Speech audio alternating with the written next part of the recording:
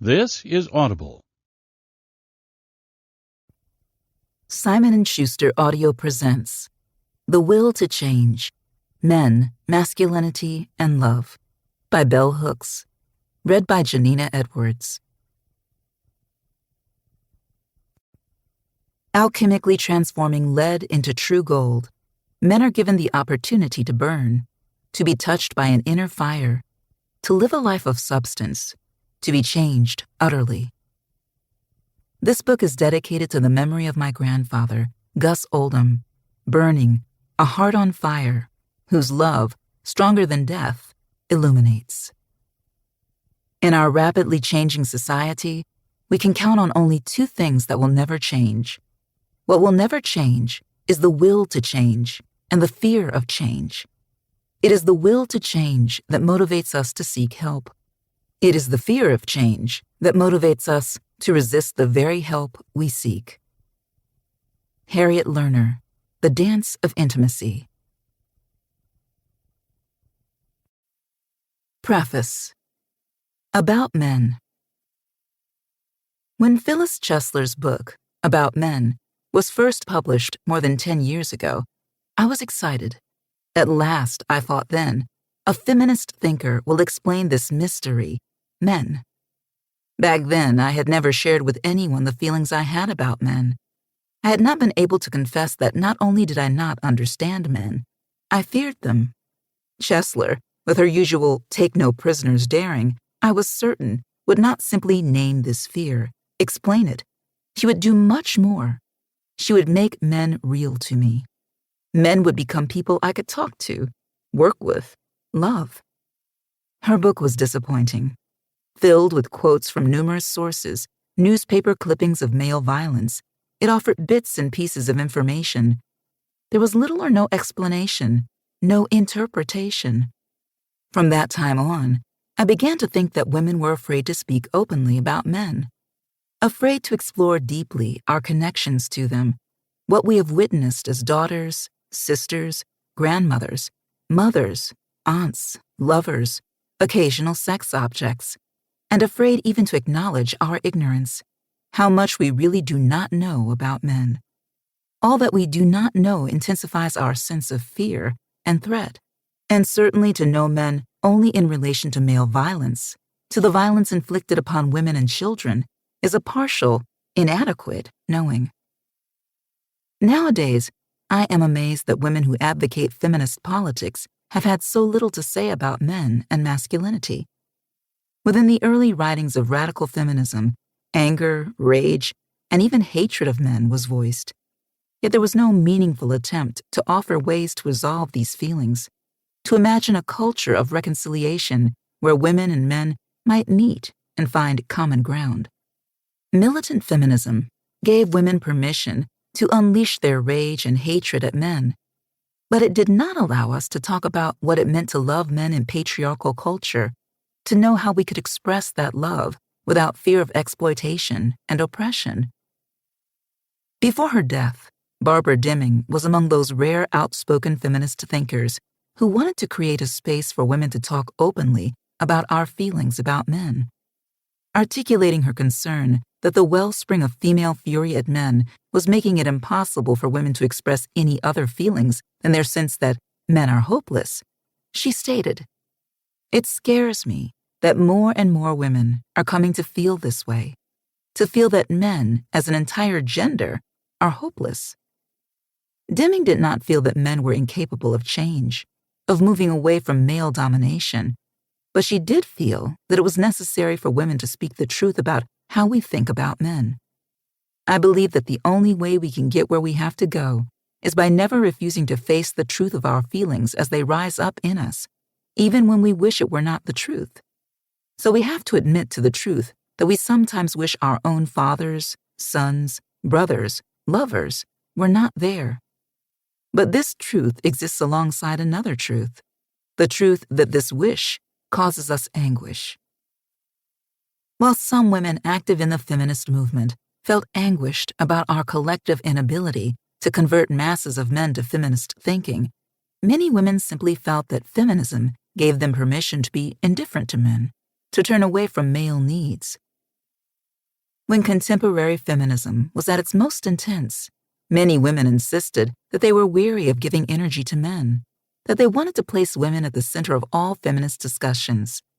Feminist thinkers, like myself, who wanted to include men in the discussion, were usually labeled male-identified and dismissed. We were sleeping with the enemy. We were the feminists who could not be trusted because we cared about the fate of men. We were the feminists who did not believe in female superiority any more than we believed in male superiority. As the feminist movement progressed, the fact became evident that sexism and sexist exploitation and oppression would not change unless men were also deeply engaged in feminist resistance. Yet most women were still expressing no genuine interest in highlighting discussions of maleness. Acknowledging that there needed to be more feminist focus on men did not lead to the production of a body of writing by women about men. The lack of such writing intensifies my sense that women cannot fully talk about men because we have been so well socialized in patriarchal culture to be silent on the subject of men.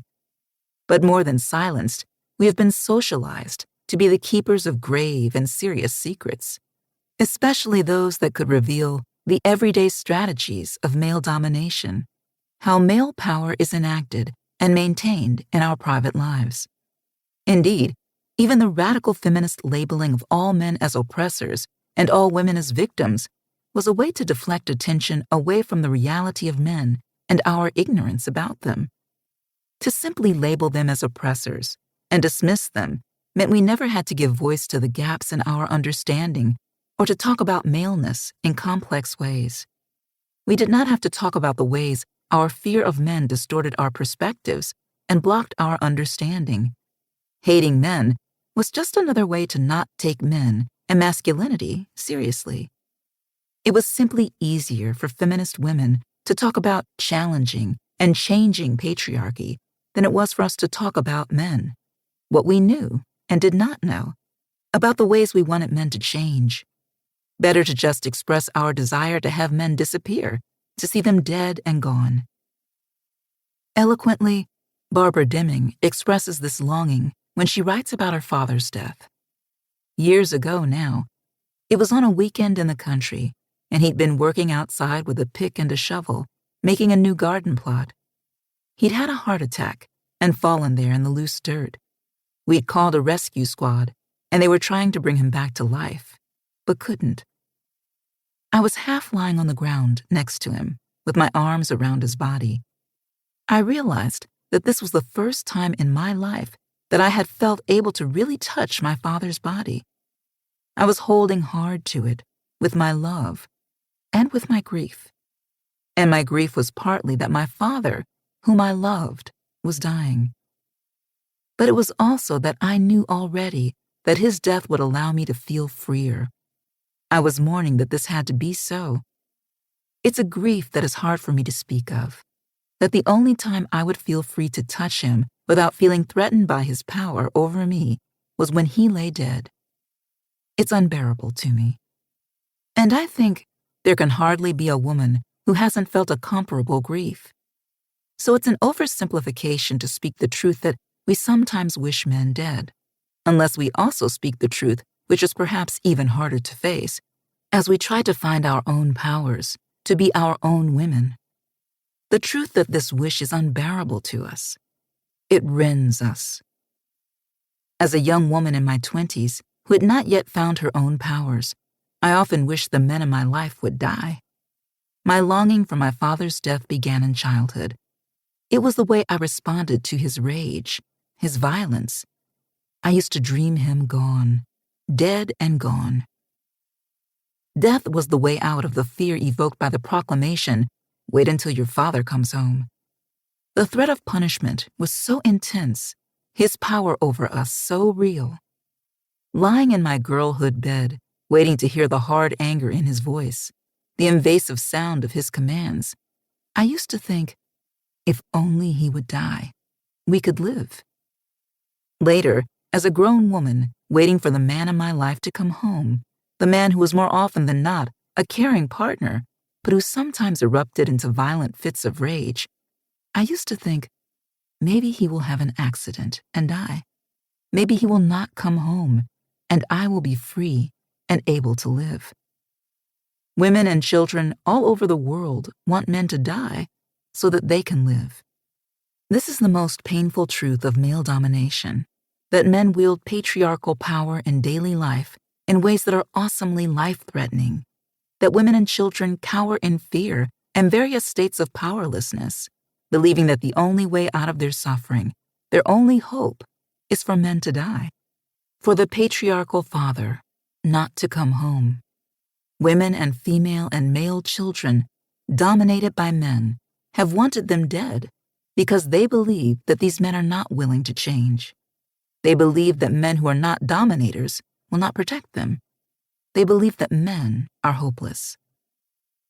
When I left home and went away to college, if I called home and my father answered, I hung up.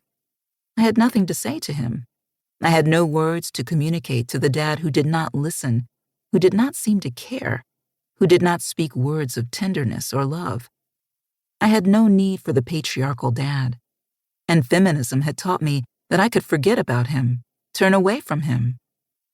In turning away from my dad, I turned away from a part of myself. It is a fiction of false feminism that we women can find our power in a world without men, in a world where we deny our connections to men. We claim our power fully only when we can speak the truth that we need men in our lives, that men are in our lives whether we want them to be or not, that we need men to challenge patriarchy, that we need men to change. While feminist thinking enabled me to reach beyond the boundaries set by patriarchy, it was the search for wholeness, for self-recovery, that led me back to my dad. My reconciliation with my father began with my recognition that I wanted and needed his love, and that if I could not have his love, then at least I needed to heal the wound in my heart his violence had created. I needed to talk with him, to tell him my truth, to hold him close and let him know he mattered. Nowadays, when I call home, I revel in the sound of my father's voice, his southern speech familiar and broken in all the right places. I want to hear his voice forever. I do not want him to die. This dad, whom I can hold in my arms, who receives my love and loves me back. Understanding him, I understand myself better. To claim my power as a woman, I have to claim him. We belong together. The will to change, men, masculinity, and love, is about our need to live in a world where women and men can belong together. Looking at the reasons patriarchy has maintained its power over men and their lives, I urge us to reclaim feminism for men, showing why feminist thinking and practice are the only way we can truly address the crisis of masculinity today. In these chapters, I repeat many points so that each chapter alone will convey the most significant ideas of the whole. Men cannot change if there are no blueprints for change. Men cannot love if they are not taught the art of loving. It is not true that men are unwilling to change. It is true that many men are afraid to change. It is true that masses of men have not even begun to look at the ways that patriarchy keeps them from knowing themselves, from being in touch with their feelings, from loving. To know love, men must be able to let go of the will to dominate. They must be able to choose life over death. They must be willing to change. 1. Wanted. Men who love. Every female wants to be loved by a male. Every woman wants to love and be loved by the males in her life. Whether gay or straight, bisexual or celibate, she wants to feel the love of father, grandfather, uncle, brother, or male friend. If she is heterosexual, she wants the love of a male partner. We live in a culture where emotionally starved, deprived females are desperately seeking male love. Our collective hunger is so intense, it rends us. And yet, we dare not speak it for fear we will be mocked, pitied, shamed. To speak our hunger for male love would demand that we name the intensity of our lack and our loss. The male bashing that was so intense when contemporary feminism first surfaced more than 30 years ago was in part the rageful cover-up of the shame women felt, not because men refused to share their power, but because we could not seduce, cajole, or entice men to share their emotions, to love us. By claiming that they wanted the power men had, man-hating feminists, who were by no means the majority, covertly proclaimed that they too wanted to be rewarded for being out of touch with their feelings, for being unable to love. Men in patriarchal culture responded to feminist demand for greater equity in the work world and in the sexual world by making room, by sharing the spheres of power. The place where most men refused to change, believed themselves unable to change, was in their emotional lives. Not even for the love and respect of liberated women were men willing to come to the table of love as equal partners, ready to share the feast. No one hungers for male love more than the little girl or boy who rightfully needs and seeks love from dad. He may be absent, dead, present in body, yet emotionally not there.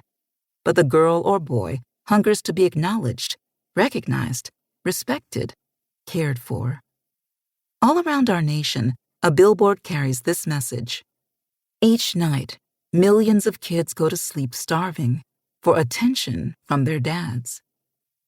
Because patriarchal culture has already taught girls and boys that dad's love is more valuable than mother love, it is unlikely that maternal affection will heal the lack of fatherly love. No wonder, then, that these girls and boys grow up angry with men, angry that they have been denied the love they need to feel whole, worthy, accepted.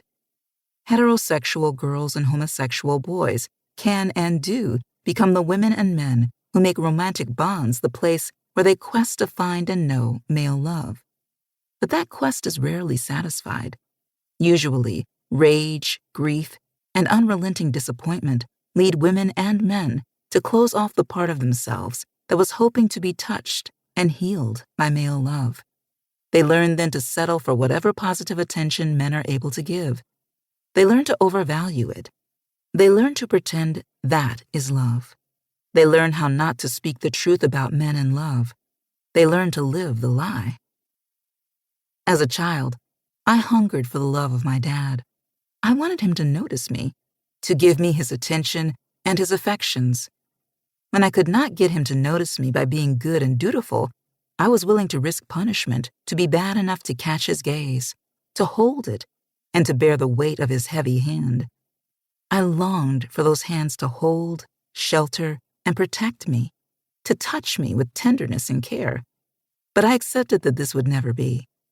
I knew at age 5 that those hands would acknowledge me only when they were bringing me pain, that if I could accept that pain and hold it close, I could be Daddy's girl. I could make him proud. I am not alone.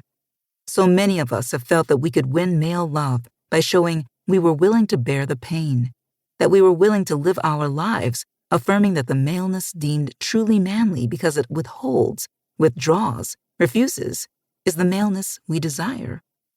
We learn to love men more because they will not love us. If they dared to love us in patriarchal culture, they would cease to be real men. In her moving memoir, In the Country of Men, Jan Waldron describes a similar longing. She confesses that the kind of father I ached for, I have never seen except in glimpses I have embellished with wishful imaginings. Contrasting the loving fathers we long for with the fathers we have, she expresses the hunger. Dad. It is a vow against all odds in the face of countless examples to the contrary. Dad. It does not have the utilitarian effect of mum or ma. It's still spoken as a ballad refrain. It's a pledge that originates in the heart and fights for life amid the carnage of persistent, obvious history to the contrary, and excruciatingly scant follow-through. Mother love is aplenty and apparent. We complain because we have too much of it. The love of a father is an uncommon gem, to be hunted, burnished, and hoarded. The value goes up because of its scarcity. In our culture, we say very little about the longing for father love. Rather than bringing us great wisdom about the nature of men and love, reformist feminist focus on male power reinforced the notion that somehow males were powerful and had it all. Feminist writing did not tell us about the deep inner misery of men. It did not tell us the terrible terror that gnaws at the soul when one cannot love.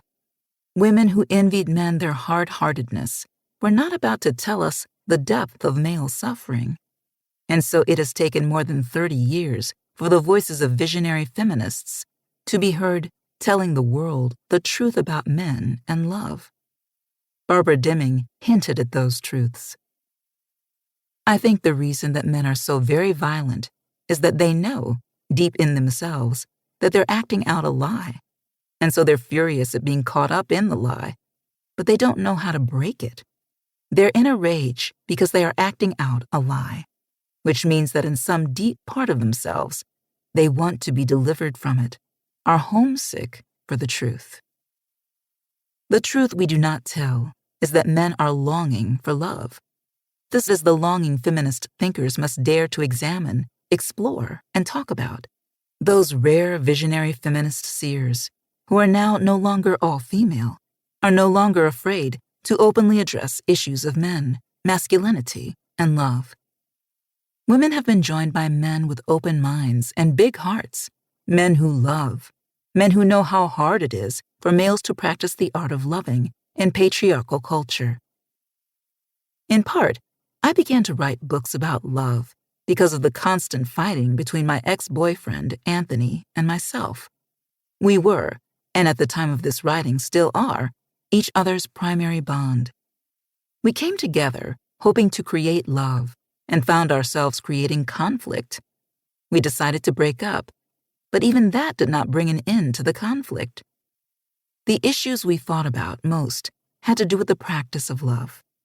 Like so many men who know that the women in their lives want to hear them declare love, Anthony made those declarations.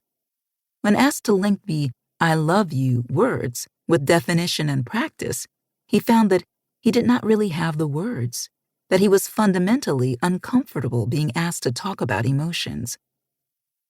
Like many males, he had not been happy in most of the relationships he had chosen. The unhappiness of men in relationships, the grief men feel about the failure of love, often goes unnoticed in our society, precisely because the patriarchal culture really does not care if men are unhappy.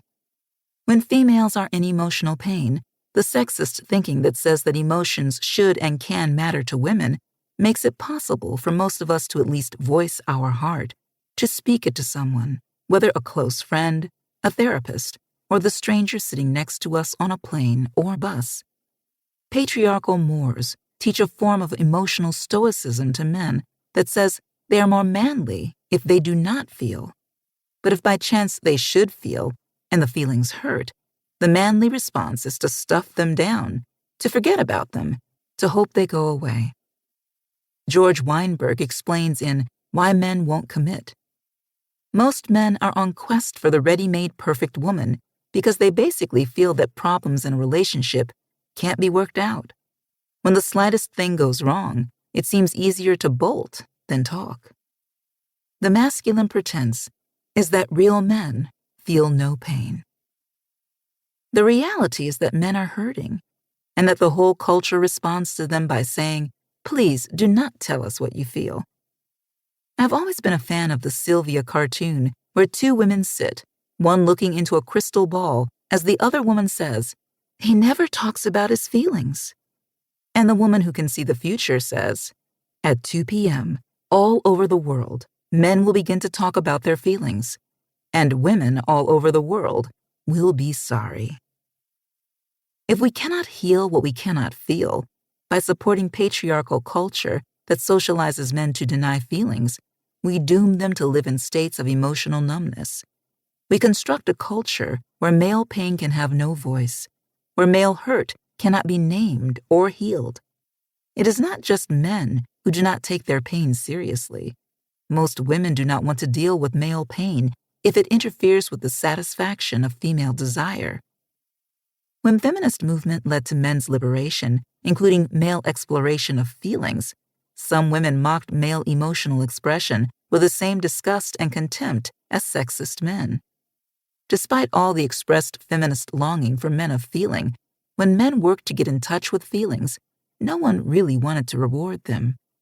In feminist circles, men who wanted to change were often labeled narcissistic or needy. Individual men who expressed feelings were often seen as attention seekers, patriarchal manipulators, trying to steal the stage with their drama. When I was in my 20s, I would go to couples therapy, and my partner of more than 10 years would explain how I asked him to talk about his feelings, and when he did, I would freak out.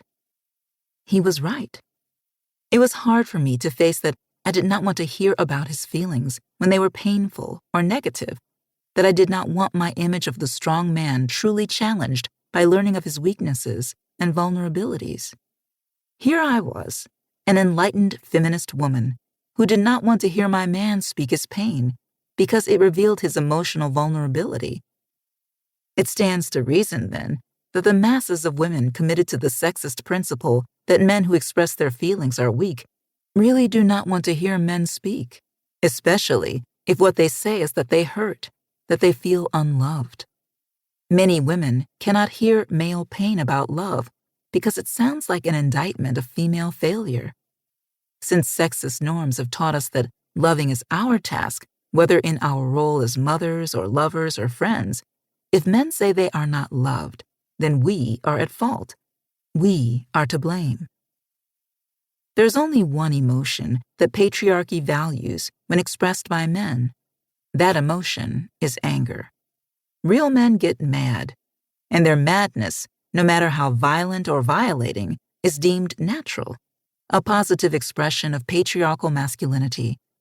Anger is the best hiding place for anybody seeking to conceal pain or anguish of spirit. My father was an angry man. At times he still is, even though he is past 80 years old. Recently, when I called home, he said, speaking of me and my sister, "I love you both dearly." Amazed to hear Dad speak of love, I wanted us to talk, but I could not find words. Fear silenced me. The old fear of Dad the patriarch, the silent angry man, and the new fear of breaking this fragile bond of caring connection. So I could not ask, "What do you mean, Dad, when you tell me that you love me dearly?" In the chapter focusing on our search for loving men, in Communion, the female search for love, I make this observation. Lots of women fear men, and fear can lay the foundation for contempt and hatred. It can be a cover-up for repressed, killing rage. Fear keeps us away from love, and yet women rarely talk to men about how much we fear them. My siblings and I have never talked with Dad about the years he held us hostage, imprisoning us behind the walls of his patriarchal terrorism. And even in our adult years, we are still afraid to ask him, "Why, Daddy? Why were you always so angry? Why didn't you love us?" In those powerful passages where she writes of her father's death, Barbara Deming names that fear. As death is swiftly taking him beyond her reach, she sees clearly that fear had kept him away from her all along. His fear of her being too close, and her fear of seeking to be close to him.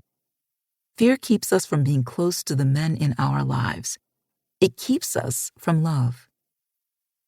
Once upon a time, I thought it was a female thing, this fear of men. Yet, when I began to talk with men about love, time and time again, I heard stories of male fear of other males. Indeed, men who feel, who love, often hide their emotional awareness from other men for fear of being attacked and shamed. This is the big secret we all keep together, the fear of patriarchal maleness that binds everyone in our culture. We cannot love what we fear. That is why so many religious traditions teach us that there is no fear in love. We struggle, then, in patriarchal culture, all of us, to love men. We may care about males deeply. We may cherish our connections with the men in our lives, and we may desperately feel that we cannot live without their presence, their company. We can feel all these passions in the face of maleness, and yet stand removed, keeping the distance patriarchy has created, maintaining the boundaries we are told not to cross. In a class with students who are reading the trilogy of books I have written about love, with 40 men talking about love, we talk of fathers. A black male in his late 30s, whose father was present in the home, a hard worker, talked about his recent experience of parenthood, his commitment to be a loving father, and his fear that he will fail. He fears failure because he has not had a loving role model. His father was almost always away from home, working, roaming. When he was home, his favorite way of relating was to tease and taunt his son mercilessly, in a biting voice full of sarcasm and contempt, a voice that could humiliate with just a word. Reflecting the experience of many of us, the individual telling his story talked about wanting the love of this hard man, but then learning not to want it, learning to silence his heart, to make it not matter. I asked him and the other men present, if you have closed off your heart, shut down your emotional awareness, then do you know how to love your sons? Where and when along the way did you learn the practice of love? He tells me and the other men who sit in our circle of love, I just think of what my father would do and do the opposite. Everyone laughs. I affirm this practice, adding only that it is not enough to stay in the space of reaction, that being simply reactive is always to risk allowing that shadowy past to overtake the present. How many sons fleeing the example of their fathers raise boys who emerge as clones of their grandfathers, boys who may never even have met their grandfathers, but behave just like them? Beyond reaction, though, any male, no matter his past or present circumstance, no matter his age or experience, can learn how to love. In the past 4 years, the one clear truth I have learned from the individual men I have met while traveling and lecturing is that men want to know love, and they want to know how to love. There is simply not enough literature speaking directly, intimately, to this need. After writing a general book about love, then one specifically about Black people and love, then another focusing on the female search for love, I wanted to go further and talk about men and love. Women and men alike in our culture spend very little time encouraging males to learn to love. Even the women who are pissed off at men, women most of whom are not and maybe never will be feminist, use their anger to avoid being truly committed to helping to create a world where males of all ages can know love.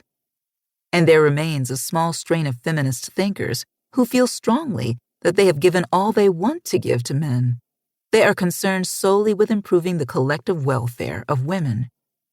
Yet life has shown me that any time a single male dares to transgress patriarchal boundaries in order to love, the lives of women, men, and children are fundamentally changed for the better.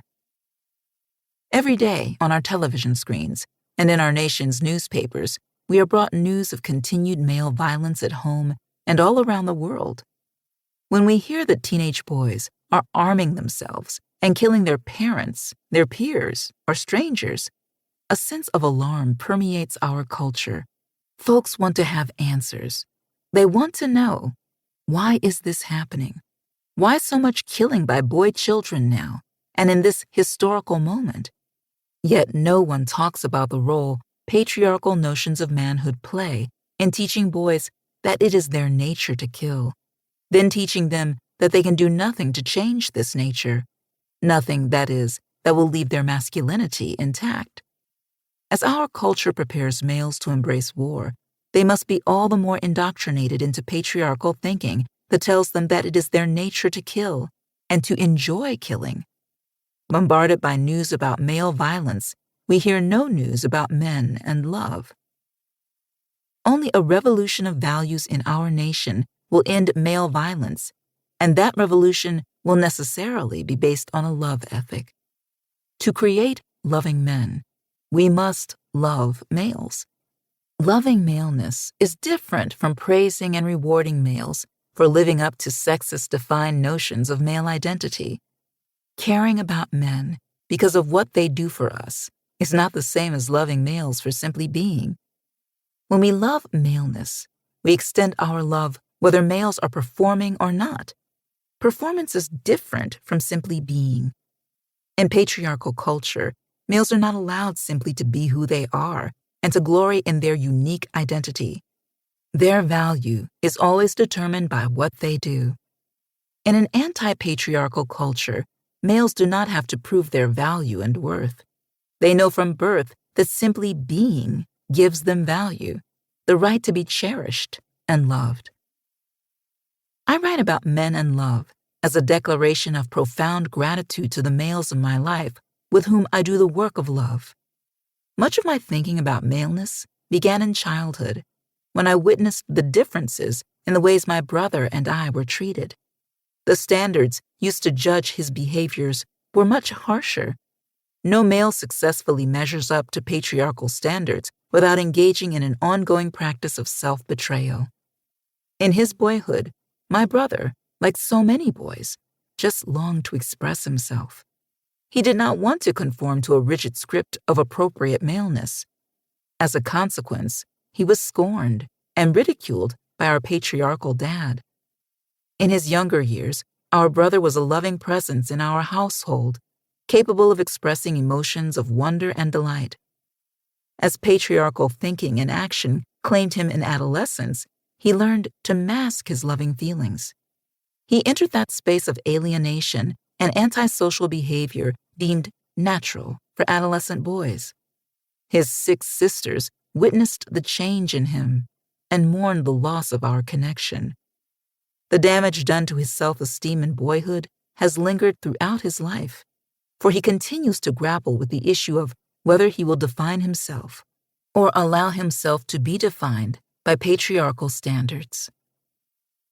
At the same time that my brother surrendered his emotional awareness and his capacity to make emotional connection in order to be accepted as one of the boys, rejecting the company of his sisters for fear that enjoying us made him less male, my mother's father, Daddy Gus, found it easier to be disloyal to patriarchy in old age.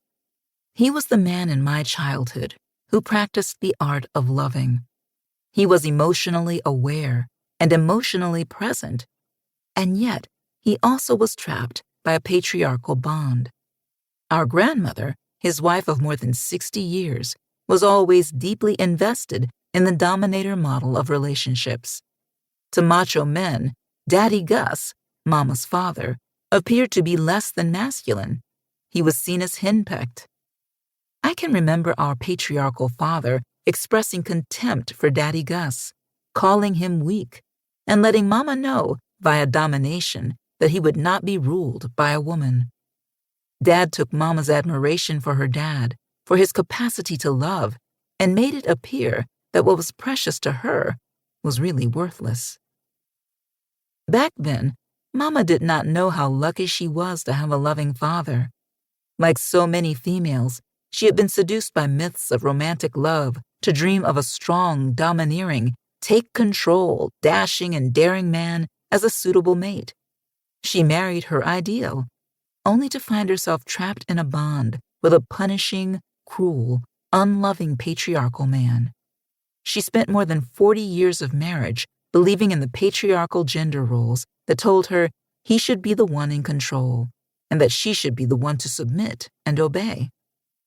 When patriarchal men are not cruel, the women in their lives can cling to the seductive myth that they are lucky to have a real man, a benevolent patriarch who provides and protects.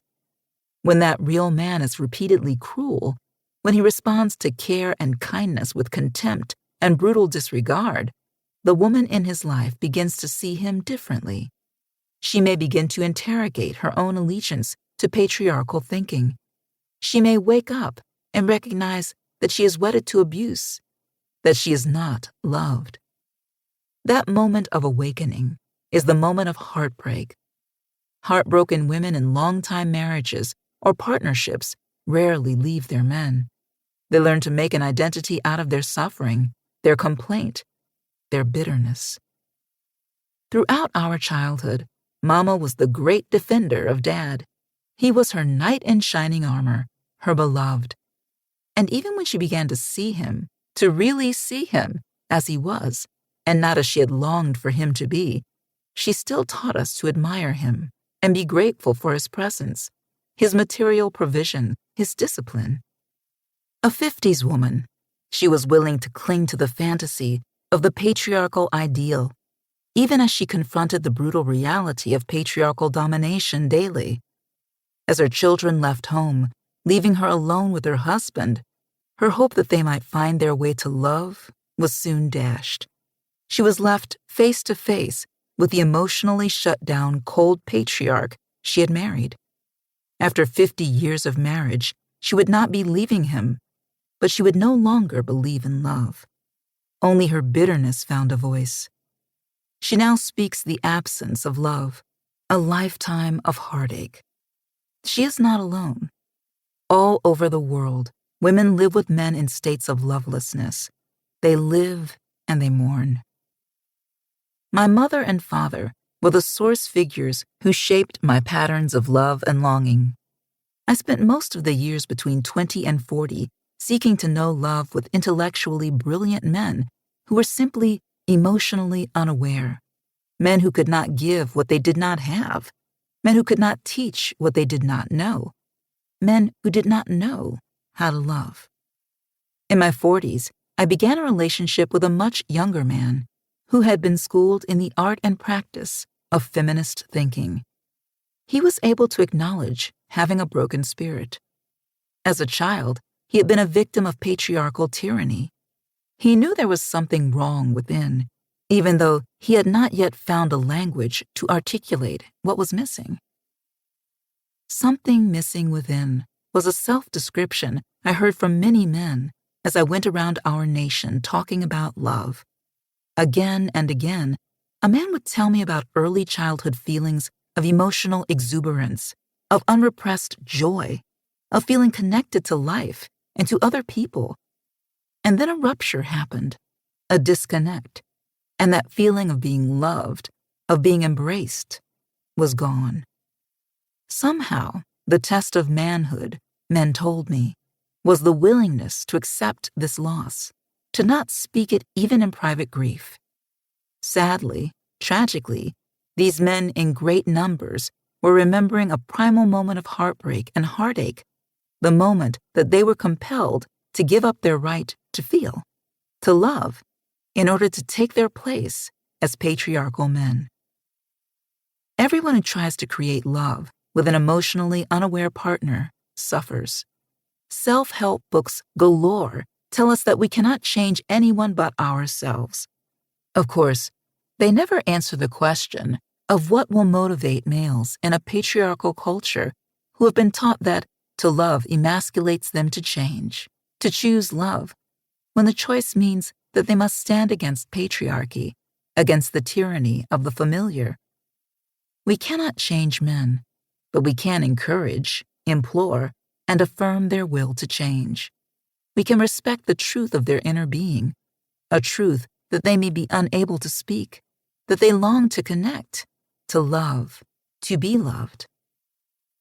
The will to change, men, masculinity, and love, answers the questions about love asked by men of all ages in our culture.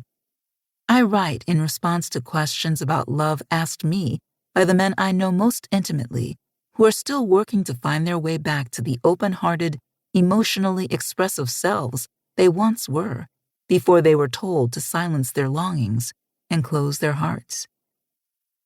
The will to change is the offering I bring to the feast of male reclamation and recovery of self, of their emotional right to love and be loved. Women have believed that we could save the men in our lives by giving them love, that this love would serve as the cure for all the wounds inflicted by toxic assaults on their emotional systems, by the emotional heart attacks they undergo every day. Women can share in this healing process. We can guide, instruct, observe, share information and skills. but we cannot do for boys and men what they must do for themselves. Our love helps, but it alone does not save boys or men. Ultimately, boys and men save themselves when they learn the art of loving. 2. Understanding patriarchy. Patriarchy is the single most life-threatening social disease assaulting the male body and spirit in our nation. Yet most men do not use the word patriarchy in everyday life. Most men never think about patriarchy, what it means, how it is created and sustained. Many men in our nation would not be able to spell the word or pronounce it correctly. The word patriarchy just is not a part of their normal everyday thought or speech.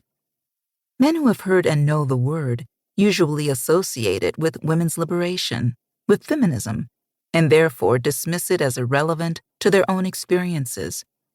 I have been standing at podiums talking about patriarchy for more than 30 years. It is a word I use daily, and men who hear me use it often ask me what I mean by it. Nothing discounts the old anti-feminist projection of men as all-powerful more than their basic ignorance of a major facet of the political system that shapes and informs male identity and sense of self from birth until death. I often use the phrase, imperialist, white supremacist, capitalist patriarchy, to describe the interlocking political systems that are the foundation of our nation's politics. Of these systems, the one that we all learn the most about growing up is the system of patriarchy, even if we never know the word, because patriarchal gender roles are assigned to us as children, and we are given continual guidance about the ways we can best fulfill these roles. Patriarchy is a political social system that insists that males are inherently dominating, superior to everything and everyone deemed weak, especially females, and endowed with the right to dominate and rule over the weak and to maintain that dominance through various forms of psychological terrorism and violence. When my older brother and I were born with a year separating us in age, patriarchy determined how we would each be regarded by our parents. Both our parents believed in patriarchy. They had been taught patriarchal thinking through religion. At church, they had learned that God created men to rule the world and everything in it, and that it was the work of women to help men perform these tasks, to obey, and to always assume a subordinate role in relation to a powerful man. They were taught that God was male. These teachings were reinforced in every institution they encountered: schools, courthouses, clubs, sports arenas, as well as churches. Embracing patriarchal thinking, like everyone else around them, they taught it to their children because it seemed like a natural way to organize life. As their daughter, I was taught that it was my role to serve, to be weak, to be free from the burden of thinking, to caretake and nurture others.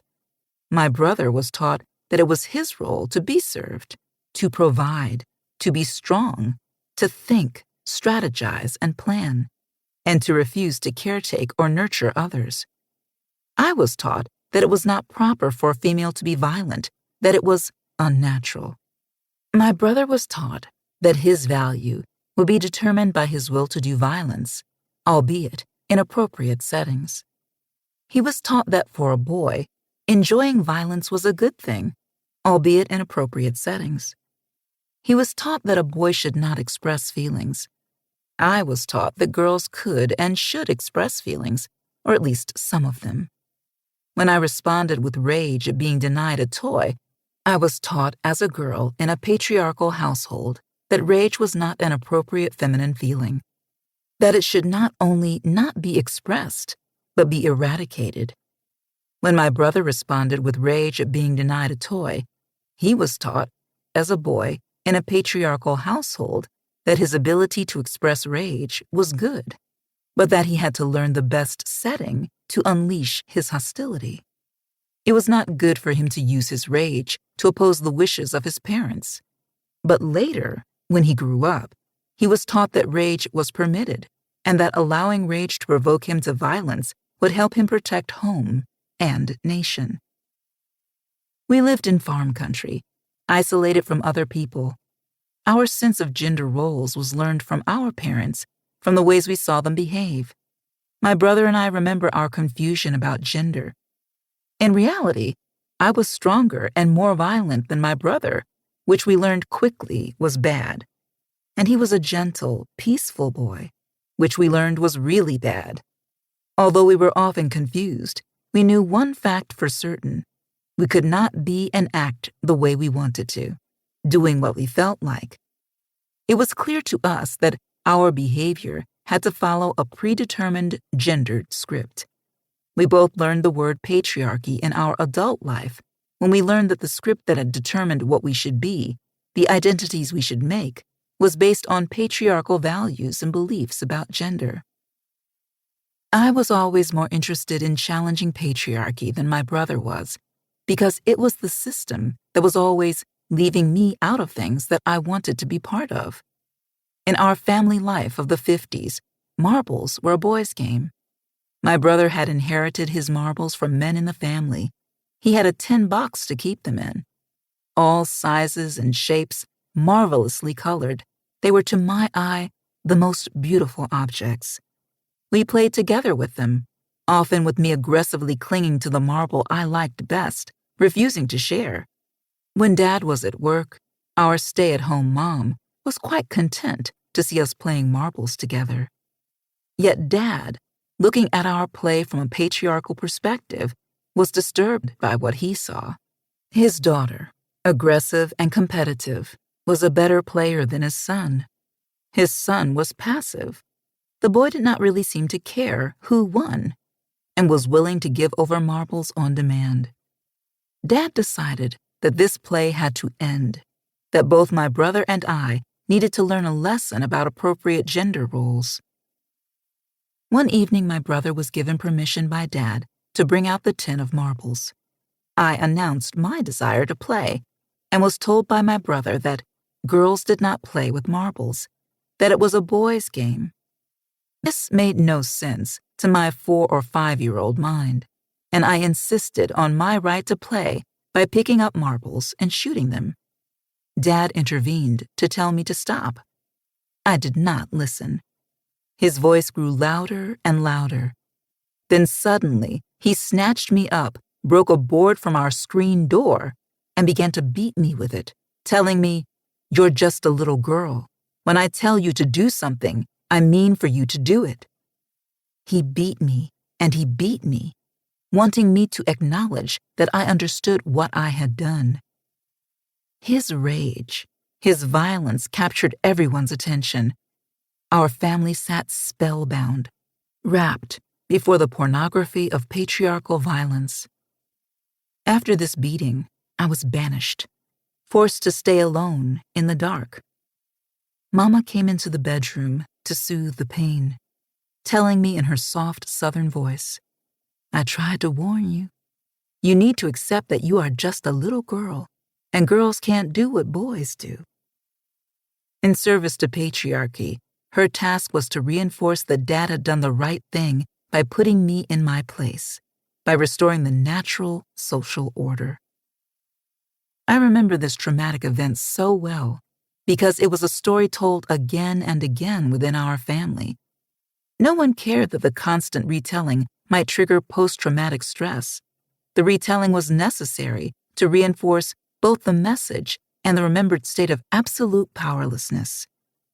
The recollection of this brutal whipping of a little girl daughter by a big, strong man served as more than just a reminder to me of my gendered place.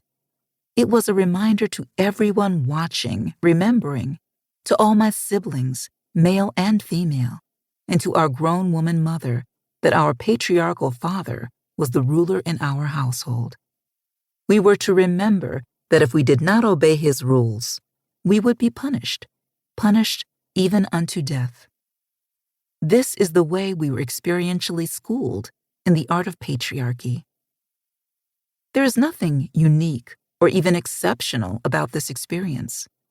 Listen to the voices of wounded grown children raised in patriarchal homes, and you will hear different versions with the same underlying theme: the use of violence to reinforce our indoctrination and acceptance of patriarchy.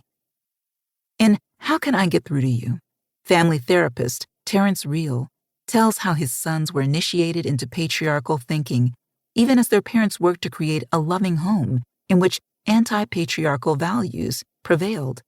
He tells of how his young son Alexander enjoyed dressing as Barbie until boys playing with his older brother witnessed his Barbie persona and let him know by their gaze and their shocked, disapproving silence that his behavior was unacceptable.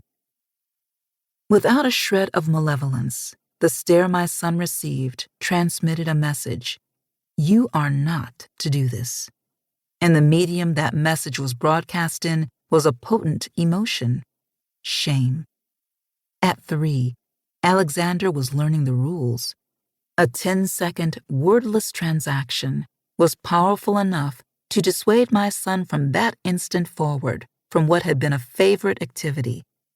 I call such moments of induction the normal traumatization of boys. To indoctrinate boys into the rules of patriarchy, we force them to feel pain and to deny their feelings. My stories took place in the 50s. The stories Real tells are recent. They all underscore the tyranny of patriarchal thinking, the power of patriarchal culture to hold us captive. Real is one of the most enlightened thinkers on the subject of patriarchal masculinity in our nation, and yet he lets readers know that he is not able to keep his boys out of patriarchy's reach. They suffer its assaults, as do all boys and girls, to a greater or lesser degree. No doubt by creating a loving home that is not patriarchal, Real at least offers his boys a choice. They can choose to be themselves, or they can choose conformity with patriarchal roles. Real uses the phrase psychological patriarchy to describe the patriarchal thinking common to females and males. Despite the contemporary visionary feminist thinking that makes clear that a patriarchal thinker need not be a male, most folks continue to see men as the problem of patriarchy. This is simply not the case. Women can be as wedded to patriarchal thinking and action as men. Psychotherapist John Bradshaw's clear-sighted definition of patriarchy in Creating Love is a useful one. The dictionary defines patriarchy as a social organization marked by the supremacy of the father in the clan or family in both domestic and religious functions. Patriarchy is characterized by male domination and power. He states further that patriarchal rules still govern most of the world's religious, school systems, and family systems. Describing the most damaging of these rules, Bradshaw lists blind obedience, the foundation upon which patriarchy stands, the repression of all emotions except fear, the destruction of individual willpower, and the repression of thinking whenever it departs from the authority figure's way of thinking. Patriarchal thinking shapes the values of our culture. We are socialized into this system, females as well as males. Most of us learned patriarchal attitudes in our family of origin, and they were usually taught to us by our mothers. These attitudes were reinforced in schools and religious institutions. The contemporary presence of female-headed households has led many people to assume that children in these households are not learning patriarchal values because no male is present. They assume that men are the sole teachers of patriarchal thinking. Yet many female-headed households endorse and promote patriarchal thinking with far greater passion than two-parent households, because they do not have an experiential reality to challenge false fantasies of gender roles. Women in such households are far more likely to idealize the patriarchal male role and patriarchal men than are women who live with patriarchal men every day. We need to highlight the role women play in perpetuating and sustaining patriarchal culture so that we will recognize patriarchy as a system women and men support equally, even if men receive more rewards from that system. Dismantling and changing patriarchal culture is work that men and women must do together. Clearly, we cannot dismantle a system as long as we engage in collective denial about its impact on our lives. Patriarchy requires male dominance by any means necessary. Hence, it supports, promotes, and condones sexist violence. We hear the most about sexist violence in public discourses about rape and abuse by domestic partners. But the most common forms of patriarchal violence are those that take place in the home between patriarchal parents and children. The point of such violence is usually to reinforce a dominator model, in which the authority figure is deemed ruler over those without power, and given the right to maintain that rule through practices of subjugation, subordination, and submission. Keeping males and females from telling the truth about what happens to them in families is one way patriarchal culture is maintained. A great majority of individuals enforce an unspoken rule in the culture as a whole that demands we keep the secrets of patriarchy, thereby protecting the rule of the father. This rule of silence is upheld when the culture refuses everyone easy access even to the word patriarchy. Most children do not learn what to call this system of institutionalized gender roles, so rarely do we name it in everyday speech. This silence promotes denial. And how can we organize to challenge and change a system that cannot be named? It is no accident that feminists began to use the word patriarchy to replace the more commonly used male chauvinism and sexism. These courageous voices wanted men and women to become more aware of the way patriarchy affects us all. In popular culture, the word itself was hardly used during the heyday of contemporary feminism. Anti-male activists were no more eager than their sexist male counterparts to emphasize the system of patriarchy and the way it works, for to do so would have automatically exposed the notion that men were all powerful and women powerless, that all men were oppressive and women always and only victims. By placing the blame for the perpetuation of sexism solely on men, these women could maintain their own allegiance to patriarchy, their own lust for power. They masked their longing to be dominators by taking on the mantle of victimhood. Like many visionary radical feminists, I challenged the misguided notion put forward by women who were simply fed up with male exploitation and oppression that men were the enemy. As early as 1984, I included a chapter with the title Men, Comrades in Struggle in my book Feminist Theory, From Margin to Center, urging advocates of feminist politics to challenge any rhetoric which placed the sole blame for perpetuating patriarchy and male domination onto men. Separatist ideology encourages women to ignore the negative impact of sexism on male personhood. It stresses polarization between the sexes. According to Joy Justice, separatists believe that there are two basic perspectives on the issue of naming the victims of sexism.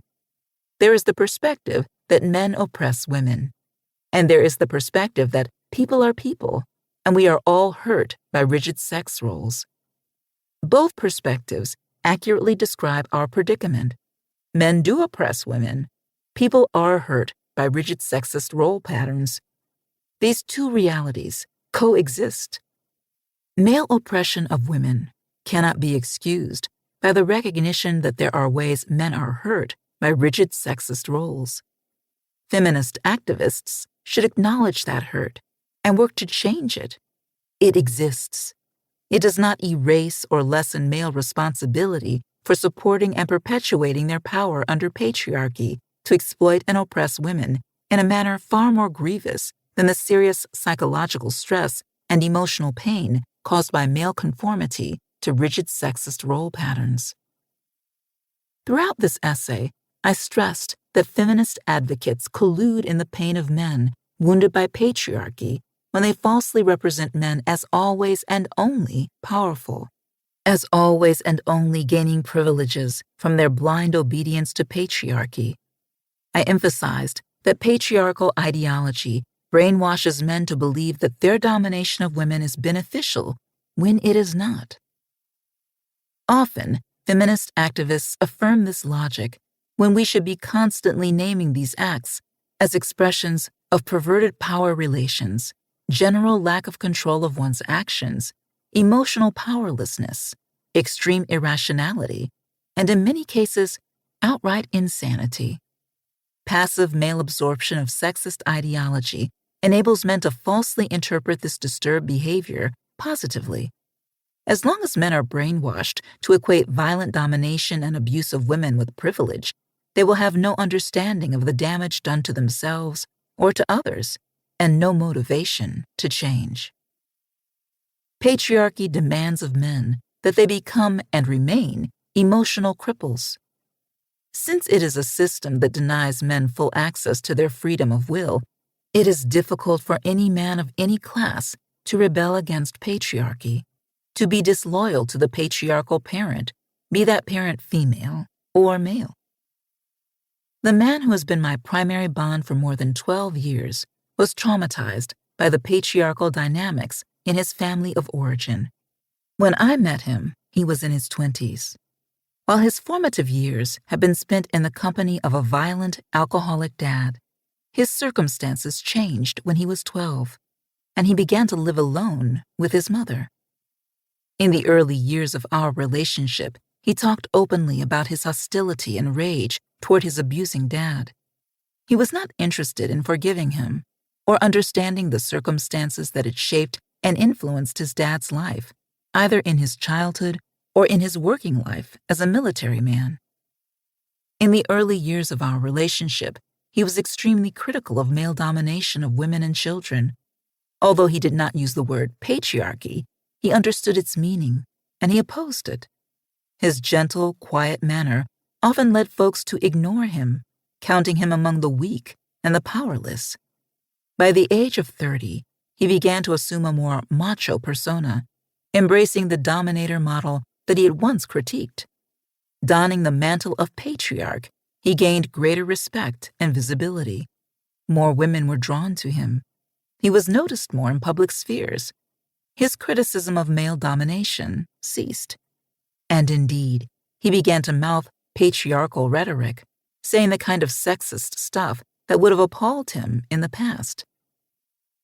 These changes in his thinking and behavior were triggered by his desire to be accepted and affirmed in a patriarchal workplace, and rationalized by his desire to get ahead. His story is not unusual. Boys brutalized and victimized by patriarchy, more often than not, become patriarchal, embodying the abusive patriarchal masculinity that they once clearly recognized as evil. Few men brutally abused as boys in the name of patriarchal maleness courageously resist the brainwashing and remain true to themselves.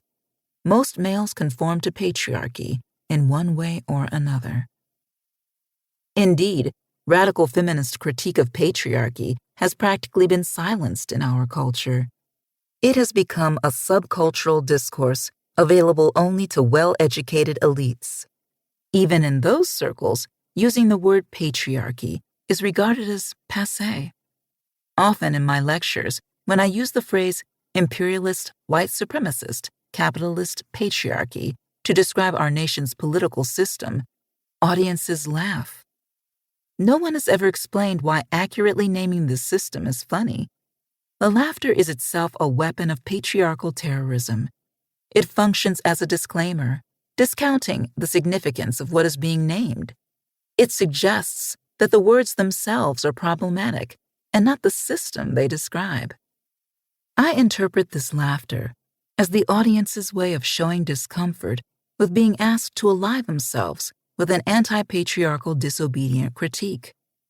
This laughter reminds me that if I dare to challenge patriarchy openly, I risk not being taken seriously. Citizens in this nation fear challenging patriarchy even as they lack overt awareness that they are fearful. So deeply embedded in our collective unconscious are the rules of patriarchy. I often tell audiences that if we were to go door to door asking if we should end male violence against women, most people would give their unequivocal support. Then, if you told them we can only stop male violence against women by ending male domination, by eradicating patriarchy, they would begin to hesitate, to change their position. Despite the many gains of contemporary feminist movement, greater equality for women in the workforce, more tolerance for the relinquishing of rigid gender roles, patriarchy as a system remains intact. And many people continue to believe that it is needed if humans are to survive as a species. This belief seems ironic, given that patriarchal methods of organizing nations, especially the insistence on violence as a means of social control, has actually led to the slaughter of millions of people on the planet. Until we can collectively acknowledge the damage patriarchy causes and the suffering it creates, we cannot address male pain. We cannot demand for men the right to be whole, to be givers and sustainers of life. Obviously, some patriarchal men are reliable and even benevolent caretakers and providers, but still they are imprisoned by a system that undermines their mental health. Patriarchy promotes insanity. It is at the root of the psychological ills troubling men in our nation. Nevertheless, there is no mass concern for the plight of men. In Stift, The Betrayal of the American Man, Susan Faludi includes very little discussion of patriarchy. Ask feminists to diagnose men's problems, and you will often get a very clear explanation.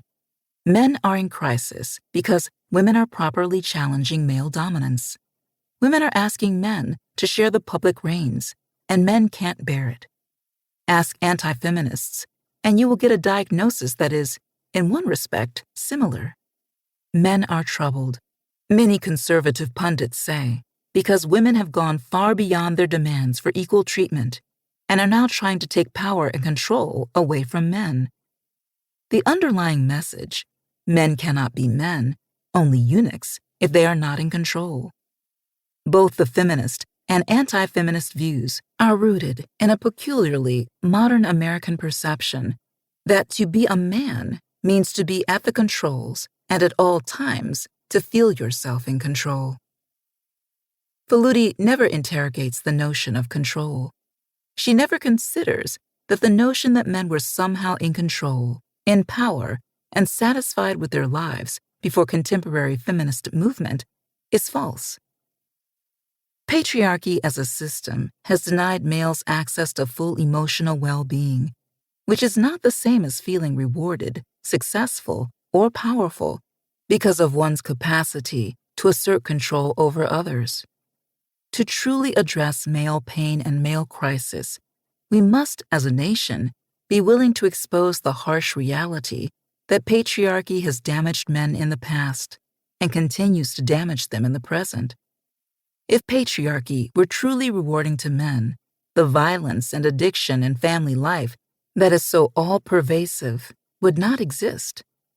This violence was not created by feminism. If patriarchy were rewarding, the overwhelming dissatisfaction most men feel in their work lives, a dissatisfaction extensively documented in the work of Studs Terkel and echoed in Faludi's treatise, would not exist. In many ways, Stift was yet another betrayal of American men, because Faludi spends so much time trying not to challenge patriarchy that she fails to highlight the necessity of ending patriarchy if we are to liberate men. Rather, she writes, "Instead of wondering why men resist women's struggle for a freer and healthier life, I began to wonder why men refrain from engaging in their own struggle. Why, despite a crescendo of random tantrums, have they offered no methodical, reasoned response to their predicament? Given the untenable and insulting nature of the demands placed on men to prove themselves in our culture, why don't men revolt? Why haven't men responded to the series of betrayals in their own lives, to the failures of their fathers to make good on their promises, with something co-equal to feminism?" Note that Faludi does not dare risk either the ire of feminist females by suggesting that men can find salvation in feminist movement or rejection by potential male readers who are solidly anti-feminist, by suggesting that they have something to gain from engaging feminism. So far in our nation, visionary feminist movement is the only struggle for justice that emphasizes the need to end patriarchy. No mass body of women has challenged patriarchy, and neither has any group of men come together to lead the struggle. The crisis facing men is not the crisis of masculinity, it is the crisis of patriarchal masculinity. Until we make this distinction clear, men will continue to fear that any critique of patriarchy represents a threat. Distinguishing political patriarchy, which he sees as largely committed to ending sexism, therapist Terence Real makes clear that the patriarchy damaging us all is embedded in our psyches. Psychological patriarchy is the dynamic between those qualities deemed masculine and feminine, in which half of our human traits are exalted, while the other half is devalued.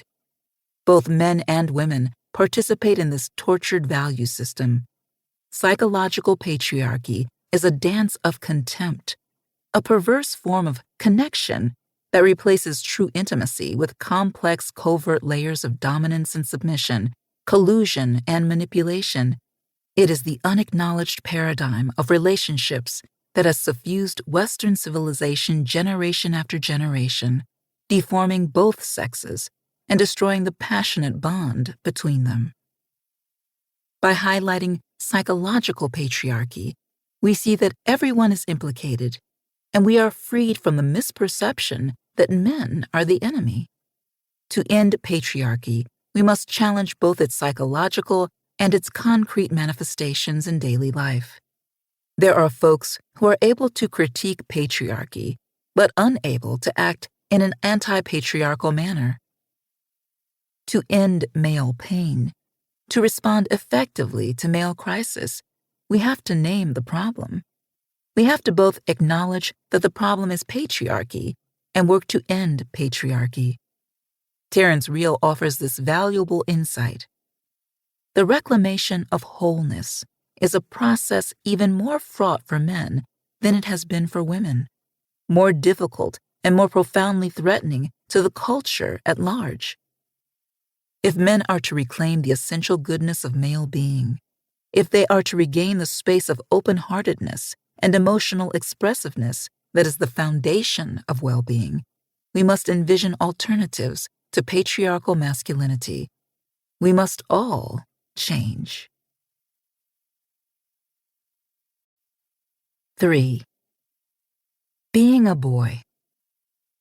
Boys are not seen as lovable in patriarchal culture, even though sexism has always decreed that boy children have more status than girls. Status, and even the rewards of privilege, are not the same as being loved. Patriarchal assault on the emotional life of boys begins at the moment of their birth. Contrary to sexist mythology, in the real world of male and female babies, male babies express themselves more. They cry longer and louder. They come into the world wanting to be seen and heard.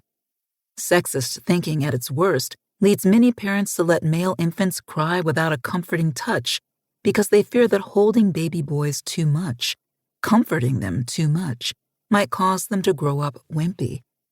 Thankfully, there has been enough of a break with rigid sexist roles to allow aware parents to reject this faulty logic and give boy babies the same comfort that they give or would give girls. In recent years, it has become clear to researchers working on promoting the emotional life of boys that patriarchal culture influences parents to devalue the emotional development of boys. Naturally, this disregard affects boys' capacity to love and be loving.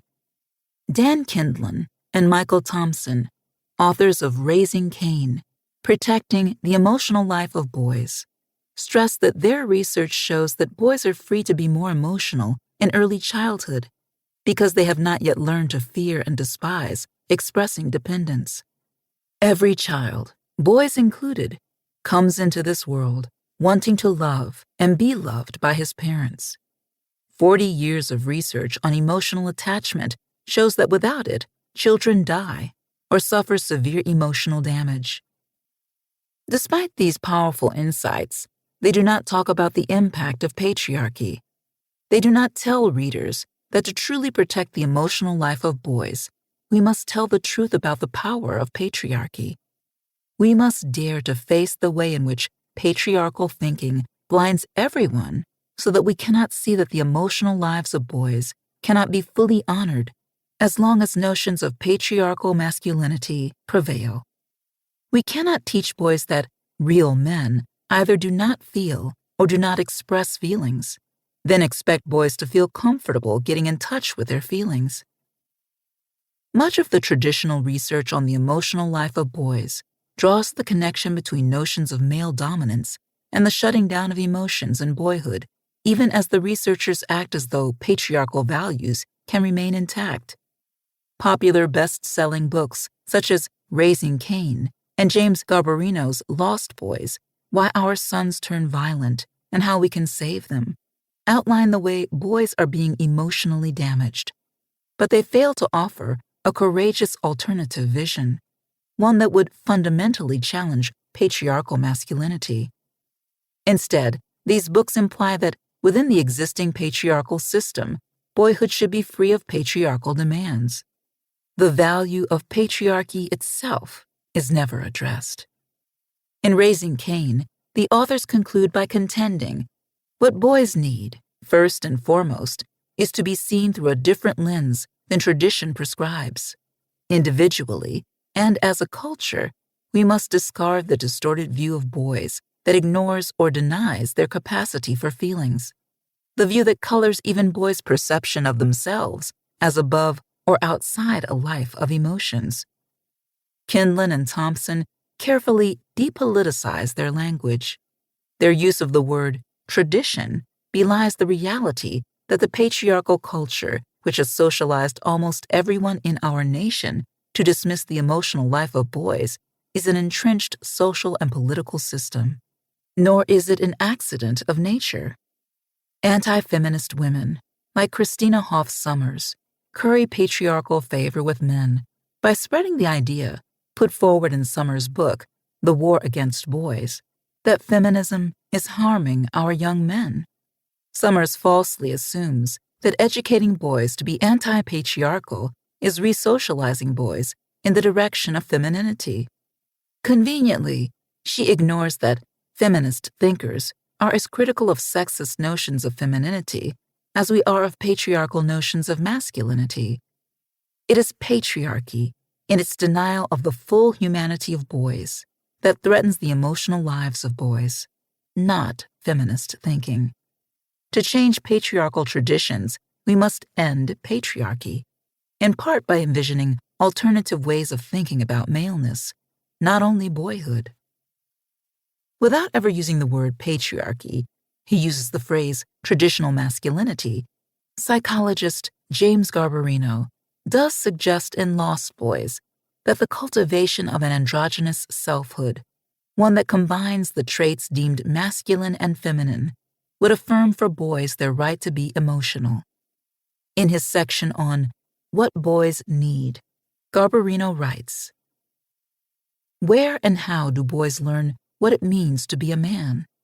They seem to learn it all too often from the mass media and from the most visible males in their community, particularly their peers. Boys' friends are the arbitrators of what is masculine and what is feminine, so resilience among the boys in a community depends upon changing macho attitudes among male peer groups and broadening their concept of what a real man is and does." Garbarino's is a powerful work, very much on target in the descriptions and information it offers about all the ways boys are traumatized by the demand that they deny their emotions. But it is also a disturbing one, because the author himself seems unwilling to connect his recognition of the damage done to boys with a critique of patriarchal thinking and practice. It is as if he believes that somehow all that is needed is a revamping of patriarchal values so that boys' emotions can be supported, at least until the boys grow up. Frankly, it is difficult to understand why these men who know so much about the way patriarchal thinking damages boys are unable to call the problem by its true name, and by so doing, free themselves to envision a world where the feelings of boys can really matter. Perhaps they are silent because any critique of patriarchy necessarily leads to a discussion of whether conversion to feminist thinking and practice is the answer. It has been hard for many male thinkers about the emotional life of boys to see feminism as a helpful theory, because, to a grave extent, anti-male sentiments among some feminists have led the movement to focus very little attention on the development of boys. One of the tremendous failings of feminist theory and practice has been the lack of a concentrated study of boyhood, one that offers guidelines and strategies for alternative masculinity and ways of thinking about maleness. Indeed, the feminist rhetoric that insisted on identifying males as the enemy often closed down the space where boys could be considered, where they could be deemed as worthy of rescue from patriarchal exploitation and oppression as were their female counterparts. Like the researchers who write about the emotional lives of boys from a non-feminist perspective, feminist researchers are often unwilling or reluctant to target patriarchal thinking. Family therapist Olga Silverstein, in The Courage to Raise Good Men, says little about patriarchy, even as she does offer alternative strategies for raising boys. There are two major barriers preventing researchers from targeting patriarchy. Researchers fear that overtly political analysis will alienate readers on one hand, and on the other hand, they may simply have no alternative visions to offer. Feminist theory has offered us brilliant critiques of patriarchy and very few insightful ideas about alternative masculinity, especially in relation to boys. Many feminist women who birthed boys found themselves reluctant to challenge conventional aspects of patriarchal masculinity when their boys wanted to embrace those values. They found they did not want to deny their sons access to toy guns, or to tell them to just be passive when another boy was attacking them on the playground. For many enlightened, single-parent feminist mothers with limited economic resources, the effort to consistently map for their sons alternatives to patriarchal masculinity simply takes too much time. One of my very best friends is a single mother with 2 children, an older daughter and a younger son. When her son was born, I suggested we name him Ruby. His biological dad jokingly made the point that she should have her own son and name him Ruby. Well, his middle name is Ruby. When he was around the age of 5, he decided he wanted to use the name Ruby. The boys at school let him know through teasing that this was a girl's name. As an intervention, he and his mom brought to school pictures of all the men through history named Ruby. Then later on, he wanted to paint his nails with fingernail polish and wear it to school.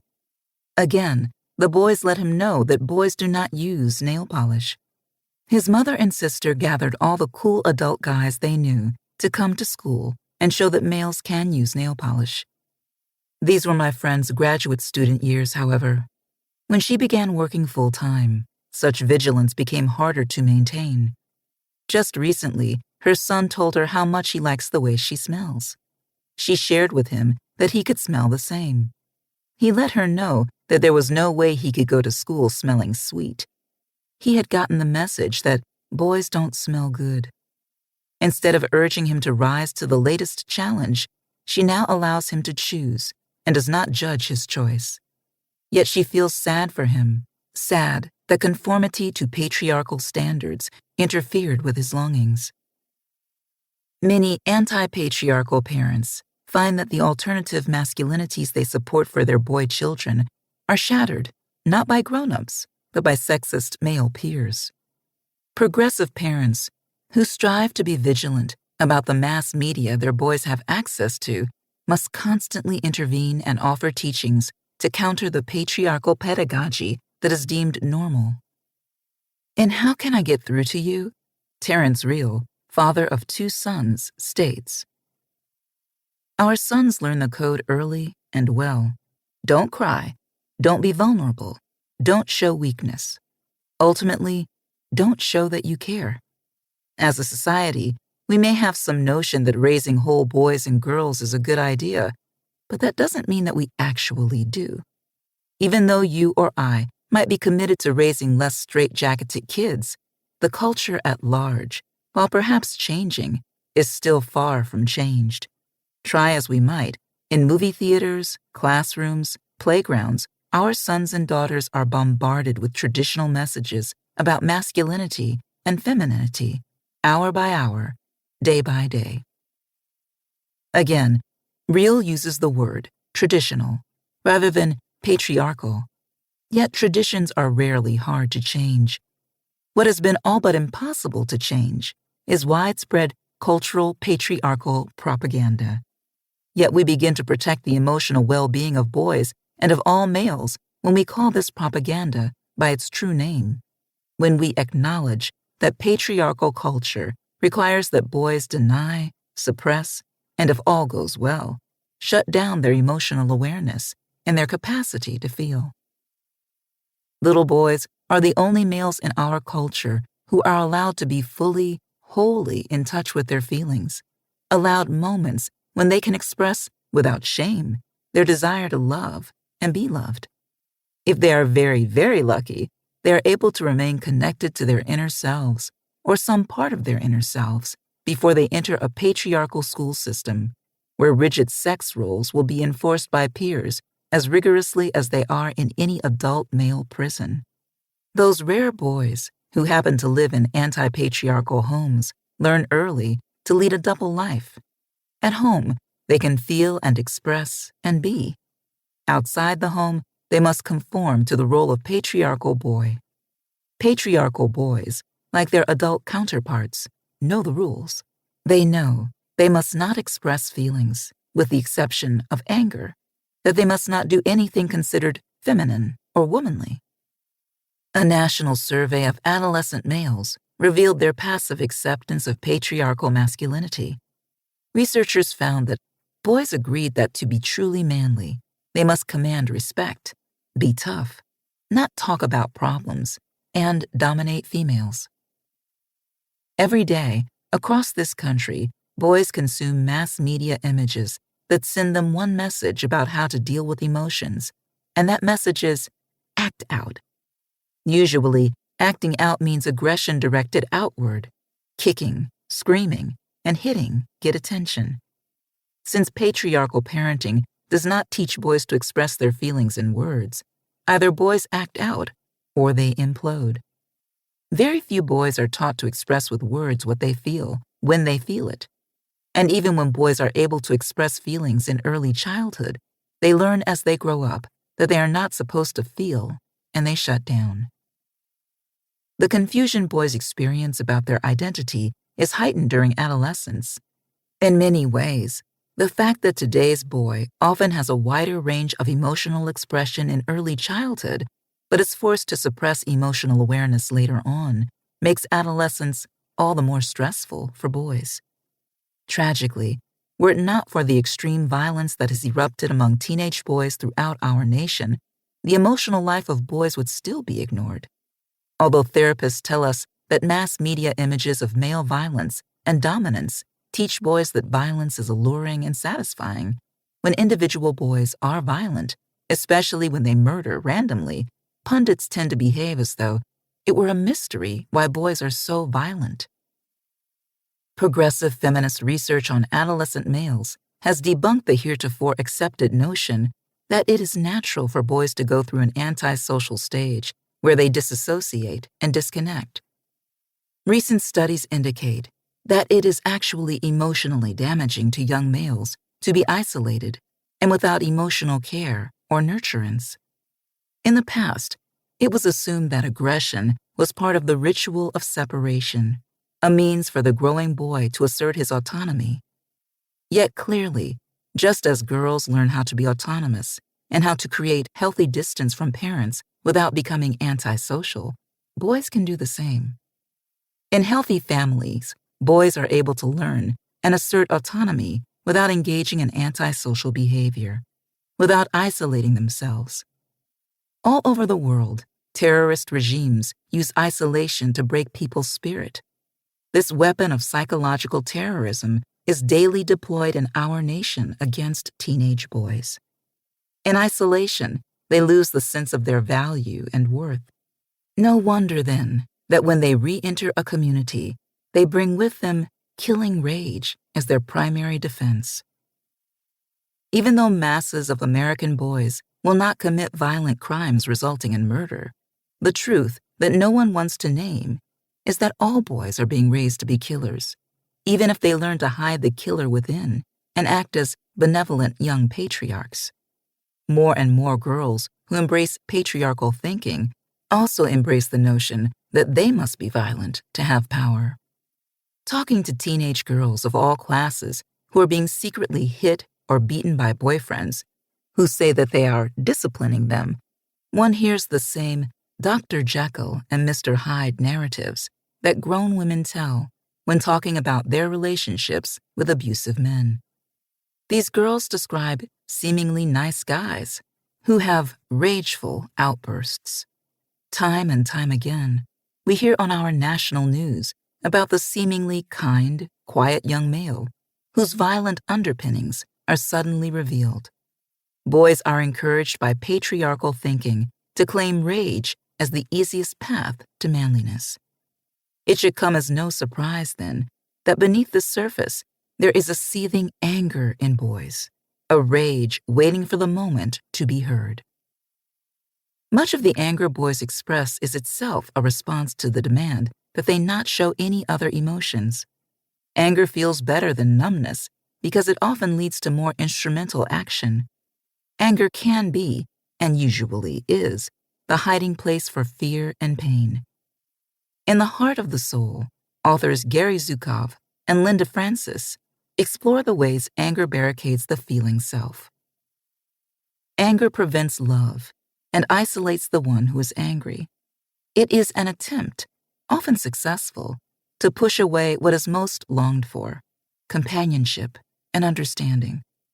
It is a denial of the humanness of others, as well as a denial of your own humanness. Anger is the agony of believing that you are not capable of being understood, and that you are not worthy of being understood. It is a wall that separates you from others as effectively as if it were concrete, thick and very high. There is no way through it, under it, or over it.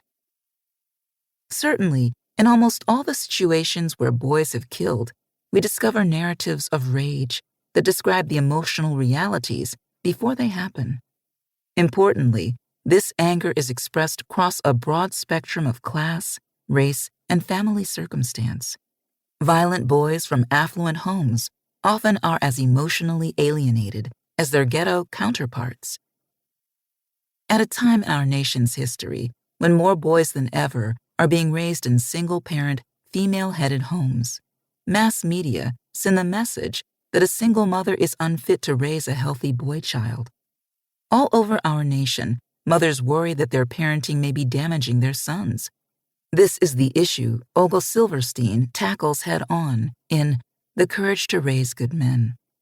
Commenting that many people still believe that mothers compromise their sons' masculinity, she writes, "Most women, like most men, feel that a mother's influence will ultimately be harmful to a male child, that it will weaken him, and that only the example of a man can lead a son into manhood. Single mothers in particular are haunted by the dread of producing a sissy." Homophobia underlies the fear that allowing boys to feel will turn them gay. This fear is often most intense in single-parent homes. As a consequence, mothers in these families may be overly harsh and profoundly emotionally withholding with their sons, believing that this treatment will help the boys to be more masculine. No matter that information abounds that lets the public know that many gay males come from two-parent homes and can be macho and woman-hating, misguided assumptions about what makes a male gay still flourish. Every day, boys who express feelings are psychologically terrorized, and in extreme cases, brutally beaten by parents who fear that a man of feeling must be homosexual. Gay men share with straight men the same notions about acceptable masculinity. Luckily, there have been and are individual gay men who dare to challenge patriarchal masculinity. However, most gay men in our culture are as embracing of sexist thinking as are heterosexuals. Their patriarchal thinking leads them to construct paradigms of desirable sexual behavior that is similar to that of patriarchal straight men. Hence, many gay men are as angry as their straight counterparts. Just as maternal sadism flourishes in a world where women are made to feel that their emotional cruelty to sons makes them better prepared for manhood, paternal sadism is the natural outcome of patriarchal values. In the book, The Man I Might Become, Gay Men Write About Their Fathers, edited by Bruce Shinitz, many of the stories of boyhood describe rituals of paternal sadism. As James Saslow writes in Daddy Was a Hot Number, all children suffer that aching stab of inadequacy when Papa turns his face away. It's just twice as sharp when he's your object of desire, as well as your mentor and role model. Only mother love is unconditional, but fatherly love is also about licking the child into shape. Fathers challenge and then judge us, their role in socializing the next generation. In this mythic battle of wills, persuasion and example are the preferred weapons. But if they don't work, the drill sergeant will have to unleash the A-bomb of familial warfare: rejection. Most patriarchal fathers in our nation do not use physical violence to keep their sons in check. They use various techniques of psychological terrorism, the primary one being the practice of shaming.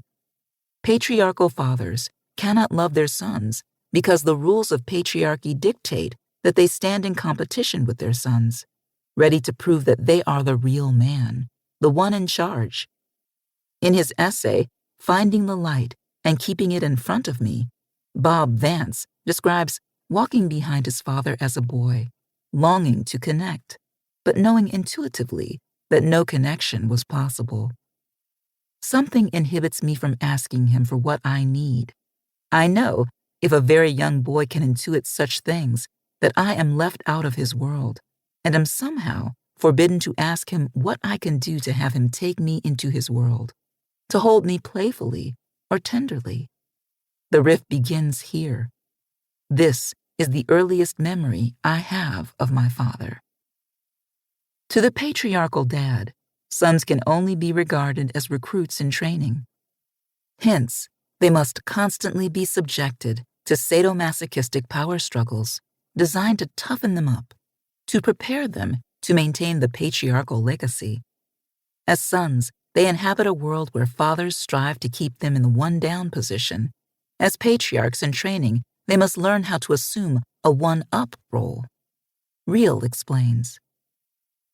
Sustaining relationships with others requires a good relationship to ourselves.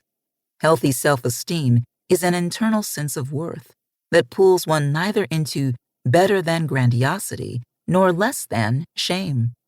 Contempt is why so many men have such trouble staying connected. Since healthy self-esteem, being neither one up nor down, is not yet a real option, and since riding in the one-down position elicits disdain in oneself and in others, most men learn to hide the chronic shame that dogs them, running from their own humanity and from closeness to anyone else along with it. This flight from closeness is most intense in the lives of adolescent boys because in that liminal zone between childhood and young adult, they are experiencing a range of emotions that leave them feeling out of control, fearful that they will not measure up to the standards of patriarchal masculinity. Suppressed rage is the perfect hiding place for all these fears. Despite major changes in gender roles in public life, in private, many boys are traumatized by relationships with distant or absent fathers. Working with groups of men, listening as they talk about boyhood, I hear the stories they tell about their father's lack of emotional connection. As they attempt to measure up to patriarchal expectations, many boys fear the wrath of the father. In Man Enough, Fathers, Sons, and the Search for Masculinity, Frank Pittman recalls, "Fearing I didn't have enough of it, I was in awe of masculinity. I thought my father had some magical power he wasn't passing on to me, a secret he hadn't told me." Again and again, the same assumption appears, which suggests that there exists a masculine ideal that young males are not sure how to attain and that undermines their self-esteem. And the crisis of this longing seems most deeply felt by boys with absent fathers. Without a positive connection to a real adult man, they are far more likely to invest in a hypermasculine patriarchal ideal. Fear of not being able to attain the right degree of manliness is often translated into rage. Many teenage boys are angry because the fantasy emotional connection between father and son, the love that they imagine will be there, is never realized. In its place, there's just a space of empty longing. Even when it becomes evident that the fantasy will not be fulfilled, that the father wound will not be healed, boys hold on to the longing.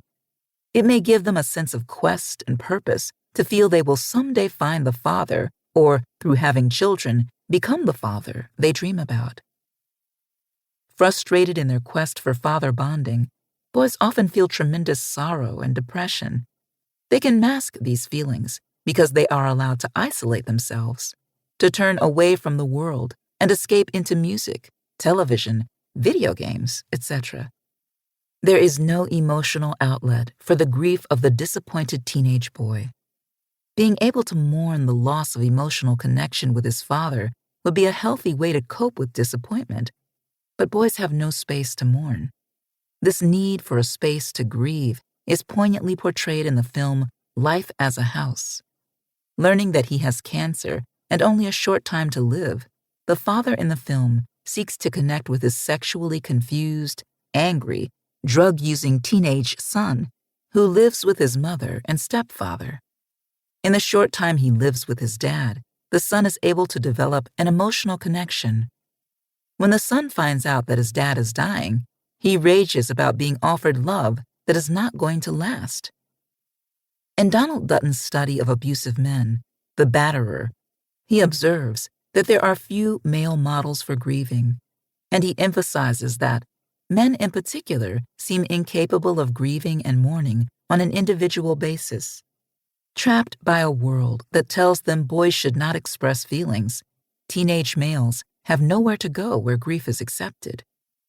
As much as grown-ups complain about adolescent male anger, most adults are more comfortable confronting a raging teenager than one who is overwhelmed by sorrow and cannot stop weeping. Boys learn to cover up grief with anger. The more trouble the boy, the more intense the mask of indifference.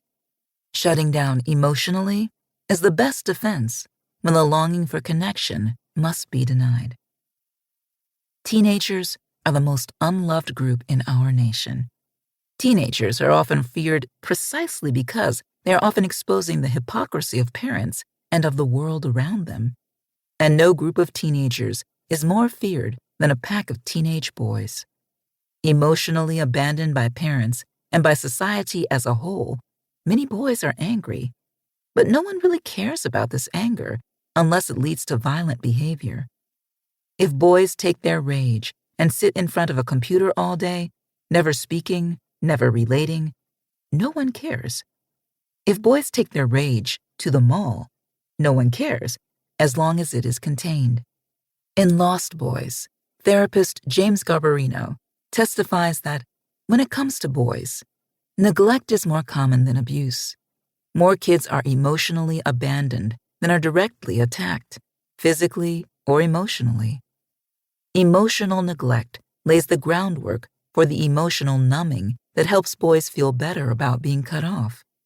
Eruptions of rage in boys are most often deemed normal, explained by the age-old justification for adolescent patriarchal misbehavior. Boys will be boys.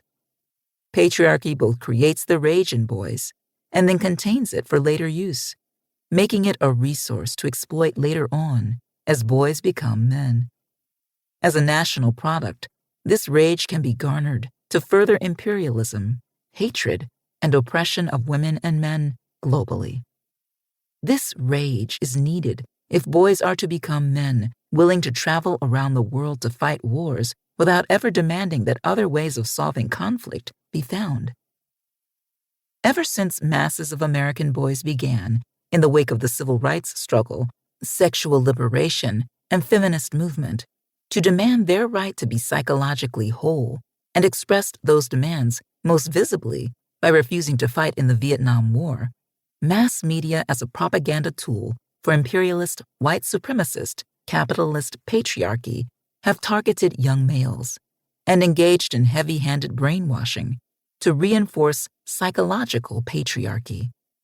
Today, small boys and young men are daily inundated with a poisonous pedagogy that supports male violence and male domination, that teaches boys that unchecked violence is acceptable, that teaches them to disrespect and hate women.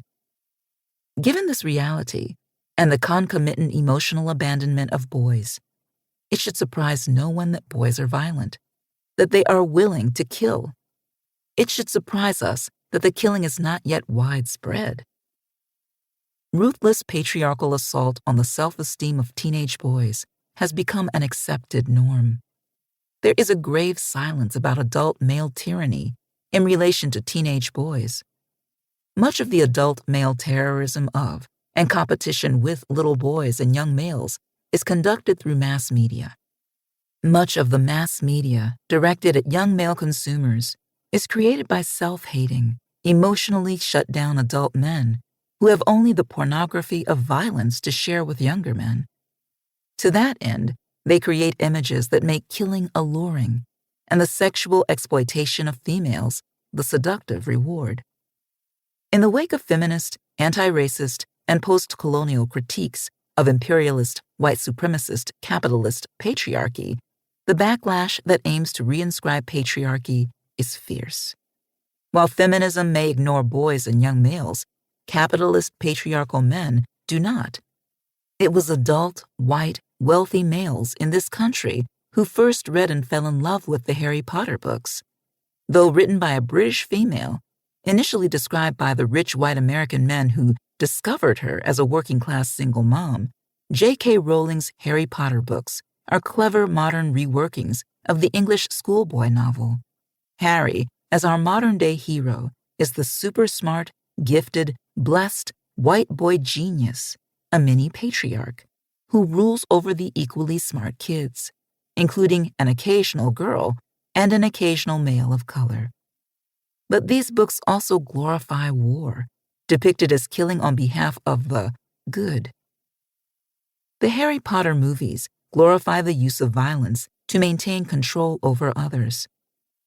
In Harry Potter, the Chamber of Secrets, violence when used by the acceptable groups is deemed positive. Sexism and racist thinking in the Harry Potter books are rarely critiqued.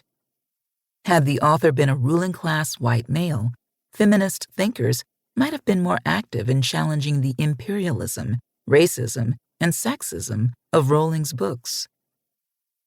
Again and again, I hear parents, particularly anti-patriarchal parents, express concern about the contents of these books while praising them for drawing more boys to reading. Of course, American children were bombarded with an advertising blitz telling them that they should read these books. Harry Potter began as national news sanctioned by mass media. Books that do not reinscribe patriarchal masculinity do not get the approval the Harry Potter books have received. And children rarely have an opportunity to know that any books exist which offer an alternative to patriarchal masculinist visions. The phenomenal financial success of Harry Potter means that boys will henceforth have an array of literary clones to choose from. Literature for children is just as fixated on furthering patriarchal attitudes as television. There are just a few books with male characters focusing on boys that challenge the patriarchal norm in any way. Since these books do not abound, there is no way to know what impact they might have in teaching boys alternative masculinities. Writing a series of children's books for boys, I was initially amazed by how difficult it was for me, a visionary feminist theorist, to imagine new images and texts for boys. Shopping for books for my nephew first alerted me to the absence of progressive literature for boys. In my first children's book with male characters, Be Boy Buzz, I wanted to celebrate boyhood without reinscribing patriarchal norms. I wanted to write a text that would just express love for boys. It is a book aimed at little boys. This book strives to honor the holistic well-being of boys and to express love of them, whether they are laughing, acting out, or just sitting still. The books I have written are aimed at offering boys ways to cope with their emotional selves. The point is to stimulate in boys emotional awareness and to affirm that awareness.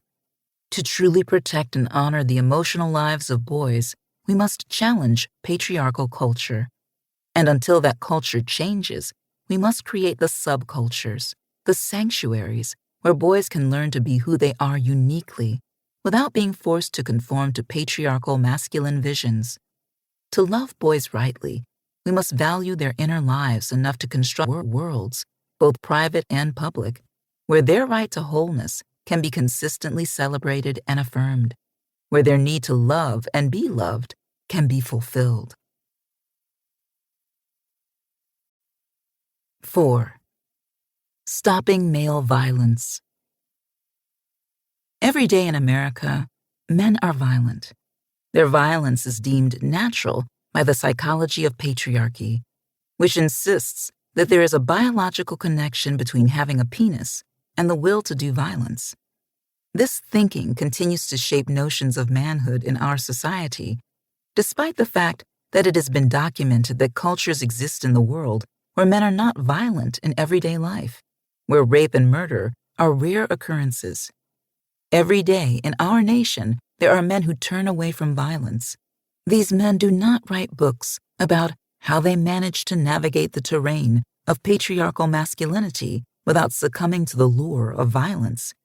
As women have gained the right to be patriarchal men in drag, women are engaging in acts of violence similar to those of their male counterparts.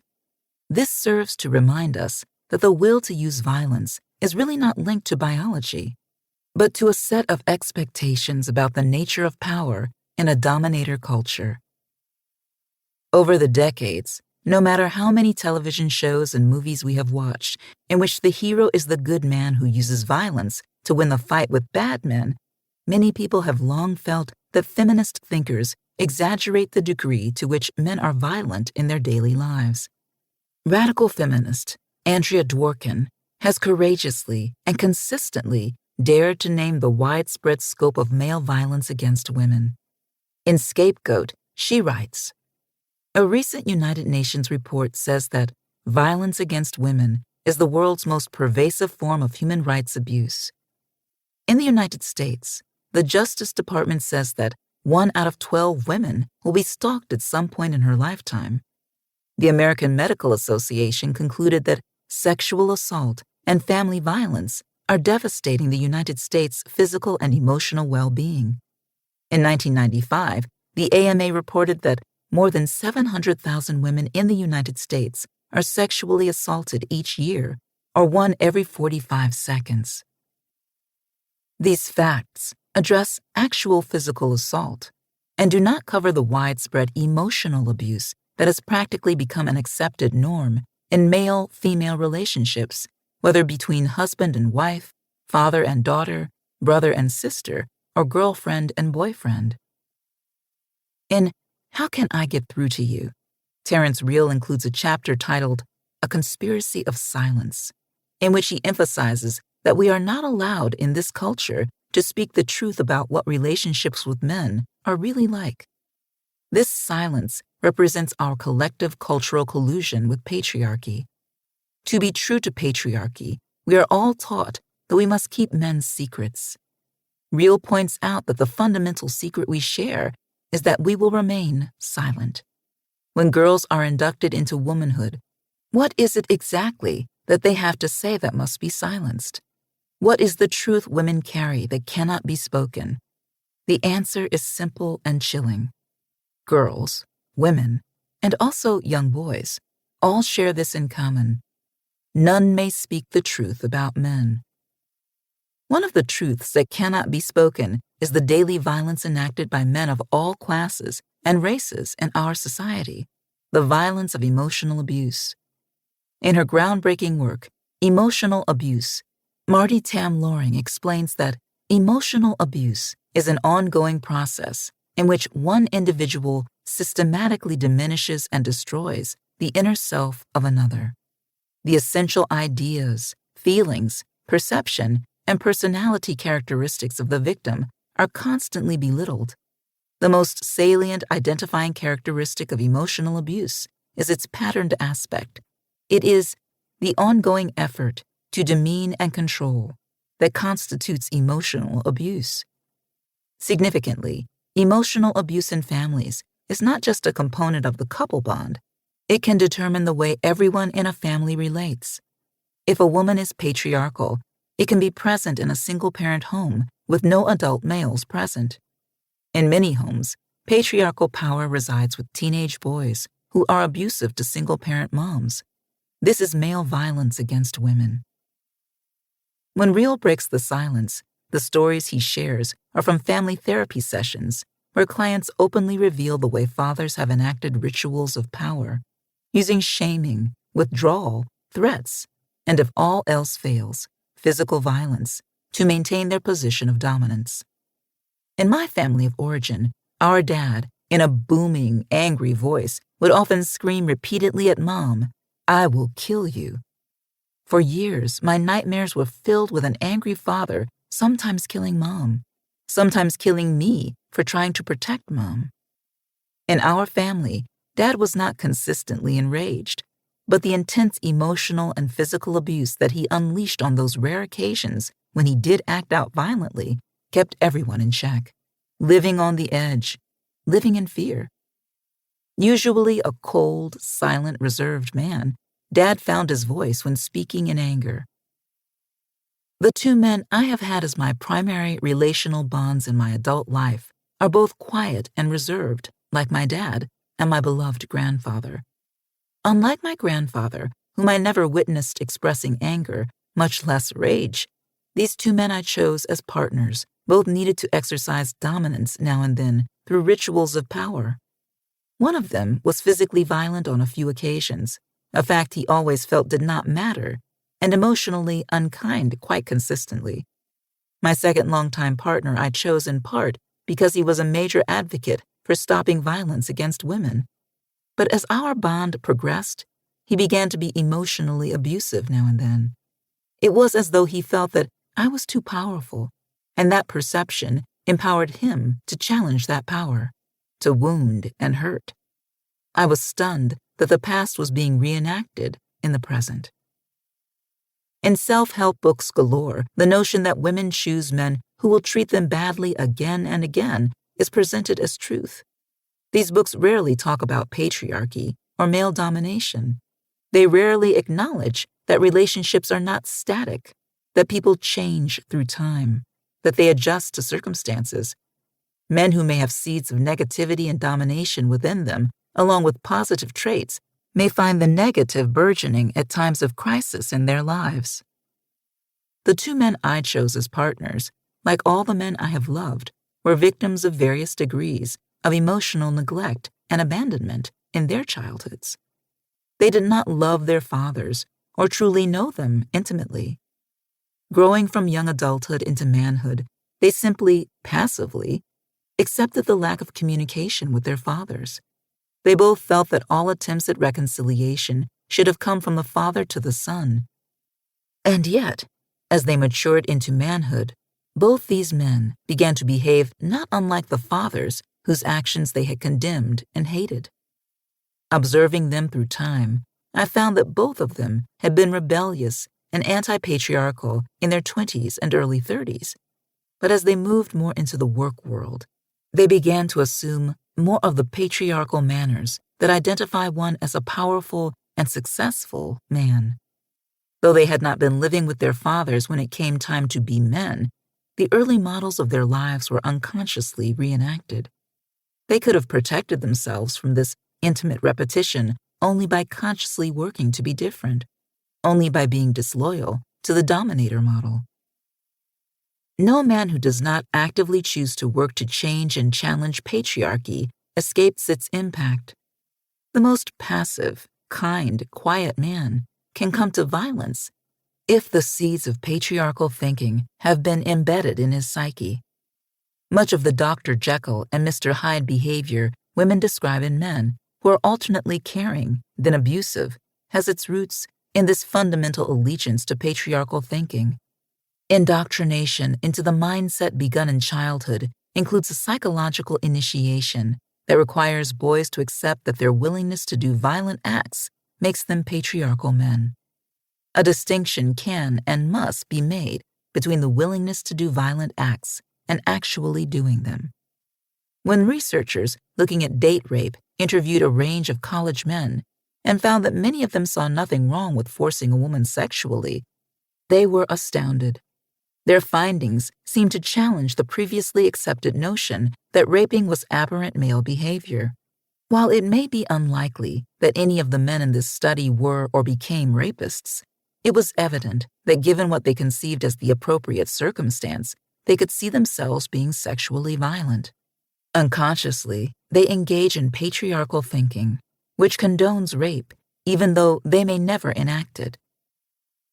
This is a patriarchal truism that most people in our society want to deny. Whenever women thinkers, especially advocates of feminism, speak about the widespread problem of male violence, folks are eager to stand up and make the point that most men are not violent. They refuse to acknowledge that masses of boys and men have been programmed from birth on to believe that at some point they must be violent, whether psychologically or physically, to prove that they are men. Terence Real calls this early indoctrination into patriarchal thinking the normal traumatization of boys. When I first began looking at gender issues, I believed that violence was a byproduct of boyhood socialization. But after listening more closely to men and their families, I have come to believe that violence is boyhood socialization. The way we turn boys into men is through injury. We sever them from their mothers, research tells us, far too early. We pull them away from their own expressiveness, from their feelings, from sensitivity to others. The very phrase, be a man, means suck it up and keep going. Disconnection is not fallout from traditional masculinity. Disconnection is masculinity. This indoctrination happens irrespective of whether a boy is raised in a two-parent household or in a single female-headed household. The perpetuation of male violence through the teaching of a dominator model of relationships comes to boy children through both women and men. Patriarchy breeds maternal sadism in women who embrace its logic. A great many women stand by and bear witness to their sons' brutalization at the hands of fathers, boyfriends, brothers, and so on, because they feel by doing so, they show their allegiance to patriarchy. No wonder, then, that male rage is often most directed at women in intimate relationships. Such relationships clearly trigger for many males the anger and rage they felt in childhood when their mothers did not protect them or ruthlessly severed emotional bonds in the name of patriarchy. Contrary to popular myths, single mothers are often the most brutal when it comes to coercing their sons to conform to patriarchal standards. The single mom who insists that her boy child be a man is not anti-patriarchal. She is enforcing patriarchal will. Researching boyhood, Olga Silverstein observed, in single-parent families, it's common to see boys who have become their mother's little man. Often these boys are very bossy children who patronize their mothers, who in fact do uncanny imitations of a certain kind of husband, being alternately possessive, protective, and seductive.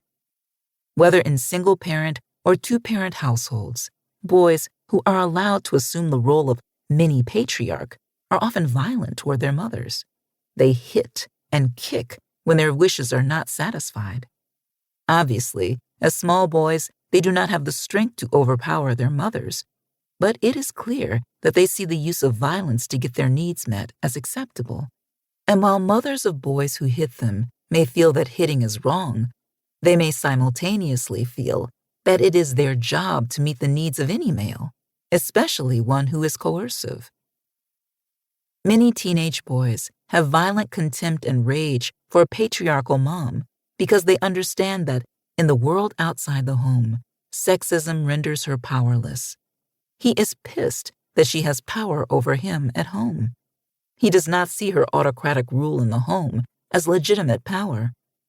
As a consequence, he may be enraged at his mom for using the tactics of psychological terrorism to whip him into shape, and yet respond with admiration toward the male peer or authority figure who deploys similar tactics. In patriarchal culture, boys learn early that the authority of the mother is limited, that her power comes solely from being a caretaker of patriarchy.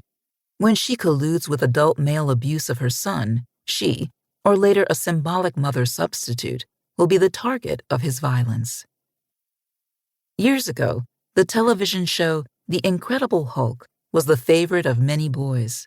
It featured a mild-mannered scientist who turned into an angry green monster whenever he felt intense emotions. A sociologist interviewing boys about their passion for this show asked them what they would do if they had the power of the Hulk. They replied that they would smash their mommies. In her groundbreaking work, The Mermaid and the Minotaur, feminist theorist Dorothy Dinnerstein highlighted the extent to which boys respond to the autocratic power of mothers with rage. Like many feminist researchers today, she insisted that male engagement with parenting was needed to break this projection onto the mother as an all-powerful figure who must be rebelled against, and in some cases destroyed. Clearly, patriarchal mothers who have rage at grown men act out with sons. They may either force the son to enter into an inappropriate relationship in which he must provide for her the emotional connection grown men deny her, or engage in emotional abuse in which the son is constantly belittled and shamed. These acts of patriarchal violence serve to reinforce in the mind of boy children that their violence toward females is appropriate. It simply feels like justifiable vengeance. Feminist idealization of motherhood made it extremely difficult to call attention to maternal sadism, to the violence women enact with children, especially with boys. And yet, we know that whether it is a consequence of power dynamics and dominator culture, or simply a reflection of rage, women are shockingly violent toward children. This fact should lead everyone to question any theory of gender differences that suggests that women are less violent than men. In patriarchal culture, women are as violent as men toward the groups that they have power over and can dominate freely. Usually that group is children or weaker females. Like its male counterpart, much female violence toward children takes the form of emotional abuse, especially verbal abuse and shaming. Hence, it is difficult to document. Maternal sadism must be studied, however, if we are to understand the roots of adult male violence toward women. To some extent, the reformist feminist thinkers who have focused on women as the more ethical, kinder, gentler sex have stood in the way of an in-depth study of maternal sadism, of the ways women in patriarchal society act out violently with boys. In our household growing up, it was clear that our mother believed wholeheartedly that it was the role of the man to be a disciplinarian, to be in charge. When our dad used excessive violence, she merely saw it as his right.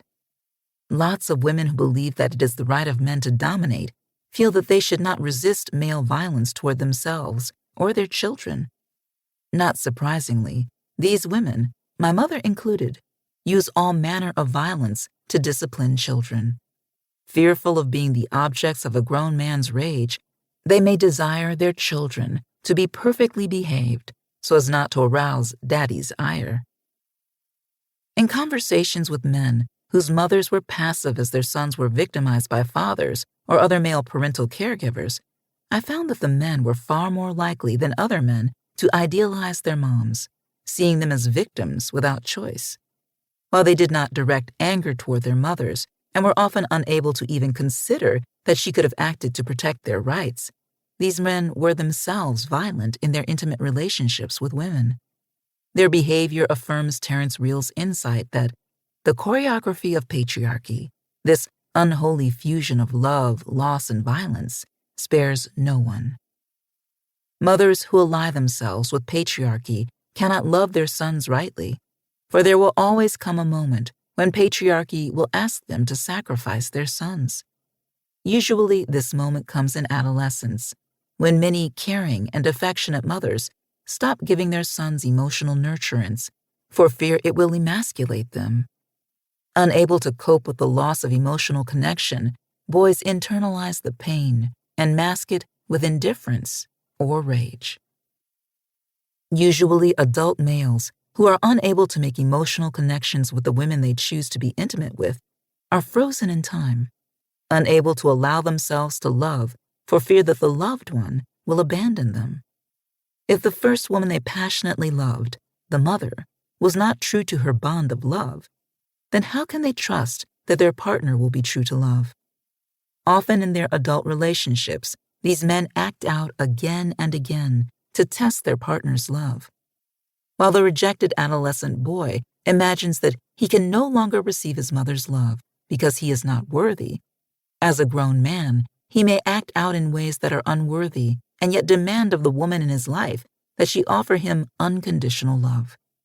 This testing does not heal the wound of the past, it merely reenacts it, for ultimately the woman will become weary of being tested and end the relationship, thus reenacting the abandonment.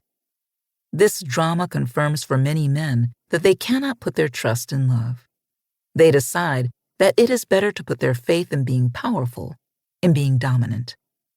In Man Enough, Frank Pittman says of men that, while most of us want to be loved, controllers are willing to forego love if that is what it takes to be the boss.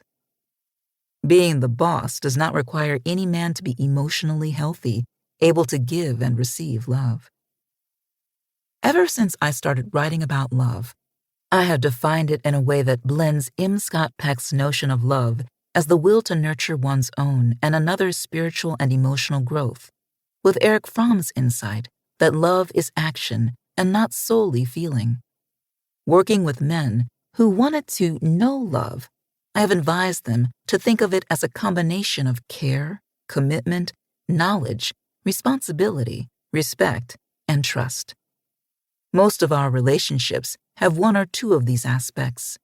Patriarchal men are schooled in the art of being responsible and giving instrumental care. As a teenager, when I complained about Dad's emotional neglect and abuse and his sporadic violence to Mama, she was always quick to remind me that he worked hard and provided for his family, that he was home almost every night, and for that reason alone, we should respect and honor him.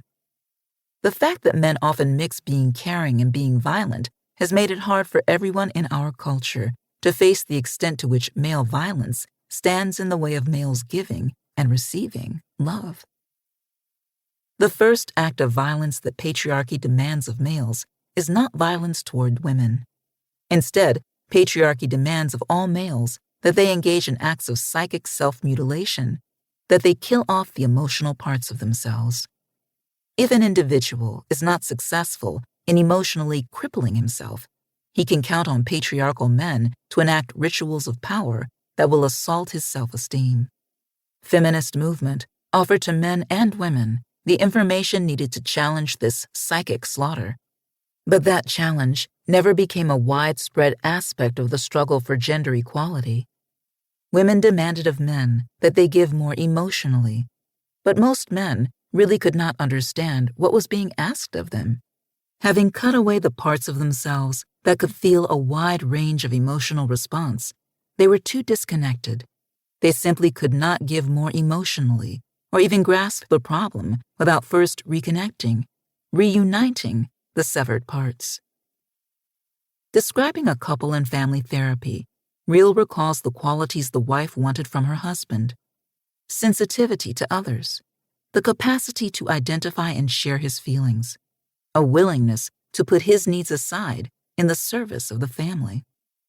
These are the same qualities, Reel points out, that most boys, even in these enlightened times, have had stamped out of them. He concludes, "In our culture, boys and men are not, nor have they ever been, raised to be intimate.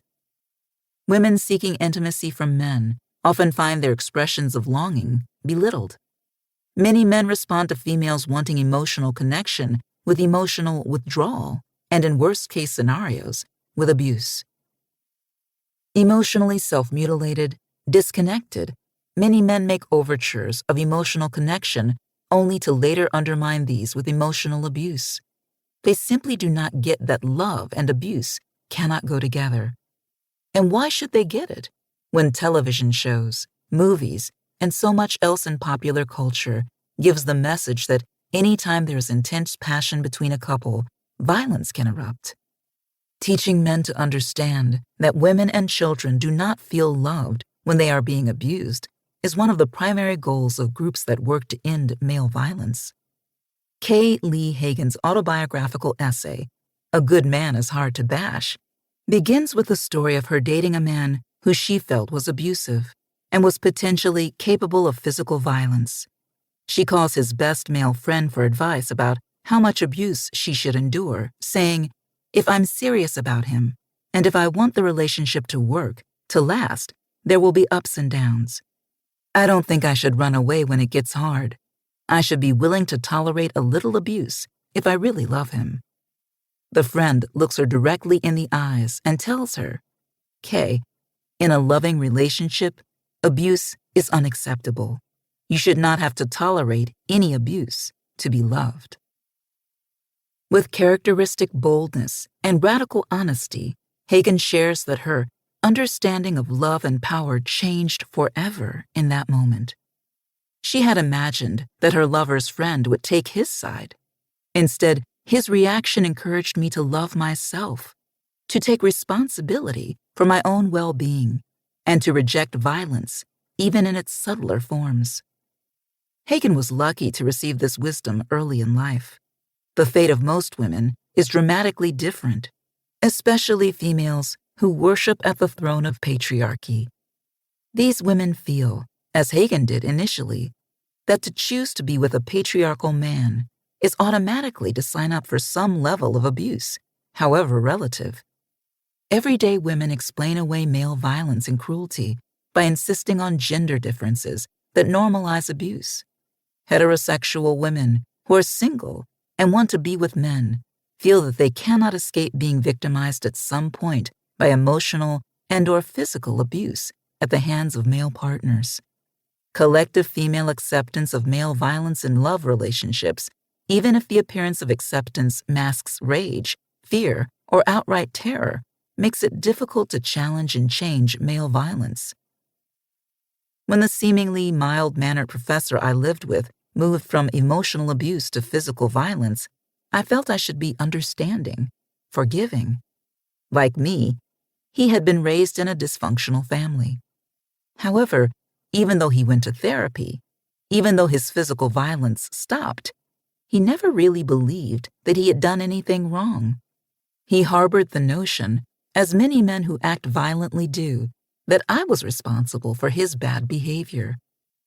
In Donald Dutton's work with men who are violent, he identifies women's seeing behind the male mask as a catalyst for male violence. He may apologize and feel shame immediately after, but he can't sustain that emotion. It's too painful, too reminiscent of hurts long buried. So he blames it on her.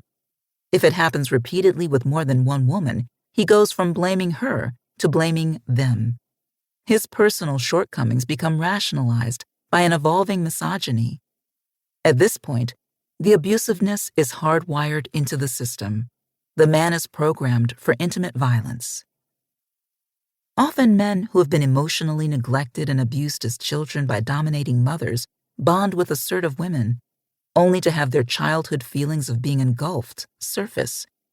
While they could not smash their mommy and still receive her love, they find that they can engage in intimate violence with partners who respond to their acting out by trying harder to connect with them emotionally, hoping that the love offered in the present will heal the wounds of the past. If only one party in a relationship is working to create love, to create the space of emotional connection, the dominator model remains in place, and the relationship just becomes a site for continuous power struggle. Women who stay in long-term relationships with men who are emotionally abusive or violent usually end up closing the door to their hearts. They stop working to create love. Often, they stay in these relationships because a basic cynicism, rooted in their experience, affirms that most men are emotionally withholding, so they do not believe that they can find a loving relationship with any man. When I wanted to leave my first longtime partner, who had been continuously emotionally abusive and occasionally physically abusive, it was other women, my mother, close friends, acquaintances, who cautioned me about ending the relationship, letting me know that the man I was with was better than most men, that I was lucky. Leaving him was a gesture of self-love and self-reliance that I have not regretted. Yet I found that the observations of the women who cautioned me about what most men were like were fairly accurate. The man I had lived with in partnership for almost 15 years exhibited a mixture of patriarchal masculinity and alternative masculinity. We met during the heyday of feminist movement, and he was willing to work at creating gender equality. As it is for many men today, it was much easier for him to accept equal pay for equal work, sharing housework, and reproductive rights than it was for him to accept the need for shared emotional development. It is more difficult for men to do the work of emotional development because this work requires individuals to be emotionally aware, to feel. Patriarchy rewards men for being out of touch with their feelings. Whether engaged in acts of violence against women and children or weaker men, or in the socially sanctioned violence of war, men are better able to fulfill the demands of patriarchy if they do not feel. Men of feeling often find themselves isolated from other men. This fear of isolation often acts as the mechanism to prevent males from becoming more emotionally aware. When large numbers of young men in this nation rebelled against patriarchy to oppose the war in Vietnam, many of them were concerned with justice. Many of them did not want to kill, but a great many simply did not want to die. To oppose war and the imperialism that promotes war placed these young men at odds with imperialist, white supremacist, capitalist patriarchy. They suffered by choosing to take a stand. They were ridiculed by other men, more often than not represented as traitors. In the past 10 years, mass media have produced a number of movies aimed at boys that glorify war. Saving Private Ryan, Independence Day, Men in Black, Black Hawk Down, Pearl Harbor, to name a few, that once again make it appear heroic to die alone, away from home, fighting for a cause you may or may not understand. These movies are a part of a patriarchal anti-feminist backlash. They glorify the patriarchal masculinity that enlightened women and men critique. They serve as propaganda, recruiting the hearts and imaginations of boys. Like gangster rap, they celebrate male violence on all fronts, including the domination of women. Conservative mass media offer daily lessons in patriarchal pedagogy. They tell boys what they must do to be men. In those homes where enlightened fathers daily work to repudiate violence, television reaffirms its importance, making courting death glamorous and sexy. Poor and working-class male children and grown men often embody the worst strains of patriarchal masculinity, acting out violently because it is the easiest, cheapest way to declare one's manhood. If you cannot prove that you are much of a man by becoming president, or becoming rich, or becoming a public leader, or becoming a boss, then violence is your ticket in the patriarchal manhood contest. and your ability to do violence levels the playing field. On that field, the field of violence, any man can win. Men who win on patriarchal terms end up losing in terms of their substantive quality of life. They choose patriarchal manhood over loving connection, first foregoing self-love, and then the love they could give and receive that would connect them to others. Feminist researchers have long since exposed the widespread domestic violence in our society. Yet since that exposure, violence against women has not declined, and in some cases, it has intensified. Anti-feminist pundits seek to blame the intensification of male violence on women's greater equality, yet most studies of family life indicate that, in that sphere, gender relations did not undergo any major revolution. Sociologist Arlie Hochschild has provided important data showing that domestic gender dynamics between men and women remain fairly sexist. Women work outside the home, but continue to do the lion's share of work in the home. Of course, men who were covert misogynists before feminist movement felt more entitled to unleash their rage overtly as the movement gained momentum, but the rage was already present. Male violence in general has intensified, not because feminist gains offer women greater freedom, but rather because men who endorse patriarchy discovered along the way that the patriarchal promise of power and dominion is not easy to fulfill. And in those rare cases where it is fulfilled, men find themselves emotionally bereft. The patriarchal manhood that was supposed to satisfy does not. And by the time this awareness emerges, most patriarchal men are isolated and alienated. They cannot go back and reclaim a past happiness or joy, nor can they go forward. To go forward, they would need to repudiate the patriarchal thinking that their identity has been based on. Rage is the easy way back to a realm of feeling. It can serve as the perfect cover, masking feelings of fear and failure. My father and mother have been married now for more than 50 years. Dad has never relinquished his patriarchal status, and she has never challenged it. Yet by clinging to patriarchal thinking, they forfeited their chance to be happy together. The threat of violence, of emotional abuse, is always there, standing in the way of intimacy, keeping them from forgiving one another and starting over. Sadly, they are stuck in the trap of patriarchy, and it remains the breeding ground for everyday violence, the subtle, intimate terrorism that intensifies resentment and closes off the possibility of knowing joy. It is not easy for males, young or old, to reject the codes of patriarchal masculinity. Men who choose against violence are simultaneously choosing against patriarchy, whether they can articulate that choice or not. In his insightful essay, Gender Politics of Men, R.W. Connell calls attention to the fact that men who oppose patriarchy remain at odds with the world they are living in. Men who try to develop a politics in support of feminism, whether gay or straight, are not in for an easy ride. They are likely to be met with derision from many other men, and from some women. It is almost a journalistic cliché that women despise sensitive New Age guys. They will not necessarily get warm support from feminist women. Ultimately, the men who choose against violence, against death, do so because they want to live fully and well, because they want to know love. These are men who are true heroes, the men whose lives we need to know about, honor, and remember. 5. Male sexual being. Most men and women are not having satisfying and fulfilling sex.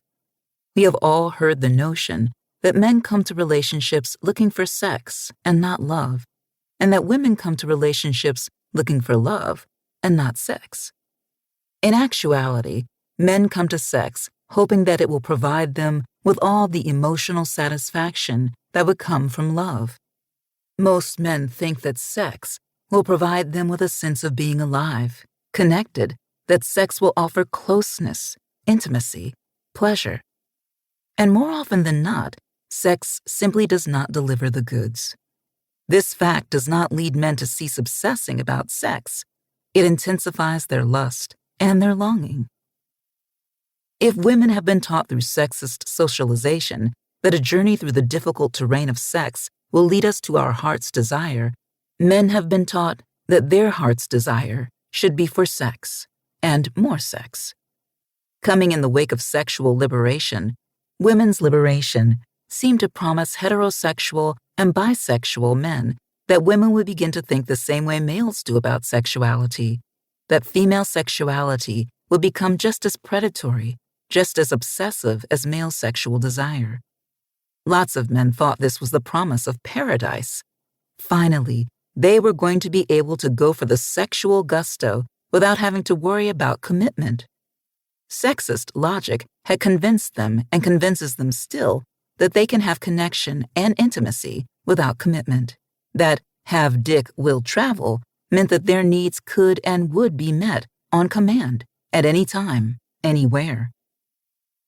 In our culture, these attitudes towards sexuality have been embraced by most men and many post-sexual liberation, post-feminist women. They are at the root of our cultural obsession with sex.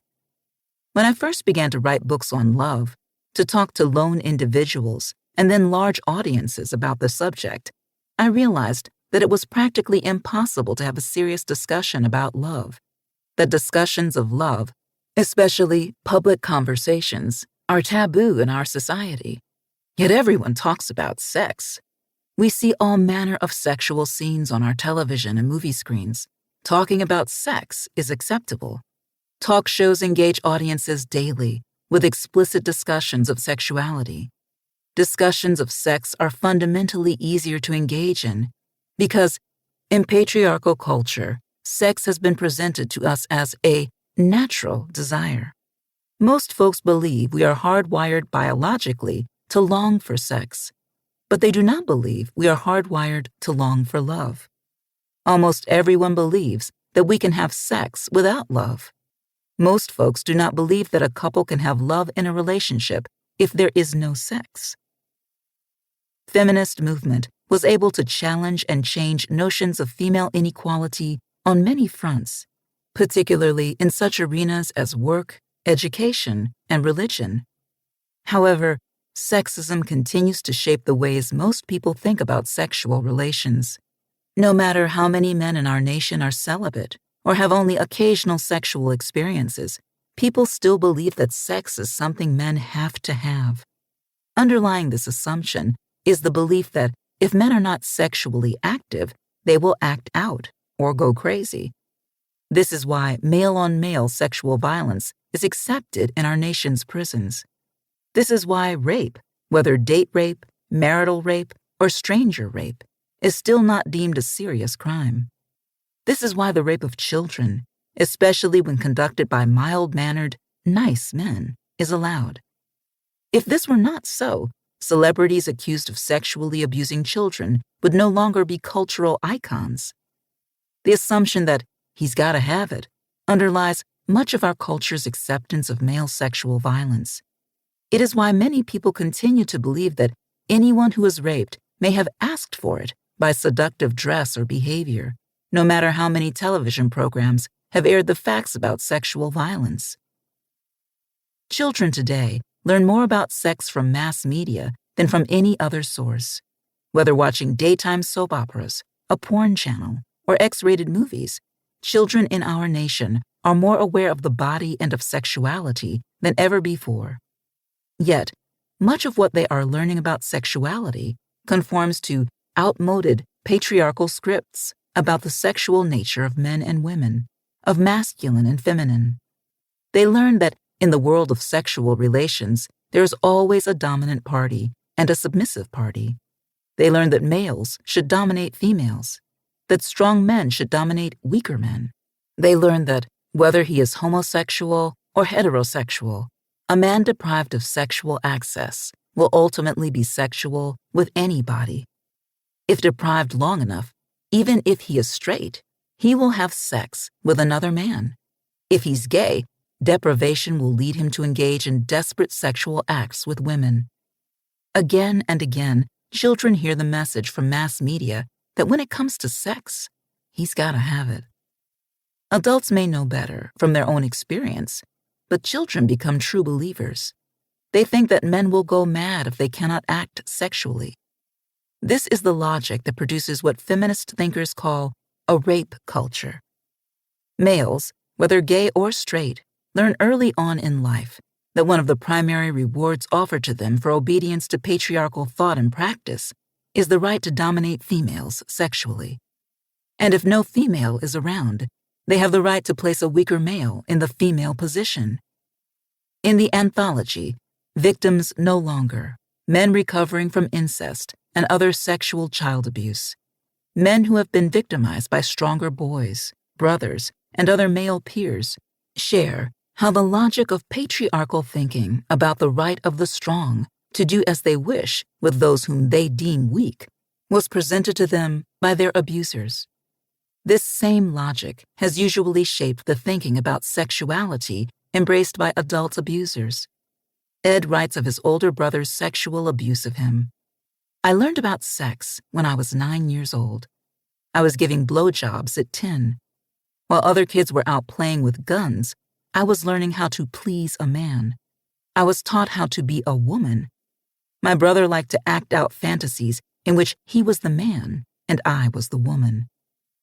This older brother married and took with him into marriage the notion that it was his right to have sex with anyone he desired, whether they wanted to or not. His need to dominate was the salient feature in all his sexual relationships. Within a culture of domination, struggles for power are enacted daily in human relationships, often assuming their worst forms in situations of intimacy. The patriarchal man, who would never respond to demands from his boss with overt rage and abuse, will respond with fury when intimates want him to change his behavior.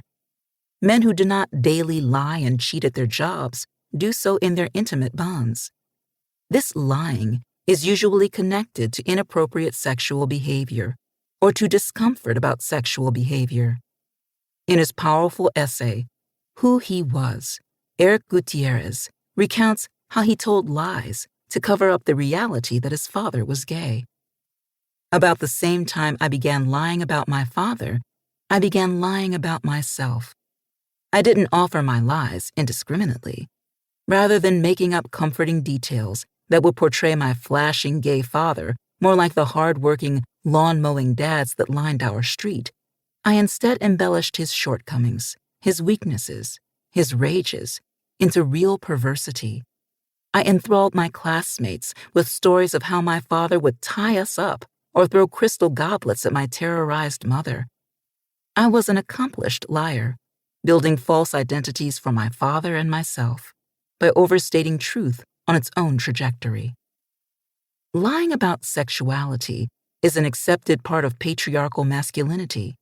Sex is where many men act out because it is the only social arena where the patriarchal promise of dominion can be easily realized. Without these perks, masses of men might have rebelled against patriarchy long ago. Little boys learn early in life that sexuality is the ultimate proving ground, where their patriarchal masculinity will be tested. They learn early that sexual desire should not be freely expressed, and that females will try to control male sexuality. For boys, this issue of control begins with the mother's response to his penis. Usually, she does not like it, and she does not know what to do with it. Her discomfort with his penis communicates that there is something inherently wrong with it. She does not communicate to the boy child that his penis is wonderful, special, marvelous. This same fear of the boy's penis is commonly expressed by fathers who simply do not concern themselves with educating boys about their bodies. Sadly, unenlightened approaches to child abuse lead many parents to fear celebration of their child's body, especially the boy body, which may respond to playful physical closeness with an erection. In patriarchal culture, everyone is encouraged to see the penis, even the penis of a small boy, as a potential weapon. This is the psychology of a rape culture. boys learn that they should identify with the penis and the potential pleasure erections will bring, while simultaneously learning to fear the penis as though it were a weapon that could backfire, rendering them powerless, destroying them. Hence, the underlying message boys receive about sexual acts is that they will be destroyed if they are not in control, exercising power. Adolescent sexual socialization is the vulnerable moment in a boy's life when he is required to identify his selfhood and his sexuality with patriarchal masculinity. It is the meeting place of theory and practice.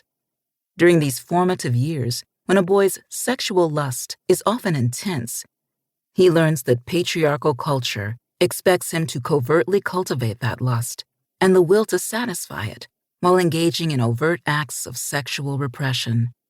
This splitting is part of the initiation into patriarchal masculinity. It is a rite of passage. The boy learns as well that females are the enemy when it comes to the satisfaction of sexual desire. They are the group that will impose on the boy the need to repress his sexual longings, and yet to prove his manhood, he must dare to move past repression and engage in sexual acts.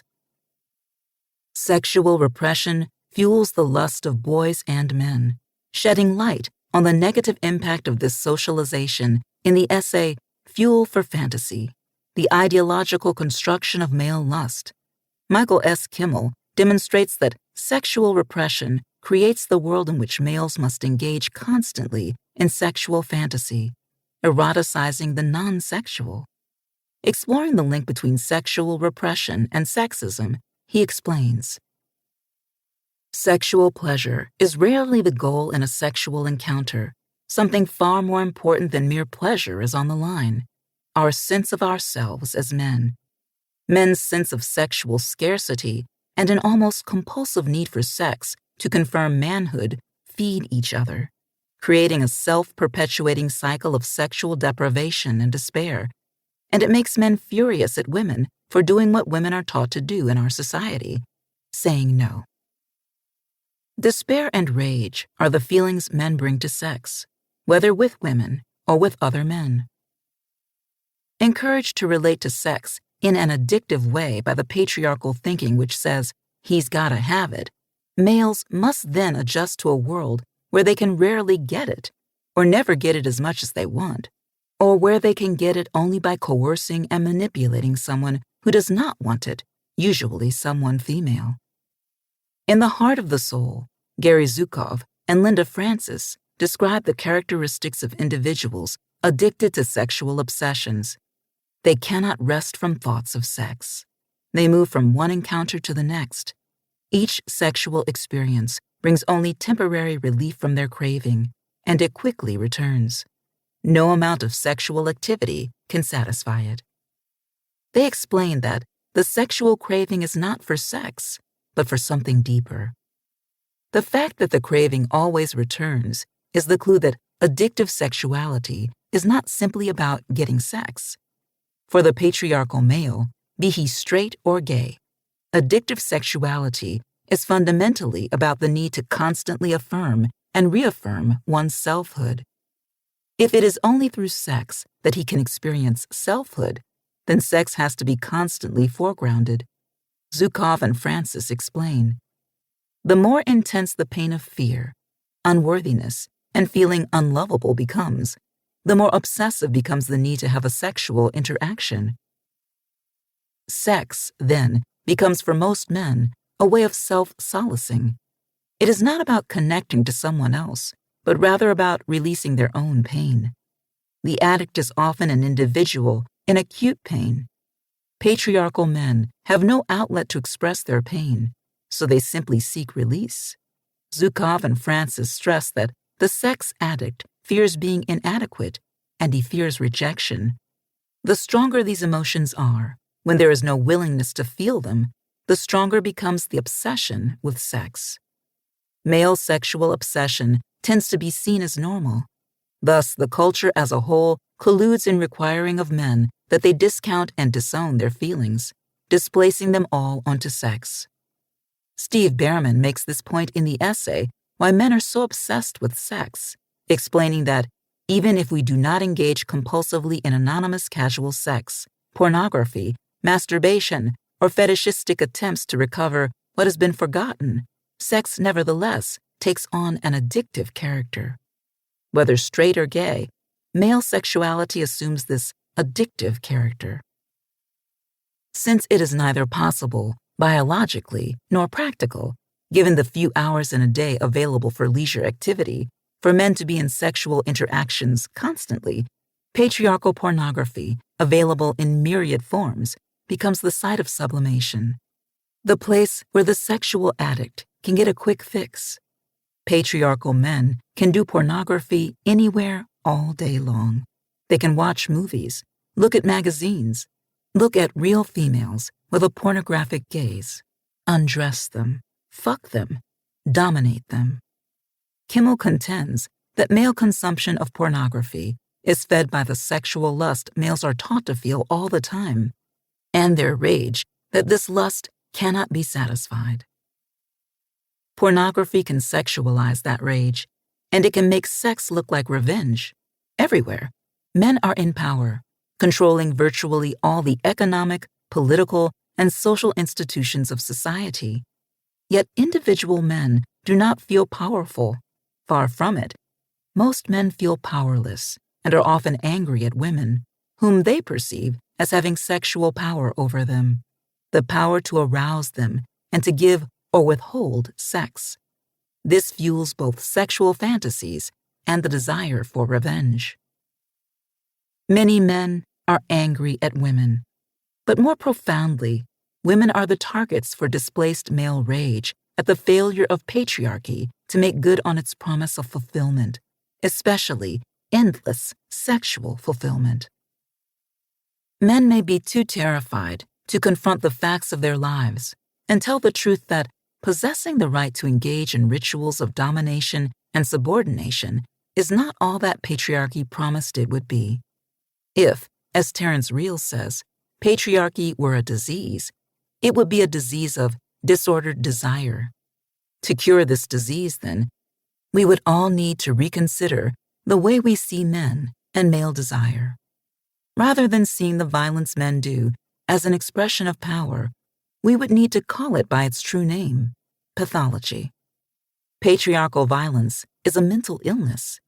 That this illness is given its most disordered expression in the sexual lives of men is powerful because it makes it hard to document, since we do not witness what men do sexually, like we witness what they do at work or in civic life. To take the inherent positive sexuality of males and turn it into violence is the patriarchal crime that is perpetuated against the male body, a crime that masses of men have yet to possess the strength to report. Men know what is happening. They simply have been taught not to speak the truth of their bodies, the truth of their sexualities. Robert Jensen's powerful and courageous essay, Patriarchal Sex, drives this message home. Defining patriarchal sex, he writes, "Sex is fucking. In patriarchy, there is an imperative to fuck, in rape and in normal sex. With strangers and girlfriends and wives and estranged wives and children. What matters in patriarchal sex is the male need to fuck. When that need presents itself, sex occurs." Boldly, Jensen explains, attention to the meaning of the central male slang term for sexual intercourse, fuck, is instructive. To fuck a woman is to have sex with her. To fuck someone in another context means to hurt or cheat a person. And when hurled as a simple insult, fuck you, the intent is denigration, and the remark is often a prelude to violence or the threat of violence. Sex and patriarchy is fucking.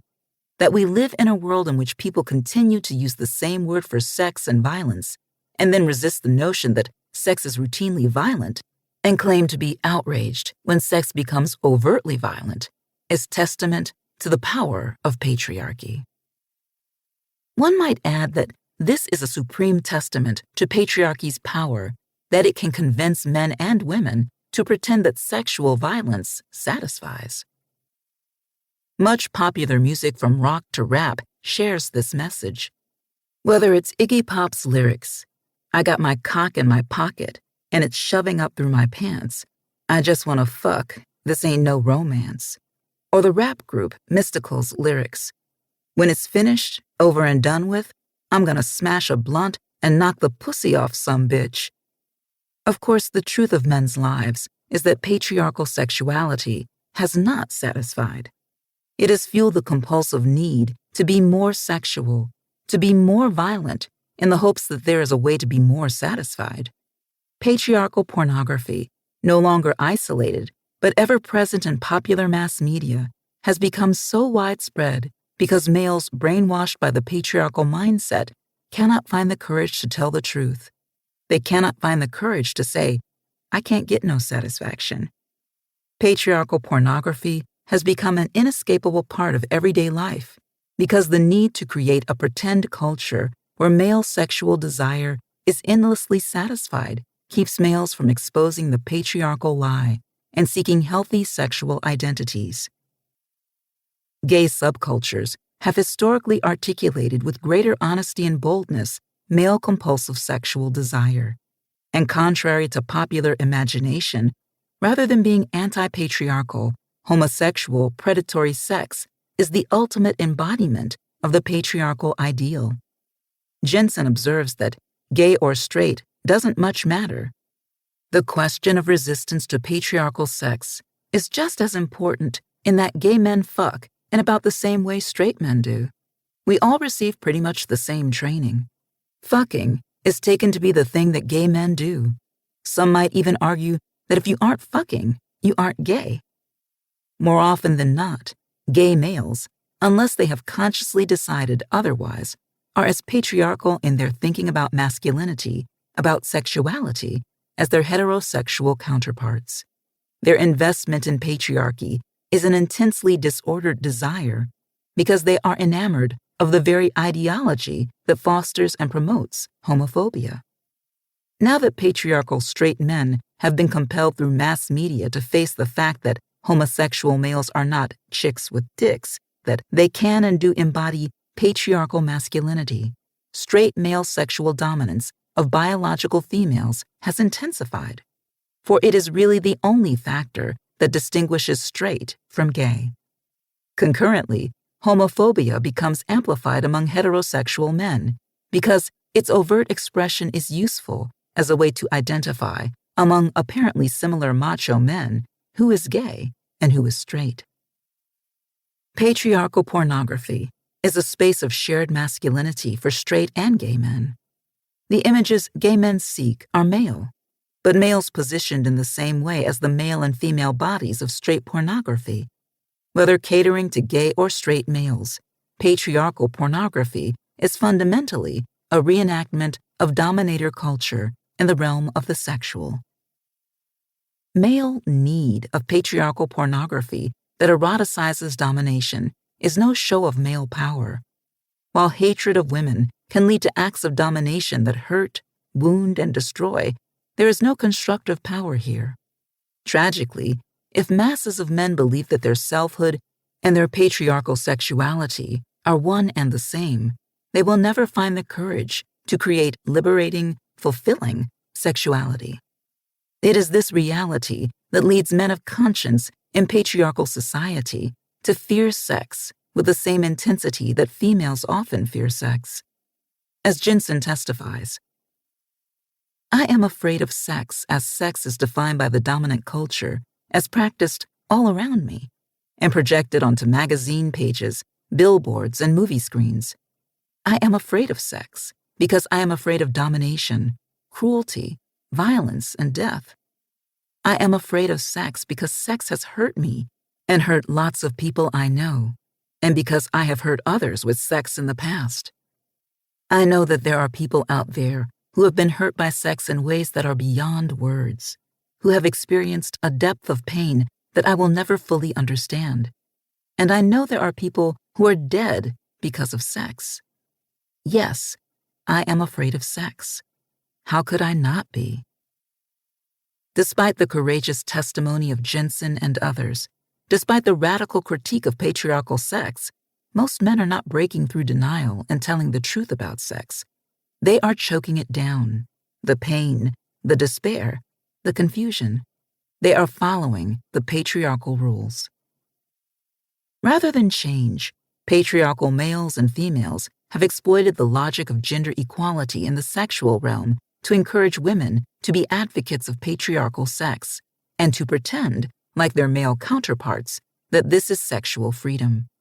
Music videos and television shows like Sex and the City, written and produced by patriarchal men and women, teach females, especially young females, that the desirable female companion is one who is willing to play either a dominant or a subordinate role, one who can be as nonchalant about sex as any patriarchal man.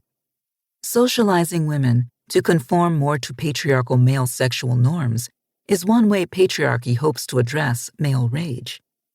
Since this rage covers up the pain that could be the catalyst for critical awakening, it has to be assuaged. It is not just anti-feminist backlash that has led to the normalization of pornographic sexual violence in our mass media and in common sexual practice. The desire to keep men from feeling and naming their pain fuels the need for consistent brainwashing.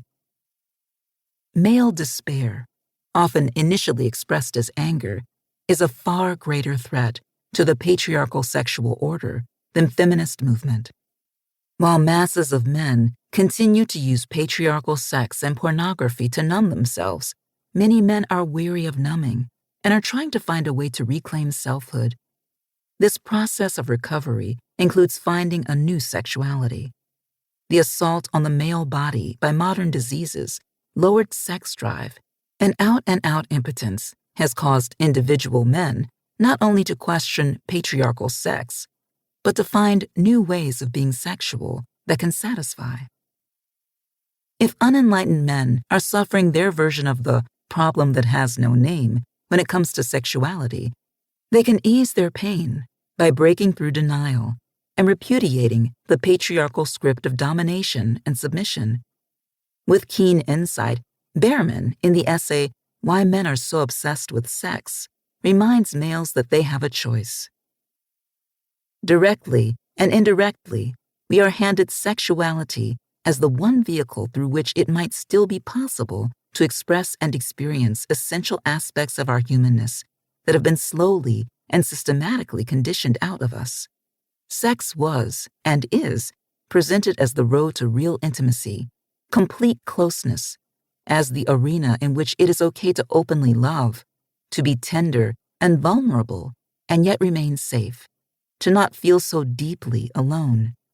Sex is the one place sensuality seems to be permissible, where we can be gentle with our own bodies and allow ourselves our overflowing passion. This is why men are so obsessed with sex. But in no way can sex completely fulfill these needs. Such needs can only be fulfilled by healing from the effects of male conditioning and suffusing every area of our lives with relatedness and aliveness. Compulsive sexuality, like any addiction, is hard for men to change because it takes the place of the healing that is needed if men are to love their bodies and let that love lead them into greater community with other human bodies, with the bodies of women and children. Behrman reminds men that no matter how much sex you encounter, it will not be enough to fill your enormous need to love and be close and express your passion and delight in your senses and feel life forces coursing through your muscles and skin. If masses of men could recover this fundamental passion for their own bodies, that shift away from patriarchal sex might lead us toward a true sexual revolution. To recover the power and passion of male sexuality, unsullied by patriarchal assault, males of all ages must be allowed to speak openly of their sexual longing. They must be able to be sexual beings in a space where patriarchal thinking can no longer make violation the only means of attaining sexual pleasure. This is a tough job, and until males learn how to do it, they will not be satisfied. 6. Work. What's love got to do with it? Before feminist movement, boys were more likely to be taught at home and at school that they would find fulfillment in work. Today, boys hear a slightly different message. They are told that money offers fulfillment and that work is a way to acquire money, but not the only way. Winning the lottery, finding a wealthy partner, or committing a crime for which you do not get caught are paths to fulfillment that are as acceptable as working. These attitudes about the nature of work in patriarchal society have changed as capitalism has changed the nature of work. Few men, either now or in the future, can expect a lifetime of full employment. Nowadays, working men of all classes experience periods of unemployment. In order to keep the faith, patriarchal culture has had to offer men different criteria for judging their worth than work. As a primary foundation of patriarchal self-esteem, work has not worked for masses of men for some time. Rather than throw out the whole outmoded patriarchal script so that the nature of work in our culture can be changed, men are offered addictions that make unsatisfying work more bearable. Patriarchal obsession with sex and the pornography it produces are promoted to soothe men subliminally while they perform jobs that are tedious, boring, and oftentimes dehumanizing. Jobs where their health and well-being are at risk. Most male workers in our America, like their female counterparts, work in exploitative circumstances. The work they do and the way they are treated by superiors, more often than not, undermine self-esteem. One of the anti-feminist patriarchal sentiments that has gained ground in recent years is the notion that masses of men used to be content to slave away at meaningless labor to fulfill their role as providers, and that it is feminist insistence on gender equality in the workforce that has created male discontent. Underlying this assumption is the notion that women coming into the workforce, no longer looking to their men to be sole providers for the family, have undermined the well-being of men in patriarchal culture. Yet many sociological studies of men at work done prior to feminist movement indicate that males were already expressing grave discontent and depression about the nature and meaning of work in their lives. This discontent does not receive the attention that male workers receive when they blame their unhappiness with the world of work on feminist movement. In her massive journalistic treatise, Stiffed, The Betrayal of the American Man, Susan Faludi documents the reality that some males, especially older men, felt that changes in the valuation and nature of work, as well as competition with women for jobs, robbed them of the pride in being providers, creating what she calls a masculinity crisis.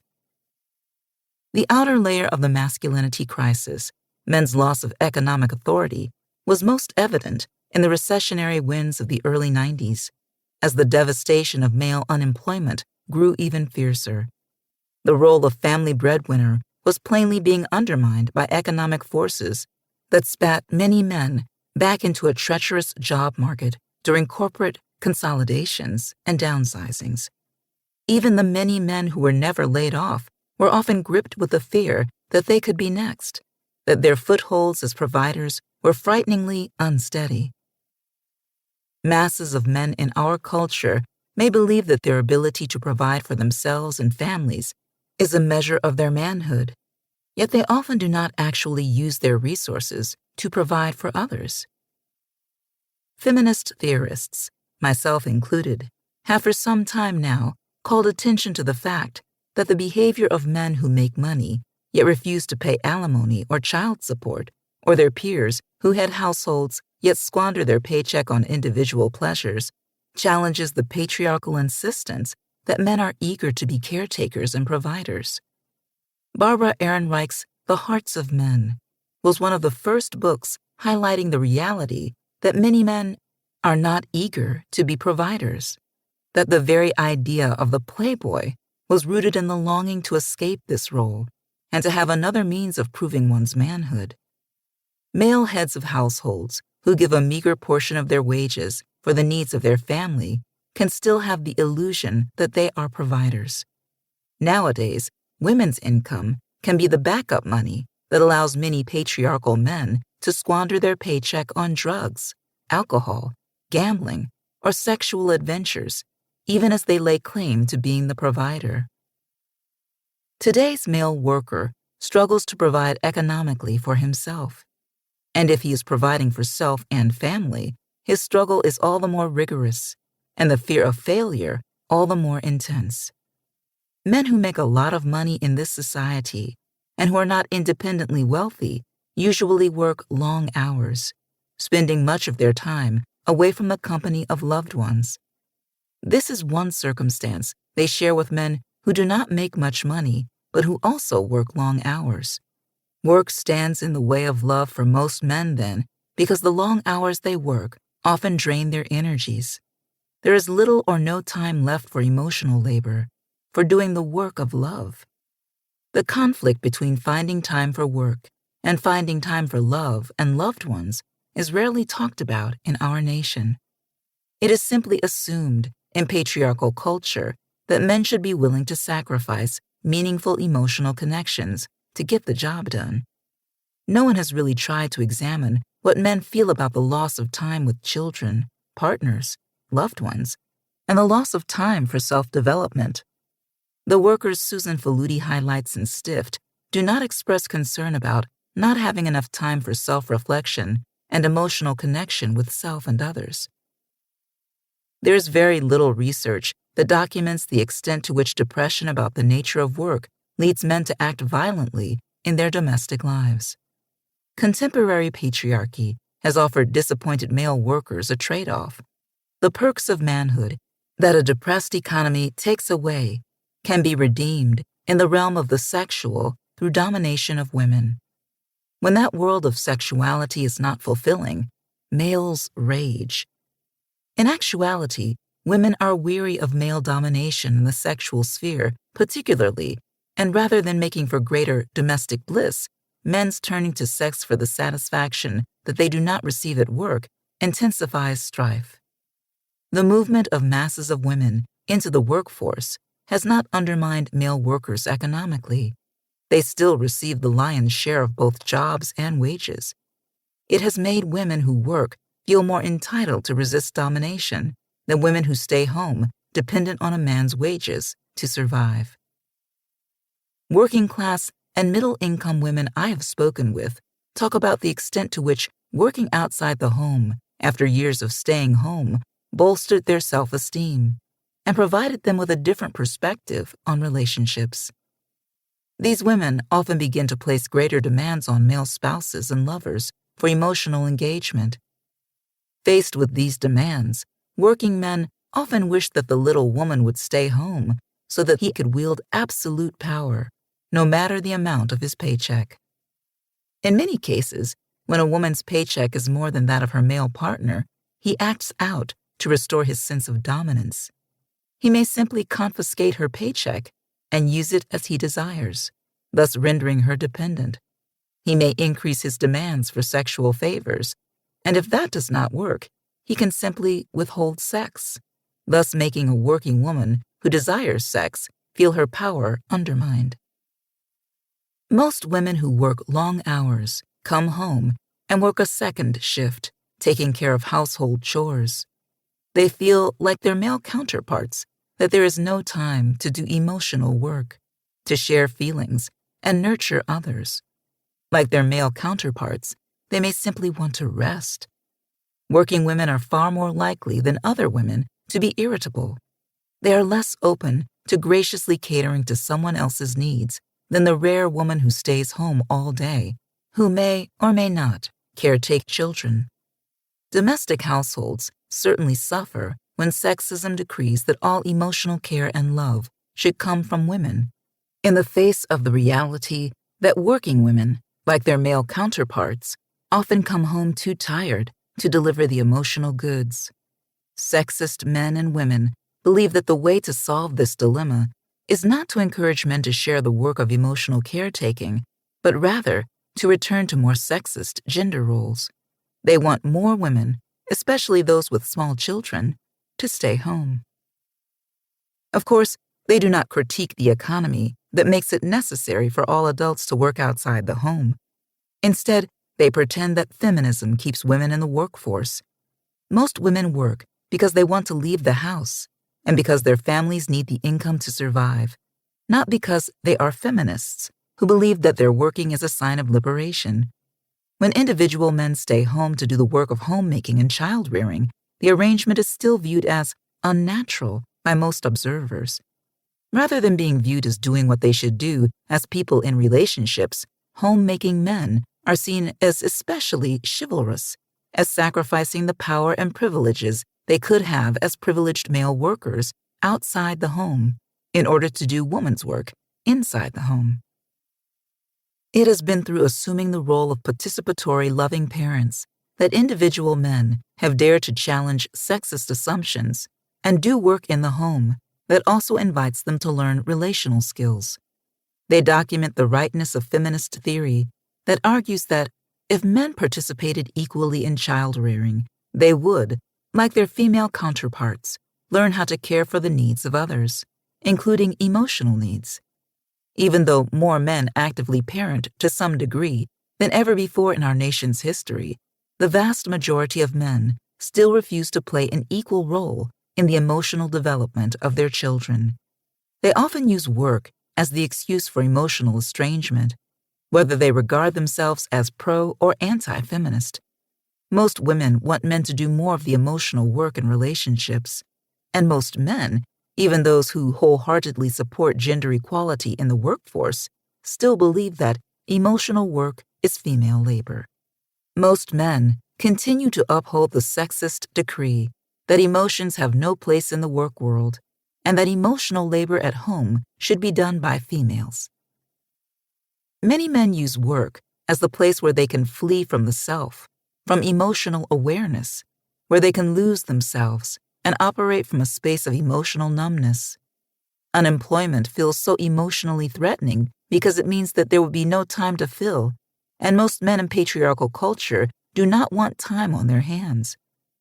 Victor Seidler expresses his fear of having downtime in rediscovering masculinity, confessing, "I have learned how hard it is to give myself time, even an hour for myself a day. There are always things I am supposed to be doing. A feeling of panic and anxiety emerges at the very thought of spending more time with myself." He argues that most men have such a limited sense of self that they are uncertain that they possess selves we could want to relate to. He contends, "We only seem to learn that the self is something we have to control tightly, since otherwise it might upset our plans. We never really give ourselves much chance to know ourselves better or develop more contact with ourselves, since all this threatens the control we have been brought up to identify our masculinity with. We feel trapped, though we do not know how we are constantly remaking this trap for ourselves. Competition with other men in the workplace can make it all the more difficult for men to express feelings or to take time alone. The male who seeks solitude in the workplace, especially during downtimes, is seen as suspect. Yet when men gather together at work, they rarely have meaningful conversations. They jeer, they grandstand, they joke, but they do not share feelings.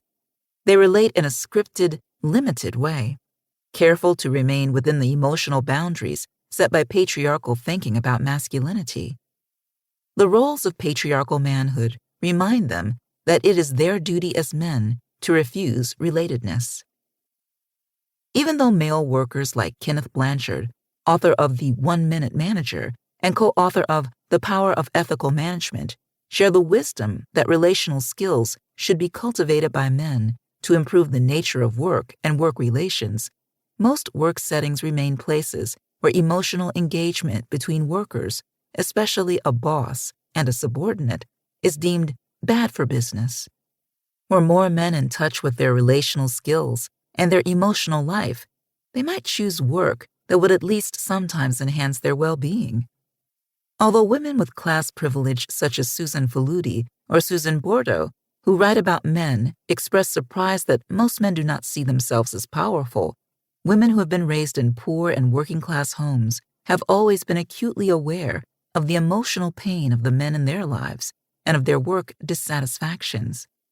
Had Susan Faludi read the work of feminist women of color writing about the poor and working class men whom we know most intimately, she would not have been surprised to find masses of men troubled and discontent. Women with class privilege have been the only group who have perpetuated the notion that men are all-powerful, because often the men in their families were powerful. When Faludi critiques the popular feminist notion that men are all-powerful, she counts on the ignorance of readers about feminist writing to perpetuate the notion that feminists have not understood male pain. It serves her argument to promote this inaccurate portrait. Visionary feminists were writing about the fact that working-class men, far from feeling powerful, were terribly wounded by the patriarchy long before Faludi conceived of stift, and it is difficult to imagine that she was not aware of that writing. It is disingenuous of her as well to act as though the liberation movement that women created to confront their problem with no name addressed women cross class lines. Feminist movement has had very little impact on the masses of working class women who were in the workforce prior to the movement and who still remain there, just as dissatisfied and discontent with their lot as the men in their lives. Poor and working class women have always known that the everyday work experience places men in an environment where they feel powerless and where they are unable to articulate that on patriarchal terms. To use Faludi's words, they feel less than masculine. Just as feminist gains in this nation primarily had a positive impact on women with class privilege, the working men who have been given permission within the contours of patriarchal culture to reconfigure the nature of work in their lives tend to have class power. In the late 80s and early 90s, a number of popular movies portrayed powerful men, either through illness or crisis, evaluating their lives and choosing to make profound changes in the nature of work. In the recent film, Life as a House, a white male architect whose work is being devalued quits, finds out that he has cancer and only a short time to live, then engages in a process of rethinking patriarchy, though, of course, that term is not used. Evaluating his life, he chooses to use his remaining months to make emotional connections with family, especially his teenage son, and with friends. He spends his time learning how to give and receive love. His ex-wife's wealthy businessman husband, inspired by the example of the dying man, and rethinks the nature of his life and resolves to give less time to work and more time to emotional connections. This film, like its predecessors, makes clear that working men must make time to get in touch with their emotional selves if they are to become men of feeling. The immensely popular Academy Award-winning movie American Beauty showed the primary character, Lester Burnham, depressed about his life, his work, his marriage, and his family. He has lost his capacity to feel. He stops taking work seriously, and by the end is getting in touch with his feelings, yet he cannot redeem his life. He also dies, like the protagonist in Life as a House. These movies seduce audiences with images of men in the process of growing up, but then they betray their characters and us by never letting these men live. They echo the patriarchal message that if a man stops work, he loses his reason for living. In Rediscovering Masculinity, Victor Seidler states that the male who defines his self through work seeks to do so because this is the only identity that can traditionally belong to us, believing we can still prove our masculinity by showing we do not need anything from others. In American Beauty, Lester suffers alone. His critical investigation of his feelings takes place in his head, and he cannot survive being so utterly vulnerable and isolated. Ultimately, movies send the message to male audiences that men will not be meaningfully empowered if they learn to love. American Beauty finally tells audiences that there is no hope for depressed men who are willing to critically reflect on their lives. It tells us that even when men are willing to change, there is no place for them in patriarchal culture. The opening lines of the film say it all. My name is Lester Burnham. I am 42. In less than a year, I'll be dead. Of course, I don't know that yet. And anyway, I'm dead already. Popular culture offers us few or no redemptive images of men who start out emotionally dead. Unlike Sleeping Beauty, they cannot be brought back to life. In actuality, individual men are engaged in the work of emotional recovery every day, but the work is not easy because they have no support systems within patriarchal culture, especially if they are poor and working class. And it is no accident that Life as a House, which shows a man rejecting patriarchy and finding his way, is not as successful as American Beauty. Poor and working class men suffering job depression despair about the quality of their intimate lives. A feeling of alienation or a sense of being lost often turn to substance abuse to ease their pain. When they begin to seek recovery, AA is one of the few places they can go to do the work of getting well. In healing groups, they learn first and foremost that it is important to be in touch with their feelings, that they have a right to name those feelings. The success of AA is tied to the fact that the practice of recovery takes place in the context of community, one in which shame about failure can be expressed and male longing for healing validated. Visionary male healers, such as John Bradshaw, found the way to healing in these settings. Working class men I have interviewed who found in recovery the way back to emotional connection share that it is profoundly difficult to engage in this work, which is fundamentally anti-patriarchal, and then leave these settings to re-enter patriarchal culture. One man talked about how his female partner was turned off by his willingness to express feelings, to tell his story. In her eyes, this was weakness. She insisted that now that he was sober, he did not need to express these feelings anymore.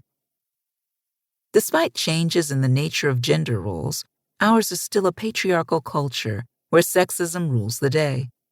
If it were not so, men could see periods of unemployment as timeouts, where they could do the work of self-actualization, where they could do the work of healing. Many working men in our culture can barely read or write. Imagine if time away from work could be spent in exciting literacy programs for poor and working class men. Imagine a wage offered for this work of self-development. When patriarchy no longer rules the day, it will be possible for men to view themselves holistically, to see work as part of life, not their whole existence. In Love and Survival, Dean Ornish, sharing his personal struggle to work less to make time for self-actualization, offers this insight. If the intention behind the work is to seek recognition and power, hey, look at me, I'm special, I'm important, I'm worthy of your love and respect, then you are setting yourself apart from others as a way of trying to feel connected to them. Setting yourself apart from others as a way of trying to feel connected to them. It seems so clear why this is self-defeating, and yet it is often the norm in our culture. When my self-worth was defined by what I did, then I had to take every important opportunity that came along, even if relationships suffered. When he began to choose to live holistically, Ornish was able to change this thinking about work. Gail Sheehy's Understanding Men's Passages contains autobiographical accounts by men wrestling with the knowledge that the work they do is promoting severe depression and unhappiness. These men grapple with choosing their emotional well-being over the paycheck, over the image of themselves as a provider. Lee May recalls, I was faced with two hard choices. One, stay in the job I was doing and choke, strangle, die psychologically, or quit and face the possibility that we would crumble financially. He admits that his unhappiness with work had undermined the spirit of well-being in his home. Our household was an unhappy place, but had I stayed at the old jobs, my unhappiness would have pervaded our relationship. May was able to make the choice to leave his unhappy job and the work he went on to do writing a book about his life as a globe-trotting journalist, writing a popular column on gardening, was all work that enhanced his self-awareness, his self-actualization. His honest portrayal of his fears and breaking through denial is a model for many men who would learn to honor their inner selves rightly in a world that tells them every day that their inner selves do not matter. Courageously writing about how hard it was to break with the patriarchal values that had governed his thinking for years, Ornish shares that the practice of intimacy is healing. I am learning that the key to our survival is love. When we love someone and feel loved by them, somehow along the way, our suffering subsides, our deepest wounds begin healing, our hearts start to feel safe enough to be vulnerable and to open a little wider. We begin experiencing our own emotions and the feelings of those around us. Imagine a non-patriarchal culture where counseling was available to all men to help them find the work that they are best suited to, that they can do with joy. Imagine work settings that offer timeouts where workers can take classes in relational recovery, where they might fellowship with other workers and build a community of solidarity that, at least if it could not change the arduous, depressing nature of labor itself, could make the workplace more bearable. Imagine a world where men who are unemployed for any reason could learn the way to self-actualization. Women workers find that leaving the isolation of the home and working in a communal setting enhances their emotional well-being, even when wages are low, and in no way liberating, as some feminist thinkers naively suggested they might be. If men followed this example and used the workplace as a setting to practice relational skills, building community, the male crisis around work could be addressed more effectively. Many men who have retired from jobs, particularly men over 60 in our culture, often feel that aging allows them to break free of the patriarchy. With time on their hands, they are often compelled by extreme loneliness, alienation, a crisis of meaning, or other circumstances to develop emotional selves. They are the elders who can speak to younger generations of men, debunking the patriarchal myth of work. Those voices need to be heard. They are the voices that tell younger men, don't wait until your life is near its end to find your feeling, to follow your heart. Don't wait until it's too late. Work can and should be life-enhancing for all men. When daring men come to work loved and loving, the nature of work will be transformed, and the workplace will no longer demand that the hearts of men be broken to get the job done. 7. Feminist manhood. Say that you are feminist to most men, and automatically you are seen as the enemy. You risk being seen as a man-hating woman. Most young women fear that if they call themselves feminist, they will lose male favor. They will not be loved by men. Popular opinion about the impact of feminist movement on men's lives is that feminism hurt men. Conservative, anti-feminist women and men insist that feminism is destroying family life. They argue that working women leave households bereft of homemakers and children without a mother's care. Yet they consistently ignored the degree to which consumer capitalist culture, not feminism, pushed women into the workforce and keeps them there. When feminist women told the world that patriarchy promotes woman-hating, the response was that feminists were being too extreme, exaggerating the problem. Yet, when men who knew nothing about feminism claimed that feminists were man-hating, there was no response from the non-feminist world saying that they were being too extreme. No feminists have murdered and raped men. Feminists have not been jailed day after day for their violence against men. No feminists have been accused of ongoing sexual abuse of girl children, including creating a world of child pornography featuring little girls. Yet these are some of the acts of men that led some feminist women to identify men as woman-hating. Even though not all men are misogynists, feminist thinkers were accurate when we stated that patriarchy, in its most basic, unmediated form, promotes fear and hatred of females. A man who is unabashedly and unequivocally committed to patriarchal masculinity will both fear and hate all that the culture deems feminine and womanly. However, most men have not consciously chosen patriarchy as the ideology they want to govern their lives, their beliefs, and actions. Patriarchal culture is the system they were born within and socialized to accept. Yet in all areas of their lives, most men have rebelled in small ways against the patriarchy, have resisted absolute allegiance to patriarchal thinking and practice. Most men have clearly been willing to resist patriarchy when it interferes with individual desire, but they have not been willing to embrace feminism as a movement that would challenge, change, and ultimately end patriarchy. Feminist movement was from the outset presented to most males via mass media as anti-male. Truthfully, there was a serious anti-male faction in contemporary feminist movement. And even though the man-hating women were a small minority of women's livers, they received the most attention. Failing to care for women rightly, men, through continual acts of domination, had actually created the cultural context for feminist rebellion. In the chapter on feminist masculinity in my recent book, Feminism is for Everybody, I write, individual heterosexual women came to the movement from relationships where men were cruel, unkind, violent, unfaithful. Many of these men were radical thinkers who participated in movements for social justice, speaking out on behalf of the workers, the poor, speaking out on behalf of racial justice.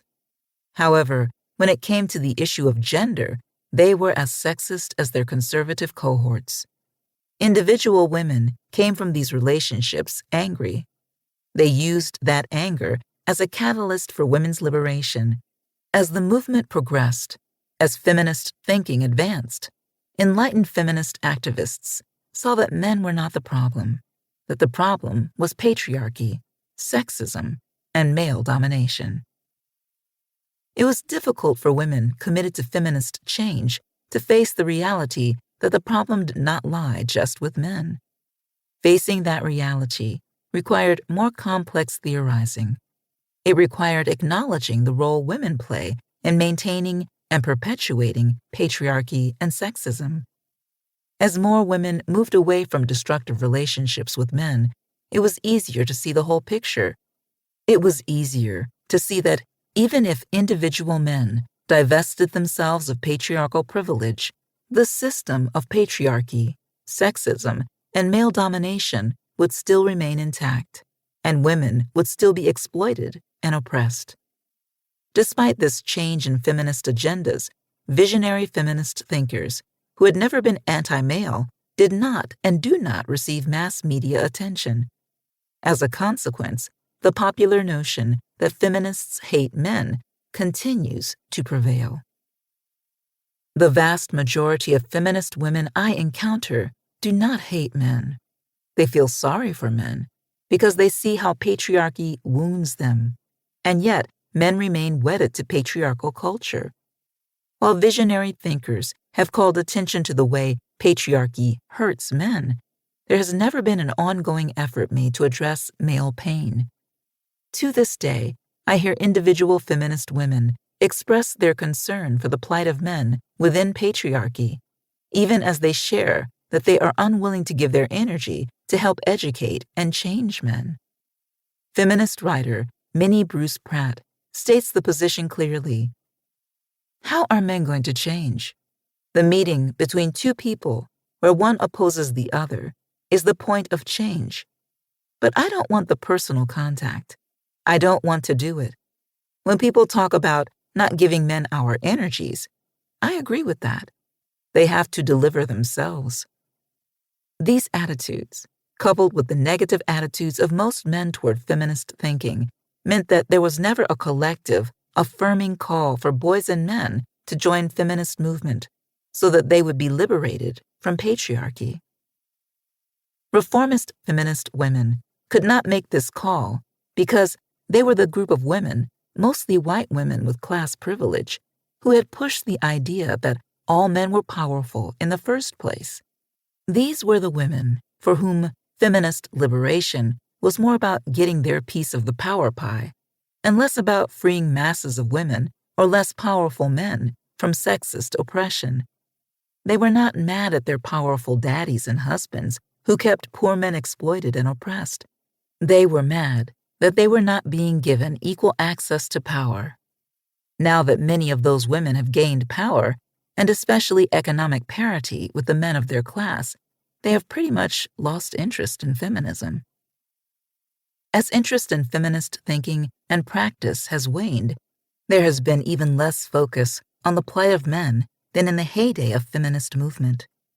This lack of interest does not change the fact that only a feminist vision that embraces feminist masculinity, that loves boys and men, and demands on their behalf every right that we desire for girls and women, can renew men in our society. Feminist thinking teaches us all, males especially, how to love justice and freedom in ways that foster and affirm life. Clearly, we need new strategies, new theories, guides that will show us how to create a world where feminist masculinity thrives. Sadly, there is no body of recent feminist writing addressing men that is accessible, clear, and concise. There is little work done from a feminist standpoint concentrating on boyhood. No significant body of feminist writing addresses boys directly, letting them know how they can construct an identity that is not rooted in sexism. There is no body of feminist children's literature that can serve as an alternative to patriarchal perspectives which abound in the world of children's books. The gender equality that many of us take for granted in our adult lives, particularly those of us who have class privilege and elite education, is simply not present in the world of children's books or in the world of public and private education. Teachers of children see gender equality mostly in terms of ensuring that girls get to have the same privileges and rights as boys within the existing social structure. They do not see it in terms of granting boys the same rights as girls. For instance, the right to choose not to engage in aggressive or violent play, the right to play with dolls, to play dress-up, to wear costumes of either gender, the right to choose. Just as it was misguided for reformist feminist thinkers to see freedom as simply women having the right to be like powerful, patriarchal men, feminist women with class privilege never suggested that they wanted their lot to be like that of poor and working-class men. So was it simplistic to imagine that the liberated man would simply become a woman in drag? Yet this was the model of freedom offered men by mainstream feminist thought. Men were expected to hold on to the ideas about strength and providing for others that were a part of patriarchal thought, while dropping their investment in domination and adding an investment in emotional growth. This vision of feminist masculinity was so fraught with contradictions, it was impossible to realize. No wonder, then, that men who cared, who were open to change, often just gave up, falling back on the patriarchal masculinity they found so problematic. The individual men who did take on the mantle of a feminist notion of male liberation did so only to find that few women respected this shift. Once, the new man, that is the man changed by feminism, was represented as a wimp, as overcooked broccoli dominated by powerful females who were secretly longing for his macho counterpart. Masses of men lost interest. Reacting to this inversion of gender roles, men who were sympathetic chose to stop trying to play a role in female-led feminist movement and became involved with the men's movement. Positively, the men's movement emphasized the need for men to get in touch with their feelings, to talk with other men. Negatively, the men's movement continued to promote patriarchy by a tacit insistence that in order to be fully self-actualized, men needed to separate from women. The idea that men needed to separate from women to find their true selves just seemed like the old patriarchal message dressed up in a new package. Describing the men's movement spearheaded by Robert Bly in her essay Feminism and Masculinity, Christine A. James explains. Bly claims that women, primarily since feminism, have created a situation in which men, especially young men, feel weak, emasculated, and unsure of themselves, and that older men must lead the way back. Bly holds up the myth of the wild man as an exemplar of the direction men must take, and never challenges the hierarchical dualisms that are so integrally linked to the tension he perceives between men and women. Arguably, the notion of the wild man merely reinforces cliches about real masculinity, instead of trying to foster a new relationship between men and women, as well as the masculine and feminine. The men's movement was often critical of women and feminism, while making no sustained critique of patriarchy. Ultimately, it did not consistently demand that men challenge patriarchy or envision liberating models of masculinity.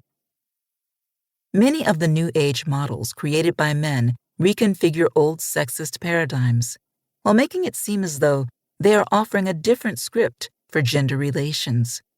Often, the men's movement resisted macho patriarchal models while upholding a vision of a benevolent patriarchy, one in which the father is the ruler who rules with tenderness and kindness, but he is still in control.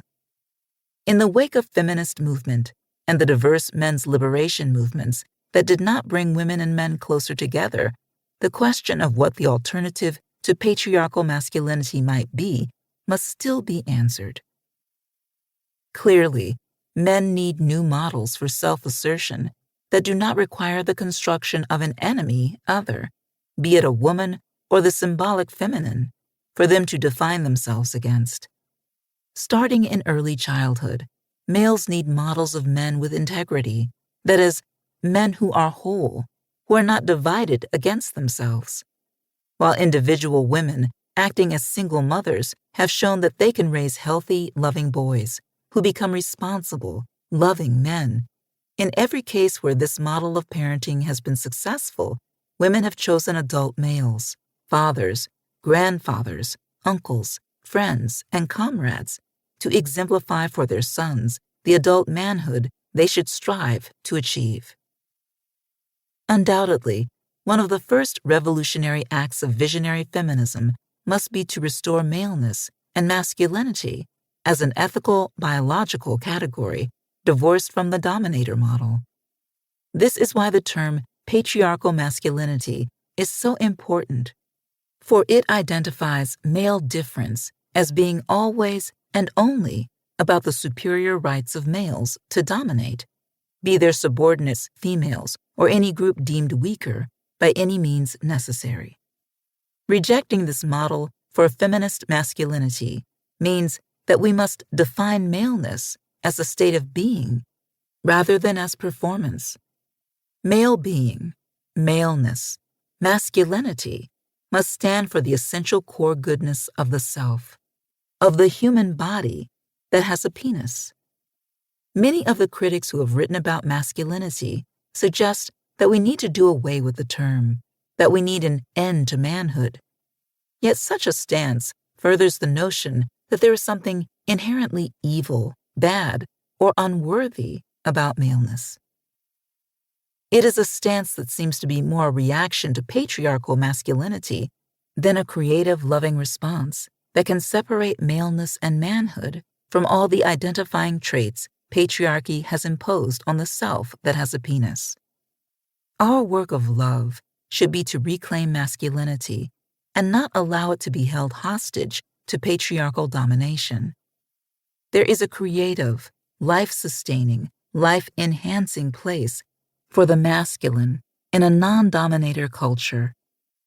And those of us committed to ending patriarchy can touch the hearts of real men where they live, not by demanding that they give up manhood or maleness, but by asking that they allow its meaning to be transformed, that they become disloyal to patriarchal masculinity in order to find a place for the masculine that does not make it synonymous with domination or the will to do violence. Patriarchal culture continues to control the hearts of men precisely because it socializes males to believe that without their role as patriarchs, they will have no reason for being. Dominator culture teaches all of us that the core of our identity is defined by the will to dominate and control others. We are taught that this will to dominate is more biologically hardwired in males than in females. In actuality, dominator culture teaches us that we are all natural-born killers, but that males are more able to realize the predator role. In the dominator model, the pursuit of external power, the ability to manipulate and control others, is what matters most. When culture is based on a dominator model, not only will it be violent, but it will frame all relationships as power struggles. No matter how many modern-day seers assure us that power struggles are not an effective model for human relations, imperialist, white supremacist, capitalist, patriarchal culture continues to insist that domination must be the organizing principle of today's civilization. In The Heart of the Soul, Gary Zukov and Linda Francis make it clear that while humans may have needed to create external power to keep the species alive at one time, this is no longer the case. With or without reverence, the pursuit of external power leads only to violence and destruction. It is an evolutionary modality that no longer works. It is the wrong medicine, and nothing can make it the right medicine again. Patriarchal masculinity teaches men that their selfhood has meaning only in relation to the pursuit of external power. Such masculinity is a subtext of the dominator model. Before the realities of men can be transformed, the dominator model has to be eliminated as the underlying ideology on which we base our culture. We already see that within patriarchal culture, men can be more emotional, they can parent, they can break with sexist roles. But as long as the underlying principles are in place, men can never be truly free. At any moment, this underlying patriarchal ethos can overshadow behaviors that run counter to it. We have already seen that many men changed their thinking for a time when feminist movement was a powerful force for social change.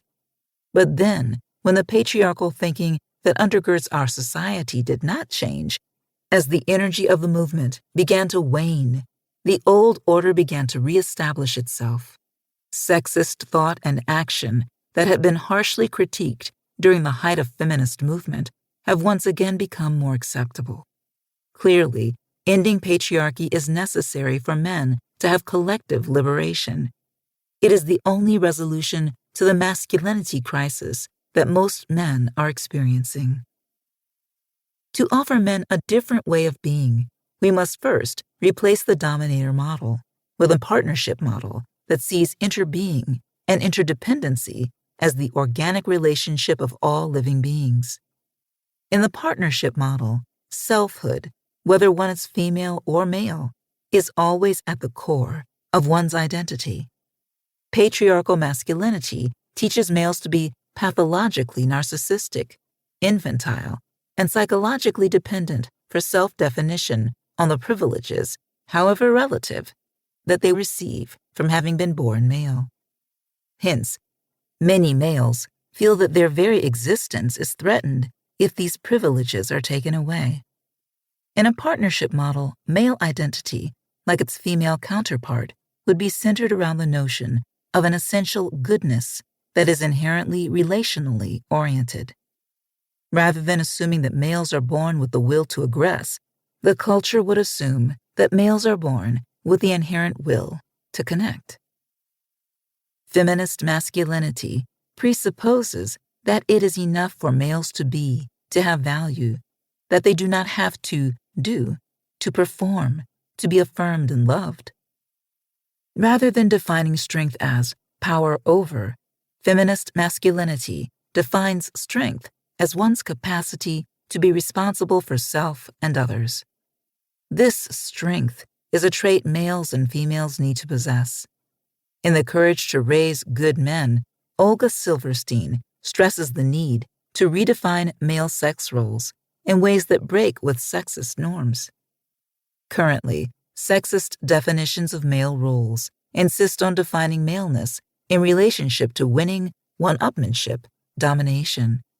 Until we are willing to question many of the specifics of the male sex role, including most of the 7 norms and stereotypes that psychologist Robert Levant names in a listing of its chief constituents: avoiding femininity, restrictive emotionality, seeking achievement and status, self-reliance, aggression, homophobia, and non-relational attitudes toward sexuality, we are going to deny men their full humanity. Feminist masculinity would have as its chief constituents integrity, self-love, emotional awareness, assertiveness, and relational skill, including the capacity to be empathic, autonomous, and connected. The core of feminist masculinity is a commitment to gender equality and mutuality as crucial to interbeing and partnership in the creating and sustaining of life. Such a commitment always privileges nonviolent action over violence, peace over war, life over death. Olga Silverstein rightly says that what the world needs now is a different kind of man. She posits that we need a good man, but this binary category automatically invests in a dominator model of either or. What the world needs now is liberated men who have the qualities Silverstein cites, men who are empathic and strong, autonomous and connected, responsible to self, to family and friends, and to society, and capable of understanding how those responsibilities are, ultimately, inseparable. Men need feminist thinking. It is the theory that supports their spiritual evolution and their shift away from the patriarchal model. Patriarchy is destroying the well-being of men, taking their lives daily. When Silverstein does workshops focusing on changing sexist gender roles, it is women who question her about whether a male, with the qualities just described, can survive. She responds to their fear by pointing out these truths. Men aren't surviving very well. We send them to war to kill and be killed. They're lying down in the middle of highways to prove their manhood, in imitation of a scene in a recent movie about college football. They're dying of heart attacks in early middle age, killing themselves with liver and lung disease via the manly pursuits of drinking and smoking, committing suicide at roughly 4 times the rate of women, becoming victims of homicide, generally at the hands of other men, 3 times as often as women, and therefore living about 8 years less than women. And I would add that many men striving to prove patriarchal masculinity through acts of brutal and unnecessary violence are imprisoned for life. Clearly, lots of women survive leading happy, fulfilling lives because we do not embrace an identity which weds us to violence. Men must have the same choice. Women are not the only group who cannot imagine what the world would be like if males were raised with wholeness of being. There seems to be a fear that if men are raised to be people of integrity, people who can love, they will be unable to be forceful and act violently if needed. A Maasai wise man, when asked by Terence Real to name the traits of a good warrior, replied, "I refuse to tell you what makes a good Morani, warrior, but I will tell you what makes a great Morani." When the moment calls for fierceness, a good Morani is very ferocious. And when the moment calls for kindness, a good Morani is utterly tender. Now what makes a great Morani is knowing which moment is which.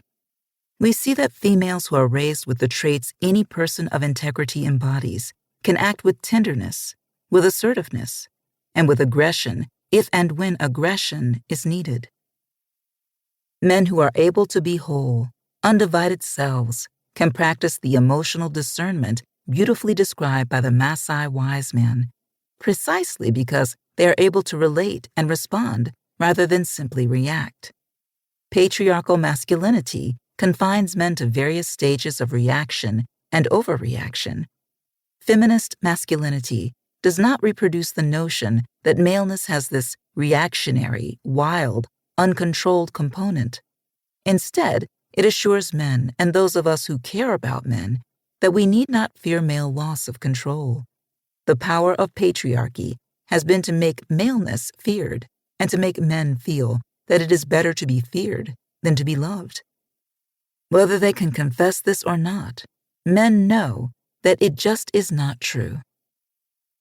This fear of maleness that they inspire estranges men from every female in their lives to greater or lesser degrees, and men feel the loss.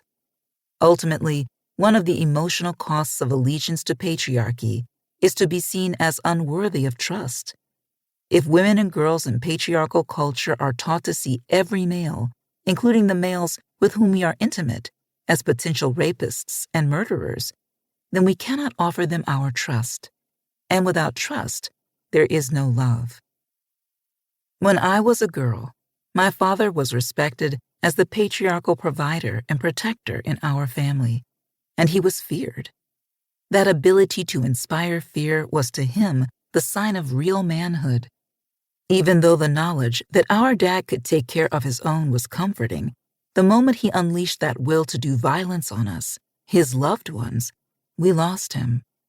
We were left with just our fears and the knowledge that there was no emotional connection great enough to soothe and transform our father's violence to keep him connected. How many men have lost this bond of love via acts of relational violence, acting out the notion embedded in patriarchal masculinity that in every male there is a predator, a hunter hungry and ready for the kill.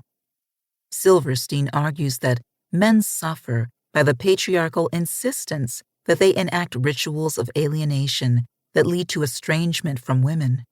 She states, as anybody who works with the elderly will tell you, when octogenarians utter their dying words, it's mama the men call for, never daddy.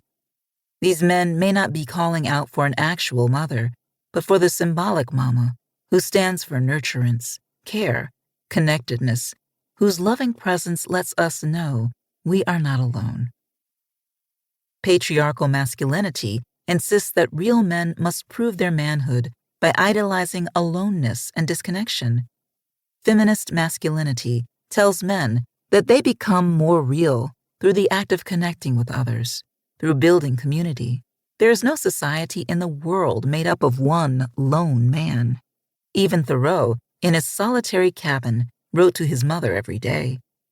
When John Gray tells readers in Men Are From Mars, Women Are From Venus, that men will go into their cave, that is, that men will disassociate and disconnect, he is accurately describing patriarchal masculinity. But he never suggests that men can be fulfilled living their lives in the cave. However, many men caught in patriarchy's embrace are living in a wilderness of spirit where they are utterly and always alone. Feminism as a movement to end sexist domination and oppression offers us all the way out of patriarchal culture. The men who are awakening to this truth are generally younger men who are born into a world where gender equality is more a norm. Unlike older generations of men, they do not have to be convinced that women are their equals.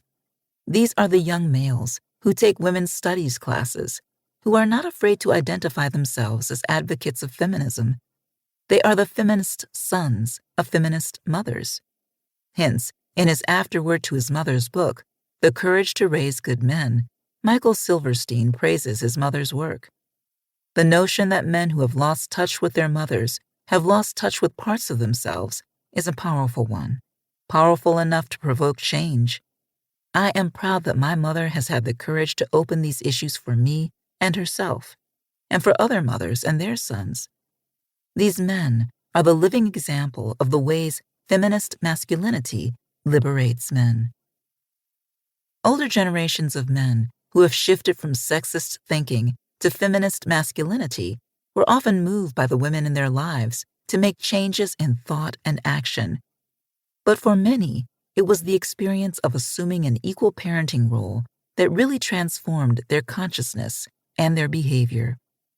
I have had many conversations with men who, in parenting daughters, suddenly find themselves enraged by patriarchal biases that they had been unaware of or cared nothing about, until the moment when they saw sexism begin to threaten their daughter's action and being. Feminist theorists argued from the onset of the movement that were meant to participate in parenting in a primary way, they would be changed. They would develop the relational skills often seen as innate in women. Parenting remains a setting where men can practice love as they let go of a dominator model and engage mutually with women who parent with them the children they share. Male domination does not allow mutual intimacy to emerge. It keeps fathers from touching the hearts of their children. As long as men dominate women, we cannot have love between us. That love and domination can coexist is one of the most powerful lies patriarchy tells us all. Most men and women continue to believe it, but in truth, love transforms domination. When men do the work of creating selves outside the patriarchal box, they create the emotional awareness needed for them to learn to love. Feminism makes it possible for women and men to know love. Visionary feminism is a wise and loving politics. It is rooted in the love of male and female being, refusing to privilege one over the other. The soul of feminist politics is the commitment to ending patriarchal domination of women and men, girls and boys. Love cannot exist in any relationship that is based on domination and coercion. Males cannot love themselves in patriarchal culture if their very self-definition relies on submission to patriarchal rules. When men embrace feminist thinking and practice, which emphasizes the value of mutual growth and self-actualization in all relationships, their emotional well-being will be enhanced. A genuine feminist politics always brings us from bondage to freedom, from lovelessness to loving. Mutual partnership is the foundation of love. Feminist thought and action create the conditions under which mutuality can be nurtured. A true comrade and advocate of feminist politics, John Stoltenberg has consistently urged men to develop an ethical sensibility that would enable them to love justice more than manhood. In his essay, Healing from Manhood, he shares that loving justice more than manhood is not only a worthy pursuit, it is the future. As Stoltenberg explains, choosing loyalty to manhood over selfhood leads inevitably to injustice. Loving justice more than manhood relocates personal identity in selfhood, relationally, reciprocally, realistically. He, like other male advocates of feminist thinking, knows firsthand that it is no easy task for men to rebel against patriarchal thinking and learn to love themselves and others. Feminist masculinity offers men a way to reconnect with selfhood, uncovering the essential goodness of maleness and allowing everyone, male and female, to find glory in loving manhood. 8. Popular culture, media masculinity. Mass media do the work of continually indoctrinating boys and men, teaching them the rules of patriarchal thinking and practice. One of the primary reasons the feminists demand that we challenge and change patriarchy had so little impact on males was that the theory was primarily expressed in books. Most men were not buying or reading feminist books. During the peak moments of white female-led contemporary feminist movement, the late 60s and early 70s, male authors contributed books that took on the issues of destructive masculinity, critiquing patriarchy. Books such as The Male Machine, Men's Liberation, The Liberated Man, The Limits of Masculinity, For Men Against Sexism, Being a Man, and White Hero, Black Beast challenged male passive acceptance of stereotyped sex roles. These books and the discussions they generated had nowhere near the impact on male consciousness that feminist books focusing on womanhood were having on female consciousness. For the most part, these white male writers did not strive to reconceptualize masculinity.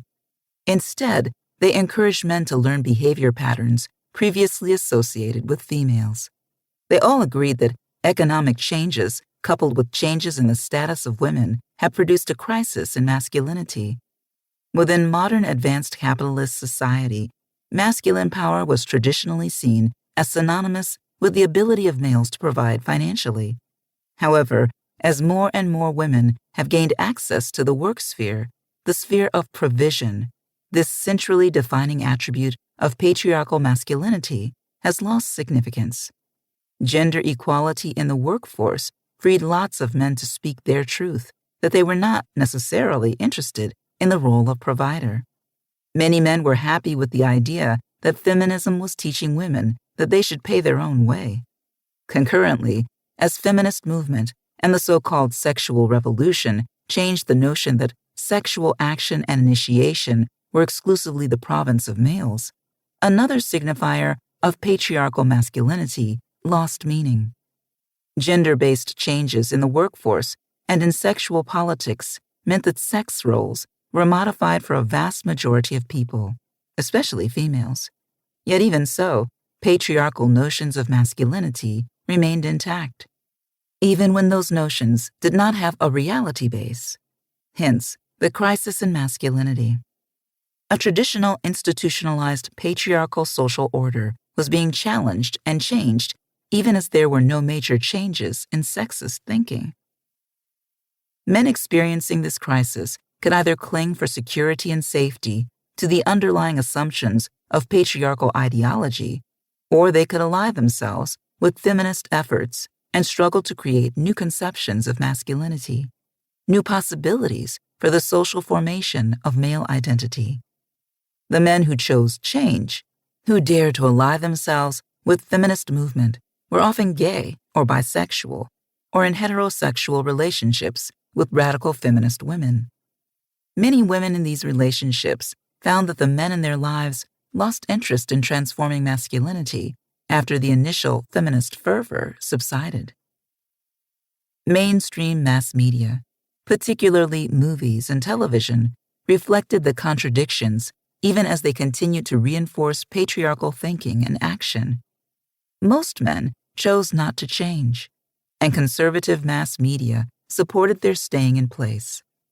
Men's continued allegiance to a notion of masculinity that could no longer be fully realized on the old terms led them to place greater emphasis on their ability to dominate and control by physical force and abusive psychological terrorism. Compelled to work in a public arena where men no longer asserted patriarchal control, job supervisors and higher-ranking bosses might be female. These men could fully enact rituals of patriarchal domination only in the private sphere. As a consequence, despite feminist changes in the area of work, incidences of male violence against women and children were escalating. Mass media, especially television talk shows, focused on male violence without linking that focus to ending patriarchy. Male domination of women simply became a new form of mass entertainment, hence the money-making spectacle of the O.J. Simpson trial. In social relationships with other men outside the sphere of work, men were more compelled than ever to enact rituals of domination.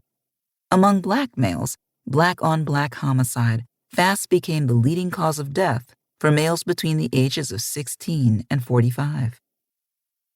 In the world of television, shows directed at children never stopped their sexist myth-making. One of the most popular children's shows with a subtext about masculinity was The Incredible Hulk. A favorite of boys from diverse class and racial backgrounds, this show was instrumental in teaching the notion that, for a male, the exertion of physical force, brutal and monstrous, was a viable response to all situations of crisis. When a sociologist asked young male viewers what they would do if they had the power of the Hulk, they said that they would smash their mommies. The Hulk was the precursor for the Power Ranger toys that are still popular, along with more recent video games, which allow boys to engage in violent ritualized play. The hero of The Incredible Hulk, like the many television and movie heroes that have come in his wake, is the perfect candidate for inclusion in Barbara Ehrenreich's book, The Hearts of Men, American Dreams, and the Flight from Commitment. He is a man always on the run, unable to develop lasting ties or intimacy. A scientist by training, the ultimate personification of rational man, when he experiences anger, he turns into a creature of color and commits violent acts. After committing violence, he changes back to his normal white male rational self. He has no memory of his actions and therefore cannot assume responsibility for them. Since he is, like the hero of a popular adult drama, The Fugitive, unable to form sustained emotional bonds with friends or family, he cannot love. He thrives on disconnection and disassociation. Like the men of the Beat Generation, like the more recent men of Generation X, he is the symbol of the ultimate patriarchal man, alone, on the road, forever drifting, driven by the beast within. The Incredible Hulk linked sexism and racism. The cool, level-headed, rational white male scientist turned into a colored beast whenever his passions were aroused. Tormented by the knowledge of this transformation, he searches for a cure, a way to disassociate himself from the beast within. Writing about the connection between racism and the construction of masculinity in White Hero Black Beast, Paul Hawke contends there is indeed a close interaction between the predominant Western conception of manhood and that of racial and species domination. The notion, originally from myth and fable, is that the summit of masculinity, the white hero, achieves his manhood, first and foremost, by winning victory over the dark beast, or over the barbarian beasts of other, in some sense, darker races, nations, and social castes. Recent movies like Men in Black, Independence Day, and The Matrix rely on these racialized narratives of dark versus light to valorize patriarchal white masculinity in the realm of fantasy. In our actual lives, the imperialist, white supremacist policies of our government lead to enactments of rituals of white male violent domination of a darker universe, as in both the Gulf War and the most recent war against Iraq. By making it appear that the threatening masculinity, the rapist, the terrorist, the murderer, is really a dark other, white male patriarchs are able to deflect attention away from their own misogyny, from their violence against women and children. The popularization of gangster rap, spearheaded by white male executives in the music industry, gave a public voice to patriarchy and woman-hating.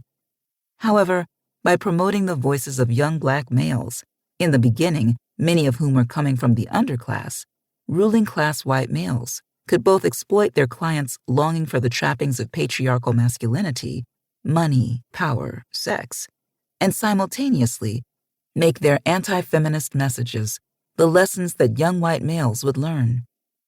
Just as the conservative white men who control our government use individual black males, for example, Colin Powell, to preach the gospel of war to the American public, affirming the idea that the darker other is the threat that the heroic white male must annihilate. Mass media demonization of black males as the epitome of brutal patriarchal masculinity deflects attention away from the patriarchal masculinity of white men and its concomitant woman-hating. One of the ways patriarchal white males used mass media to wage the war against feminism was to consistently portray the violent woman-hating man as aberrant and abnormal.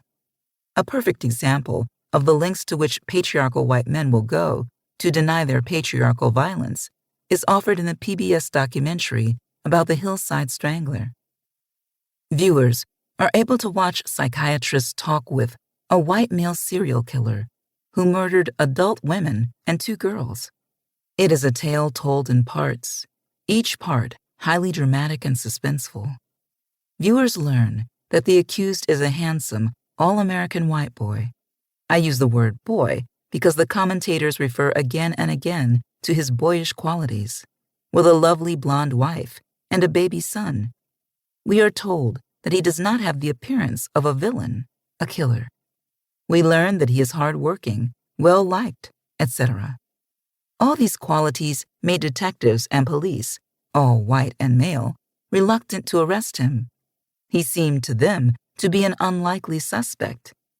Even after his arrest, white male mental health care professionals were brought on the case to at least provide documentation that if this all-American white male did indeed commit all these violent crimes against females, he did so because he was insane. Finally, a shrewd doctor uncovers that the accused has been pretending to be insane to escape punishment.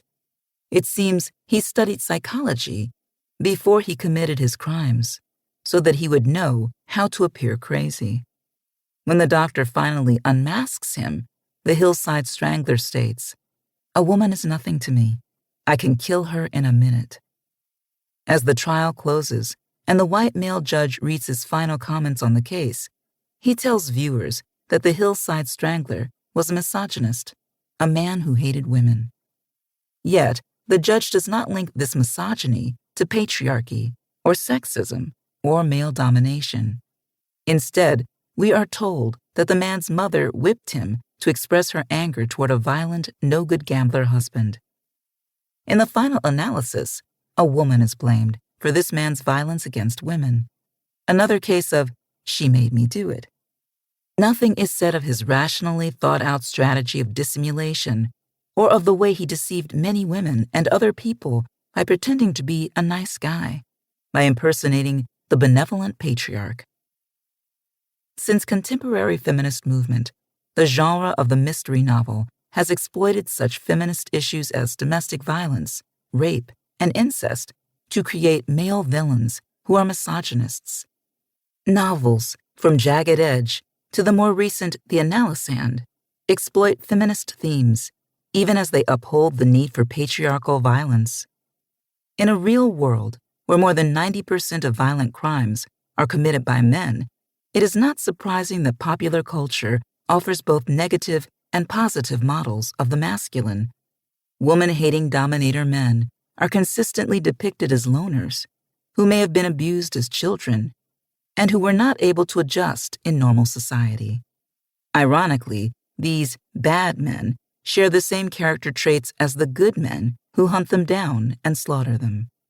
In both cases, the men dissimulate, take on various appearances and disguises to manipulate others' perception of their identity, and they lack the ability to connect emotionally with others. In contemporary films, such as Good Will Hunting, the sensitive man is shown to have a violent undercurrent. In the movie, Will is the working-class young adult who has the opportunity to become a healthy male if he can confront his traumatic childhood and learn to feel again. He is a cinematic portrait of a man in patriarchal culture trying to reclaim connections. Terence Real writes about the film. As Will Hunting shows us, a man cannot connect with others and remain cut off from his own heart. Intimacy generates too many raw feelings.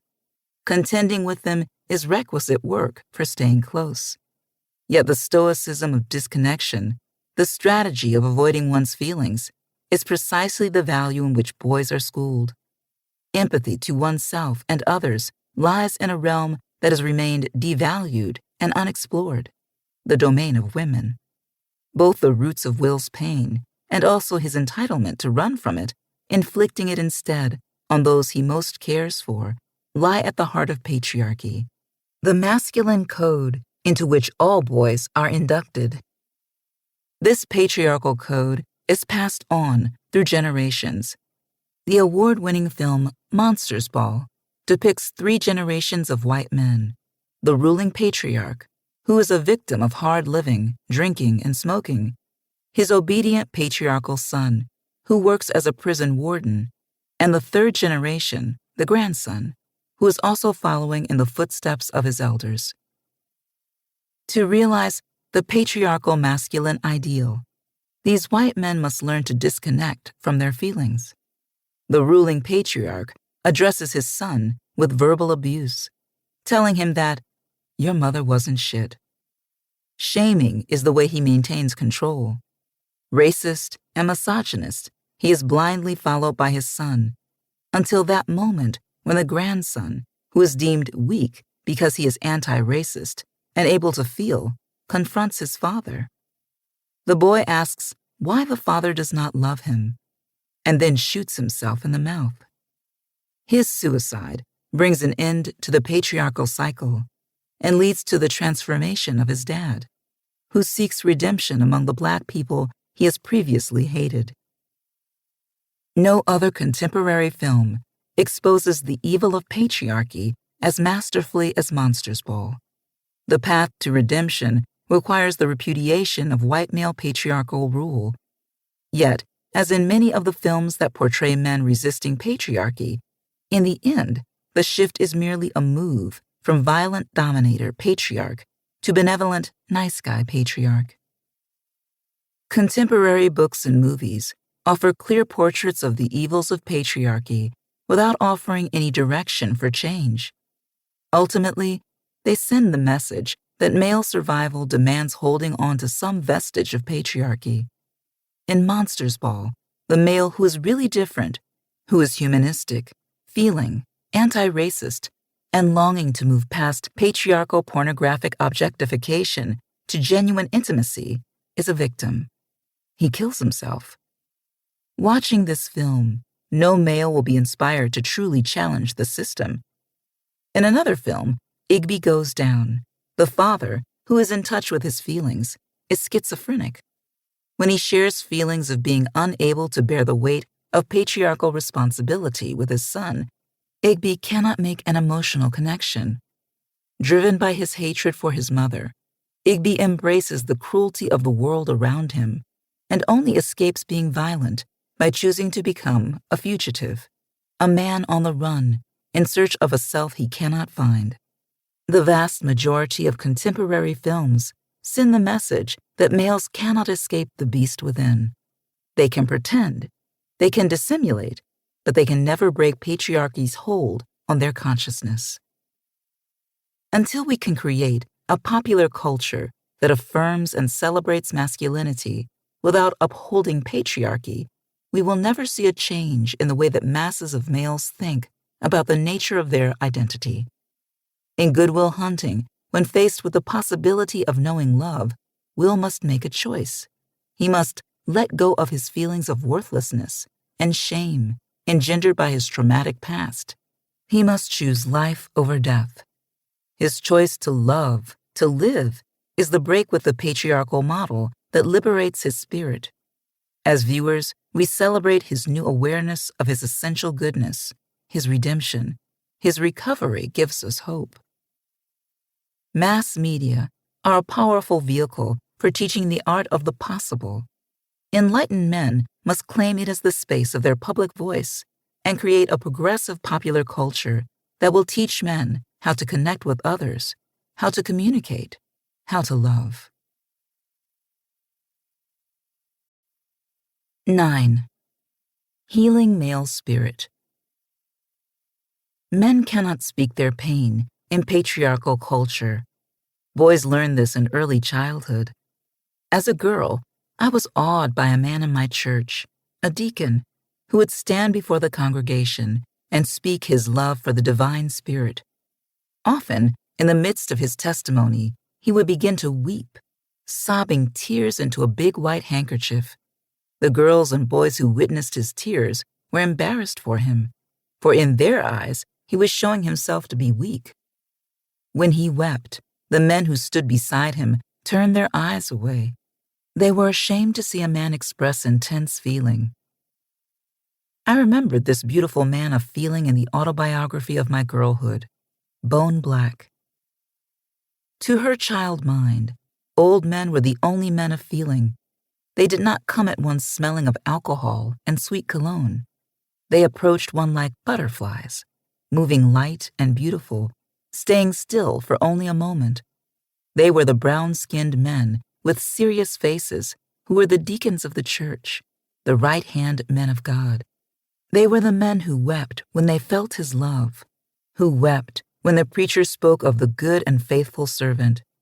They pulled wrinkled handkerchiefs out of their pockets and poured tears in them, as if they were pouring milk into a cup. She wanted to drink those tears that, like milk, could nourish her and help her grow. To counter patriarchal representations of men as being without feeling, in both the books I write for adults and those I write for children, I have endeavored to create images of men that demonstrate their beauty and integrity of spirit. Though we rarely use the word patriarchy, everyone knows how sexist masculinity has assaulted the spirits of men. Though wrong-minded in his implied blaming of women for the emotional deadness males feel, poet Robert Bly called on men to find the wild man within, in hopes that they would in a safe space let their hearts speak, that they would howl and cry and dance and play and find again the spirit within. Of course, men who participated in workshops such as those Bly conducted let loose for a while, and then journeyed back to their patriarchal world, leaving the wild spirit behind. Any reader of Robert Bly's Iron John can hear the mother blame in his words, and Bly is right to demand that we all look at the role mothers play in deadening the spirits of boy children, but he fails to acknowledge that such mothers, in their acts of maternal sadism, are really doing the work of patriarchal caretaking, doing what they were taught a good mother should do. It is highly ironic that we are now living in a time when we are told to question whether mothers can raise sons, when so many patriarchal men have been taught the beliefs and values of patriarchy by mothers firsthand. Many mothers in patriarchal culture express their rage at adult men by directing anger at their sons. In The Power of Partnership, Rianne Eisler explains, "Some women direct their suppressed anger against men they feel are weak or vulnerable, their sons, for example. The psychologist David Winter found that women living in countries or periods of extreme male dominance tend to be very controlling of their sons, who are the only males it is safe for them to vent against. Women in these circumstances are often subtly, or not so subtly, abusive of their sons. Many mothers in patriarchal culture silence the wild spirit in their sons, the spirit of wonder and playful tenderness, for fear their sons will be weak, will not be prepared to be macho men, real men, men other men will envy and look up to." Much of the anger men direct at mothers is a response to the maternal failure to protect the spirit of the boy from patriarchal harm. In one of the family therapy sessions Terence Real writes about in How Can I Get Through to You, a son describes that moment when patriarchal culture intrudes on the emotional bond with his mother and her acquiescence. The son recalls, "She was telling me, 'Let me go, darling, just let me go. We know that your father's a brute. We live together in a world of refined feeling he can never understand. But you see, darling, I am helpless, aren't I? What am I to do?'" Every day, mothers are ruthlessly and brutally terminating their emotional connection with male children in order to turn them over to patriarchy, whether to an actual unfeeling father or to a symbolic father. Boys feel the pain, and they have no place to lay it down. They carry it within. They take it to the place where it is converted into rage. Learning to dissimulate, men learn to cover up their rage, their sense of powerlessness. Yet, when men learn to create a false self as a way to maintain male domination, they have no sound basis on which to build healthy self-esteem. To always wear a mask as a way of asserting masculine presence is to always live the lie, to be perpetually deprived of an authentic sense of identity and well-being. This falseness causes males to experience intense emotional pain. Rituals of domination help mediate the pain. They provide an illusory sense of self, an identity. Poet and farmer Wendell Berry, in The Unsettling of America, Culture and Agriculture, suggests that if we remove the status and compensation from the destructive exploits we classify as manly, men would be found to be suffering as much as women. They would be found to be suffering For the same reason, they are in exile from the communion of men and women, which is the deepest connection with the communion of all creatures. Many men in our society have no status, no privilege. They receive no freely given compensation, no perks with capitalist patriarchy. For these men, domination of women and children may be the only opportunity to assert a patriarchal presence. These men suffer. Their anguish and despair has no limits or boundaries. They suffer in a society that does not want men to change, that does not want men to reconstruct masculinity so that the basis for the social formation of male identity is not rooted in an ethic of domination. Rather than acknowledge the intensity of their suffering, they dissimulate. They pretend. They act as though they have power and privilege when they feel powerless. Inability to acknowledge the depths of male pain makes it difficult for males to challenge and change patriarchal masculinity. Broken emotional bonds with mothers and fathers, the traumas of emotional neglect and abandonment that so many males have experienced and been unable to name, have damaged and wounded the spirits of men. Many men are unable to speak their suffering.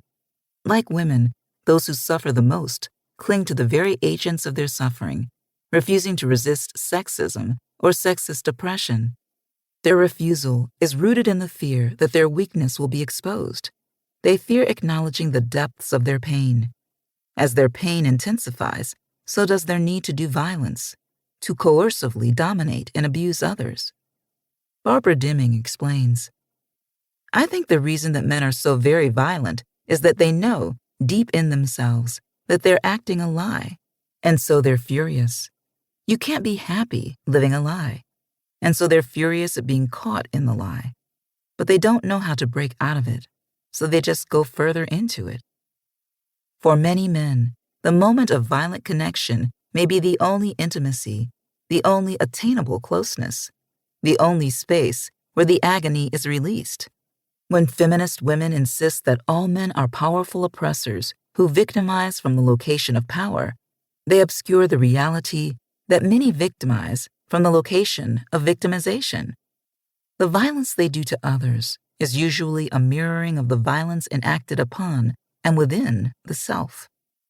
Many radical feminists have been so enraged by male domination that they cannot acknowledge the possibility of male suffering or forgive.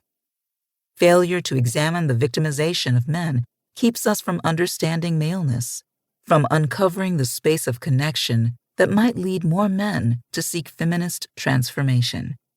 Urging women to overcome their fear of male anger, Barbara Deming writes that men are in a rage because they are acting out a lie, which means that in some deep part of themselves, they want to be delivered from it, are homesick for the truth. She explains that their fury gives us reason to fear, but also gives us reason to hope.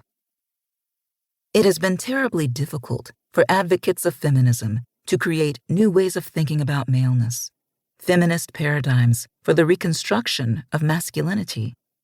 Despite the successes of feminist movement, the socialization of boys, the making of patriarchal masculine identity has not been radically altered. Feminist writing, whether fiction or theory, rarely focuses on male change. I am always disturbed when male students request references to literature that will serve as a guide as they struggle to interrogate patriarchy and create progressive identities, because there is so little literature to offer them. By contrast, I can offer countless references to any female student who tells me she is trying to critically understand and change sexist female roles. There needs to be more feminist work that specifically addresses males. They need feminist blueprints for change. In a course on feminist theory, I asked students to comment on a book, film, television show, or any personal experience that offers them examples of reconstructed feminist masculinity. In a class of more than 40 students, there were few positive responses. Several students talked about the old John Sayles movie, The Brother from Another Planet, and his most recent film, Sunshine State. I called attention to Alice Walker's novel, The Color Purple. Often, when this novel is discussed, Seeley's transformation from object to subject receives attention, but no one talks about the fact that the novel also chronicles Mr.'s transformation, his movement away from patriarchal masculinity toward a caring, nurturing self who is able to participate in community. In feminist fiction, radically new roles for men emerge. As a fantasy, The Color Purple provides a utopian vision of the process by which men who embody a destructive sexist masculinity change. In The Color Purple, Walker portrays the techniques of patriarchal domination used by males to maintain power in the domestic household, writing graphic accounts of abuse and terrorism. Yet she also portrays the process by which the dominating male acquires a new consciousness and new habits of being. Her utopian vision of male transformation does not place the sole burden of change on men. Seeley also must change her attitudes toward men. She must not only affirm Albert's transformation, she must understand and forgive him. Her acceptance enables him to rejoin the community, to embrace a vision of mutual partnership. At the end of the novel, Seeley says of Albert, "After all the evil he done, I know you wonder why I don't hate him. I don't hate him for 2 reasons. 1, he loves Suge. And 2, Suge used to love him. Plus, look like he trying to make something out of himself. I don't mean just that he work and he clean up after himself and he appreciates some of the things God was playful enough to make. I mean, when you talk to him now, he really listen. And one time, out of nowhere in the conversation us was having, he said, 'Seeley, I'm satisfied. This the first time I ever lived on earth as a natural man. It feel like a new experience.'" To change, Albert must understand why he has abused women. He locates that will to abuse in the trauma of his upbringing, when he is coerced to choose against his true self as part of being indoctrinated into patriarchy. Dehumanized himself, it is easy for him to feel justified in dehumanizing others. Near the end of the book, Albert becomes a contemplative thinker who seeks to understand the reason for human existence. He says, "I think us here to wonder myself, to wonder, to ask, and that in wondering about the big things and asking about the big things, you learn about the little ones, almost by accident. But you never know nothing more about the big things that you start out with. The more I wonder," he say, "the more I love." As a patriarch, Albert was unable to love. Unlike Walker's fictional character, Albert, most men are not compelled by circumstances beyond their control to change. Most men who are suffering a crisis of masculinity do not know where to turn to seek change. In the film Antoine Fisher, which is based on a true story, the troubled young black male expresses his crisis by saying, "I don't know what to do." A feminist future for men can enable transformation and healing. As advocates of feminism who seek to end sexism and sexist oppression, we must be willing to hear men speak their pain. Only when we courageously face male pain without turning away will we model for men the emotional awareness healing requires. To heal, men must learn to feel again. They must learn to break the silence, to speak the pain. Often, men, to speak the pain, first turn to the women in their lives and are refused a hearing. In many ways, women have bought into the patriarchal masculine mystique. Asked to witness a male expressing feelings, to listen to those feelings and respond, they may simply turn away. There was a time when I would often ask the man in my life to tell me his feelings. And yet, when he began to speak, I would either interrupt or silence him by crying, sending him the message that his feelings were too heavy for anyone to bear, so it was best if he kept them to himself. As the Sylvia cartoon I have previously mentioned reminds us, women are fearful of hearing men voice feelings. I did not want to hear the pain of my male partner because hearing it required that I surrender my investment in the patriarchal ideal of the male as protector of the wounded. If he was wounded, then how could he protect me? As I matured, as my feminist consciousness developed to include the recognition of patriarchal abuse of men, I could hear male pain. I could see men as comrades and fellow travelers on the journey of life, and not as existing merely to provide instrumental support. Since men have yet to organize a feminist men's movement that would proclaim the rights of men to emotional awareness and expression, we will not know how many men have indeed tried to express feelings, only to have the women in their lives tune out or be turned off. Talking with men, I have been stunned when individual males would confess to sharing intense feelings with a male buddy, only to have that buddy either interrupt to silence the sharing, offer no response, or distance himself. Men of all ages who want to talk about feelings usually learn not to go to other men. And if they are heterosexual, they are far more likely to try sharing with women they have been sexually intimate with. Women talk about the fact that intimate conversation with males often takes place in the brief moments before and after sex. And of course, our mass media provide the image again and again of the man who goes to a sex worker to share his feelings, because there is no intimacy in that relationship, and therefore no real emotional risk. Being vulnerable is an emotional state many men seek to avoid. Some men spend a lifetime in a state of avoidance and therefore never experience intimacy. Sadly, we have all colluded with the patriarchy by faking it with men, pretending levels of intimacy and closeness we do not feel.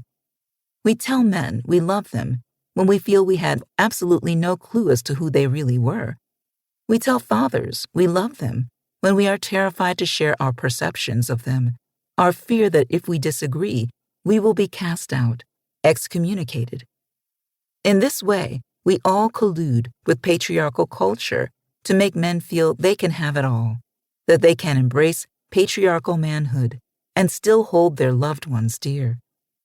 In reality, the more patriarchal a man is, the more disconnected he must be from feeling. If he cannot feel, he cannot connect. If he cannot connect, he cannot be intimate. Significantly, Terence Real suggests that most men do not know what intimacy is, that the one-up, one-down world of masculinity leaves little space for tenderness. One is either controlled or controlling, dominator or dominated. He shares the powerful insight that, when they speak of fearing intimacy, what they really mean is that they fear subjugation. This fear of subjugation is often triggered by the reality that boys parented by patriarchal women are controlled via their longing for maternal closeness. In maternal sadism, the manipulative woman exploits the boy's emotional vulnerability to bind him to her will, to subjugate him. This early experience resides at the heart of many a man's fear of being intimate with a grown woman. And it may explain why so many men in patriarchal culture seek intimacy with girls or women young enough to be their daughters. There is little feminist discussion of maternal sadism in relation to boys because it has been difficult for feminist thinkers to find a language to name the power mothers wield over children in a patriarchal culture, where in the larger social context, mothers are so powerless. Yet it may be that very powerlessness in relation to grown men in patriarchy that leads so many women to exert emotional power over boys in a damaging manner. For this reason, single-parent homes where mothers are dysfunctional and maternal sadism abounds are as unhealthy a place to raise boys as dysfunctional two-parent homes, where maternal sadism is the norm. In the two-parent home, the boy child may be fortunate to have an adult male who serves to intervene against maternal sadism, who acts as an enlightened witness. Such intervention is absent in the single female-headed household. Women are not inherently more loving than men. Women may give care and still be emotionally abusive. There has been such a strong tendency in patriarchal culture to simply assume that women are loving and capable of being intimate, that female failure to acquire the relational skills that would make intimacy possible often goes unnoticed. Most females are encouraged to learn relational skills, yet damaged self-esteem may prevent us from applying those skills in a healthy manner. If we are to begin to create a culture in which feminist masculinity can thrive, then women who mother will need to educate themselves for critical consciousness. In the near future, we may hope to have more data to show us the ways boys fare better when they have loving parents, whether together or apart, who teach them how to be intimate. Meanwhile, let us create the space where males who lack relational skills can learn them. As Zukov and Francis boldly state, in The Heart of the Soul, intimacy and the pursuit of external power, the ability to manipulate and control, are incompatible. Before most men can be intimate with others, they have to be intimate with themselves. They have to learn to feel and to be aware of their feelings. Men who mask feelings or suppress them simply do not want to feel the pain. Since emotional pain is the feeling that most males have covered up, numbed out, or closed off, the journey back to feeling is frequently through the portal of suffering. Much male rage covers up this place of suffering. This is the well-kept secret. Often, when a female gets close to male pain, penetrating the male mask to see the emotional vulnerability beneath, she becomes a target for the rage. Shame at emotional vulnerability is often what men who are closed down emotionally seek to hide. Since shaming is often used to socialize boys away from their feeling selves toward the patriarchal male mask, many grown men have an internal shaming voice. Studies indicate that patriarchal fathers are rarely killed by their children. Mothers are murdered more, for the rage many males feel from father shaming is usually transferred to female authority figures. With females, especially, the wounded boy inside the man can rage with no fear of reprisals. The more intimate the relationship, the more likely she is to be both the target of the rage and the secret keeper, telling no one that he is addicted to rage. This is especially the case where the acting out male is a son who is physically hitting a mother or weaker siblings. The violence of sons, especially adolescent boys, toward mothers is rarely talked about in our culture. Now that so many adult single men return home to live with female parents, or never even leave, there is a growing problem of domestic discord, both emotional and physical, that is covered up. Intimate terrorism in male-female couple relationships is identified as a problem, particularly emotional abuse. Yet very little is said about the intimate terrorism between adult children and parents. The recent film, The Piano Teacher, graphically showed the sadomasochistic violence that can exist between an adult child and a parent, assuming the form of both emotional and physical abuse. In this film, the adults shown are female, and audiences are allowed to interpret what they see according to traditional sexist notions of female competition. Yet in real life, there is tremendous emotional abuse happening in single mother-adult-son relationships that is not named. Women in patriarchal culture are trained to cover up and hide male abuse, all the more so when the culprit is a son and the victim his mother.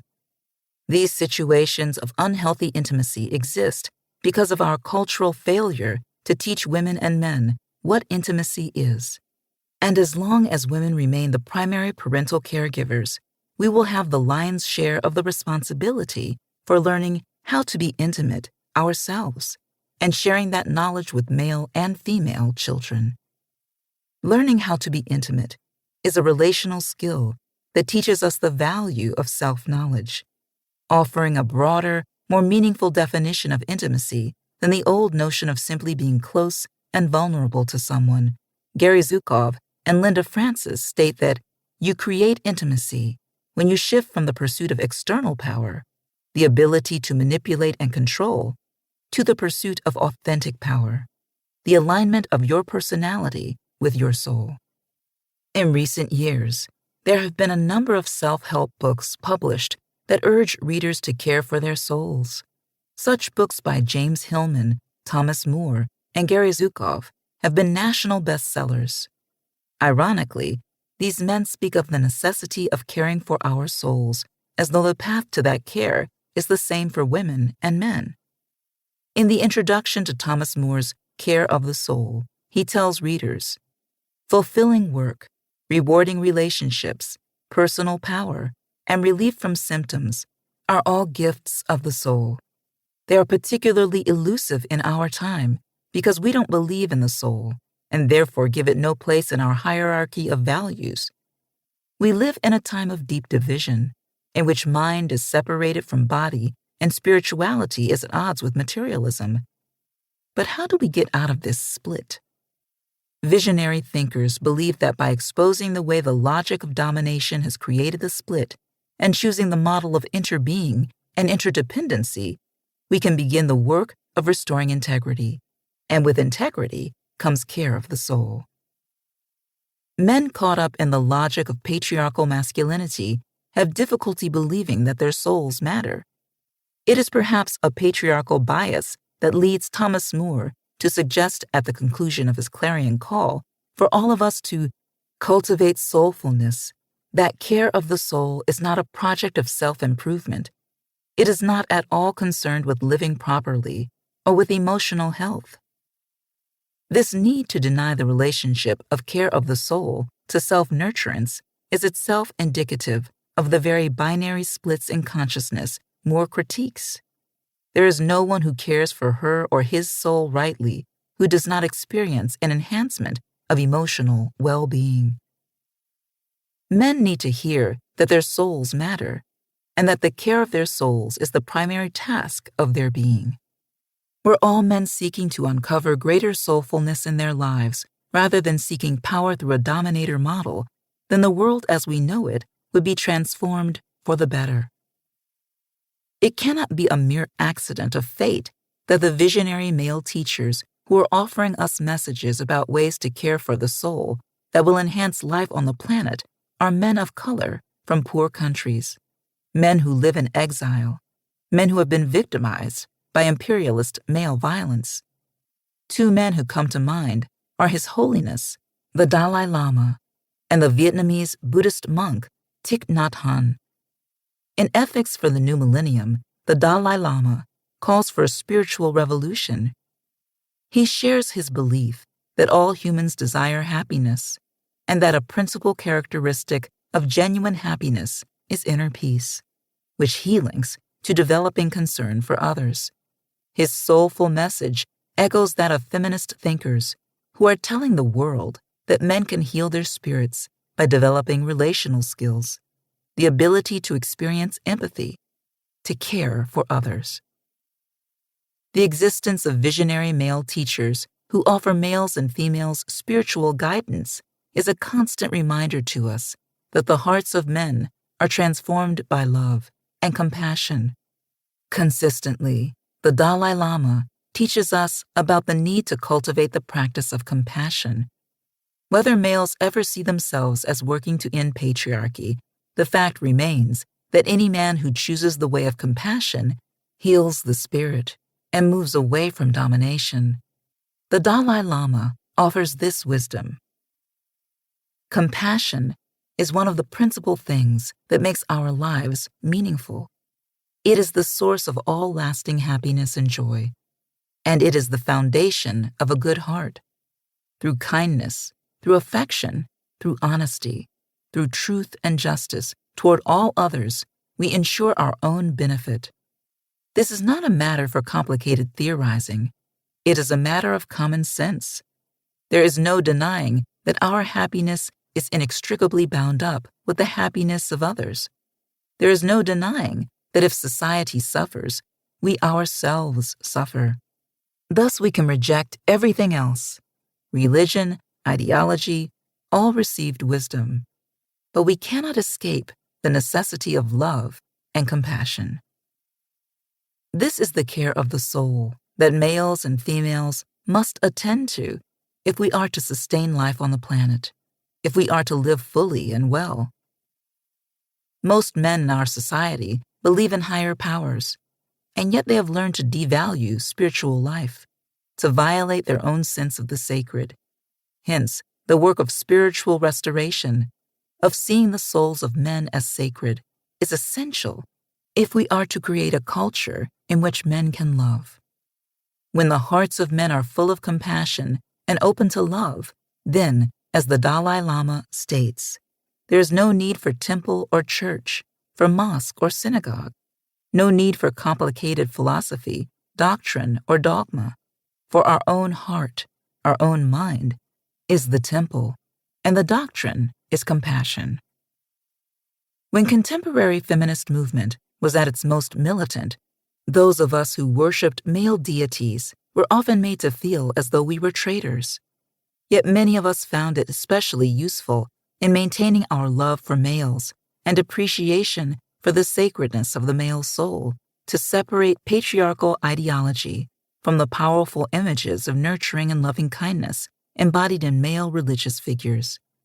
Many of us who were wounded daughters from Christian backgrounds found it useful to meditate daily on the 23rd Psalm, because it evoked for us the image of a father caring for our souls, affirming and assuring us that we would survive, that goodness and mercy would be accorded us, and that the Father would keep us forever in his care.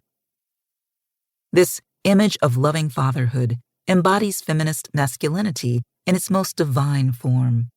Healing the spirit, caring for the souls of boys and men, we must dare to proclaim our adoration, to bow down not to the male as dominator, but to the male as embodied divine spirit with whom we can unite in love, with no threat of separation, knowing a perfect love that is without fear. 10. Reclaiming male integrity. Healing the crisis in the hearts of men requires of us all a willingness to face the fact that patriarchal culture has required of men that they be divided souls. We know that there are men who have not succumbed to this demand, but that most men have surrendered their capacity to be whole.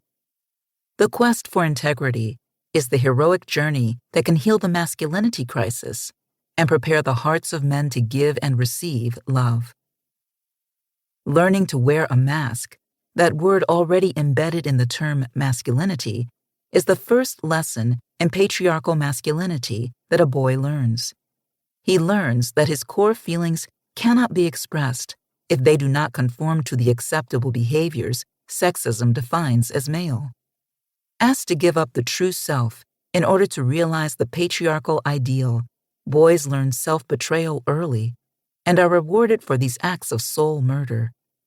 Therapist John Bradshaw explains the splitting that takes place when a child learns that the way he organically feels is not acceptable. In response to this lesson that his true self is inappropriate and wrong, the boy learns to don a false self. Bradshaw explains, "The feeling that I have done something wrong, that I really don't know what it is, that there's something terribly wrong with my very being, leads to a sense of utter hopelessness. This hopelessness is the deepest cut of the mystified state. It means there is no possibility for me as I am. There is no way I can matter or be worthy of anyone's love as long as I remain myself. I must find a way to be someone else, someone who is lovable, someone who is not me."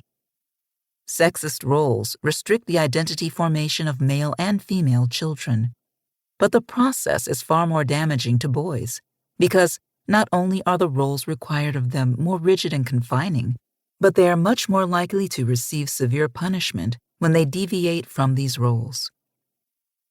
Contemporary feminist movement created a socially sanctioned space where girls can create a sense of self that is distinct from sexist definitions. The same freedom has not been extended to boys. No wonder, then, that boys in patriarchal culture continue the tradition of creating a false self, of being split. That split in boys and men is often characterized by the capacity to compartmentalize. It is this division in the psyches and souls of males, fundamentally wounding, that is the breeding ground for mental illness. When males are required to wear the mask of a false self, their capacity to live fully and freely is severely diminished. They cannot experience joy, and they can never truly love. Anyone who has a false self must be dishonest. People who learn to lie to themselves and others cannot love because they are crippled in their capacity to tell the truth and therefore unable to trust. This is the heart of the psychological damage done to men in patriarchy. It is a form of abuse that this culture continues to deny. Boys socialized to become patriarchs are being abused. As victims of child abuse via socialization in the direction of the patriarchal ideal, boys learn that they are unlovable. According to Bradshaw, they learn that relationships are based on power, control, secrecy, fear, shame, isolation, and distance. These are the traits often admired in the patriarchal adult man. Emotionally wounding boys is socially acceptable and even demanded in patriarchal culture. Denying them their right to be whole, to have integrity, is not only encouraged, it is seen as the right way to do things. Terence Real says that we force our children out of the wholeness and connectedness in which they begin their lives, and then encourage them to bury their deepest selves, to stop speaking or attending to the truth, to hold in mistrust or even in disdain the state of closeness we all, by our natures, most crave. Exposing the harsh reality of the psychological impact of patriarchy, Real has the courage to speak this truth. We live in an anti-relational, vulnerability-despising culture, one that not only fails to nurture the skills of connection, but actively fears them. Teaching boys to despise their vulnerability is one way to socialize them to engage in self-inflicted soul murder. This wound in the male spirit, caused by learned acts of splitting, of disassociation and disconnection, can only be healed by the practice of integrity. Wounded males must recover all the parts of the self they abandoned in serving the needs of patriarchal maleness. Such recovery is the necessary groundwork for restoring integrity to male being. Speaking about the meaning of integrity in his most recent book, Living a Life That Matters, Rabbi Harold Kushner offers this clear definition. Integrity means being whole, unbroken, undivided. It describes a person who has united the different parts of his or her personality so that there is no longer a split in the soul.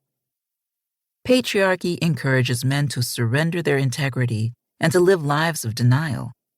By learning the arts of compartmentalization, dissimulation, and disassociation, men are able to see themselves as acting with integrity in cases where they are not. Their learned state of psychological denial is severe. Adding to the definition of integrity, and further along the road less traveled, M. Scott Peck discusses the root meaning of the term integrity, which is the verb to integrate, emphasizing that this is the opposite of compartmentalization. Individuals without integrity naturally compartmentalize, and patriarchal masculinity normalizes male compartmentalization. Peck argues that compartmentalization is a way to avoid feeling pain.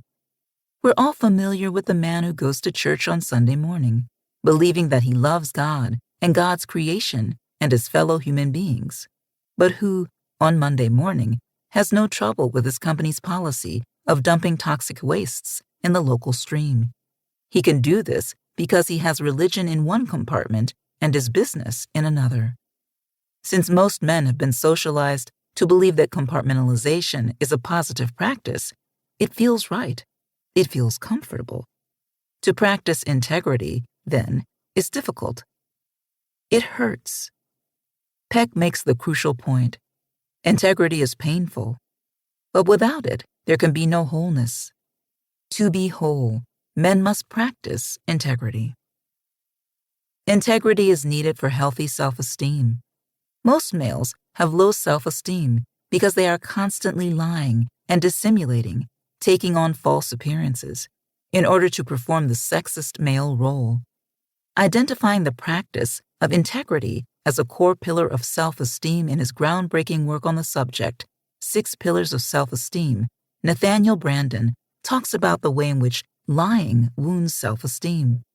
He confesses that, like many men, he once convinced himself that it was important to tell lies to protect other people.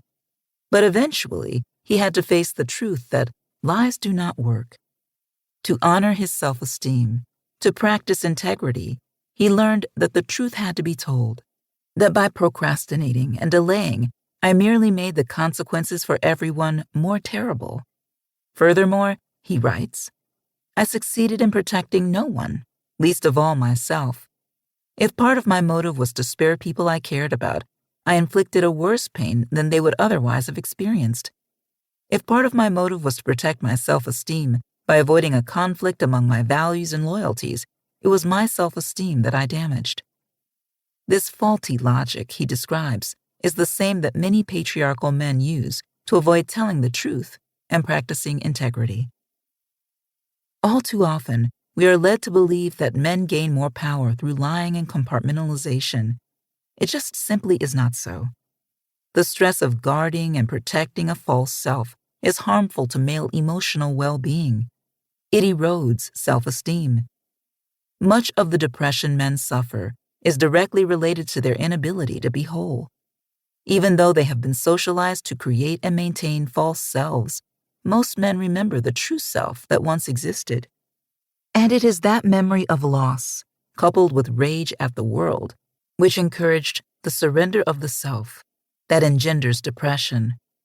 This suffering, the source of which often goes unidentified in adult males, is constant. It leads many men to addiction, whether to workaholism or substance abuse. Workaholism is the most common addiction in men because it is usually rewarded and not taken seriously as detrimental to their emotional well-being. Work is often the space where men detach from feelings. Zukov and Francis describe workaholism as a flight from emotions. It is a drug that is as effective as the most powerful anesthetic. Workaholism is a deep sleep. It is a self-induced trance that temporarily keeps painful emotions away from your awareness.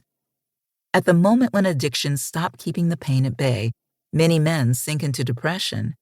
And as with so much male pain, it is only in recent years that men have been given societal permission to confront depression. Men suffer depression frequently because of their own unfulfilled expectations or their perfectionism, which can never be satisfied since to be human is to be imperfect. Often it is suggested that feminist movement has taken away or undermined male power, and as a consequence, men feel bereft. Underlying this notion is the idea that women are to blame for male depression, although it is difficult to believe that men feel at all threatened by masses of women entering a workforce where they receive less pay than men and come home after long hours to do a second shift. Since a woman outside the home is no longer under the rule of the individual patriarchal head of household, this movement outside may threaten male power more than what women do on the outside.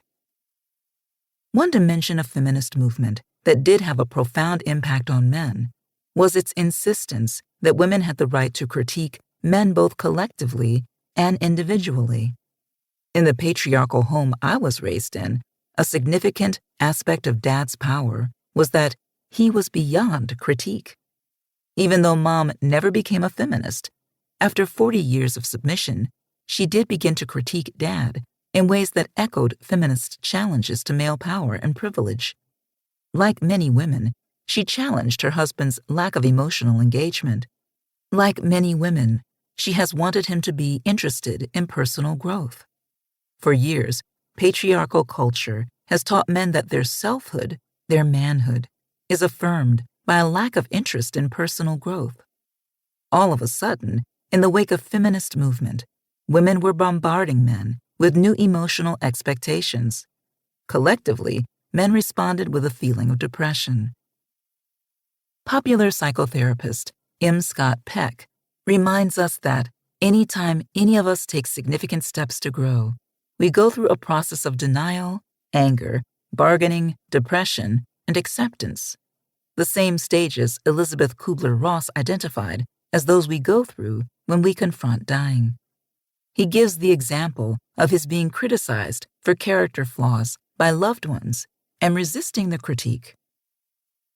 If they truly do love me enough to keep on criticizing, then maybe I get to the point where I think, could they be right?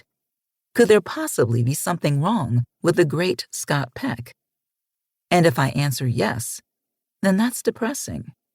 But if I can hang in there with that depressing notion that maybe there really is something wrong with me and start to wonder what it might be, if I contemplate it and analyze it and isolate it and identify it, then I can go about the process of killing it and purifying myself of it. Having done, fully completed, the work of depression, I will then emerge at the other end as a new man, a resurrected human being, a better person. Often, however, men find themselves stuck in the place of rage. No wonder, then, that many men seeking to be whole must first name the intensity of their rage and the pain it masks. Writing in the face of the knowledge that he is dying, Joseph Beam confesses in Brother to Brother, Words from the Heart. What is most important to me must be spoken, made verbal, and shared, even at the risk of having it bruised or misunderstood. I know anger. My body contains as much anger as water. It is the material from which I have built my house, blood-red bricks that cry in the rain. It is the face and posture I show the world. It is the way, sometimes the only way, I am granted an audience. It is sometimes the way I show affection. I am angry because of the treatment I am afforded as a black man. That fiery anger is stoked with the fuels of contempt and despisal shown me by my community because I am gay. I cannot go home as I am. Anger often hides depression and profound sorrow. Depression often masks the inability to grieve. Males are not given the emotional space to grieve. Girls and women can cry, can express sorrow throughout our lives. We can just let it out. Males are still being taught to keep it in, and worse, to deny that they feel like crying.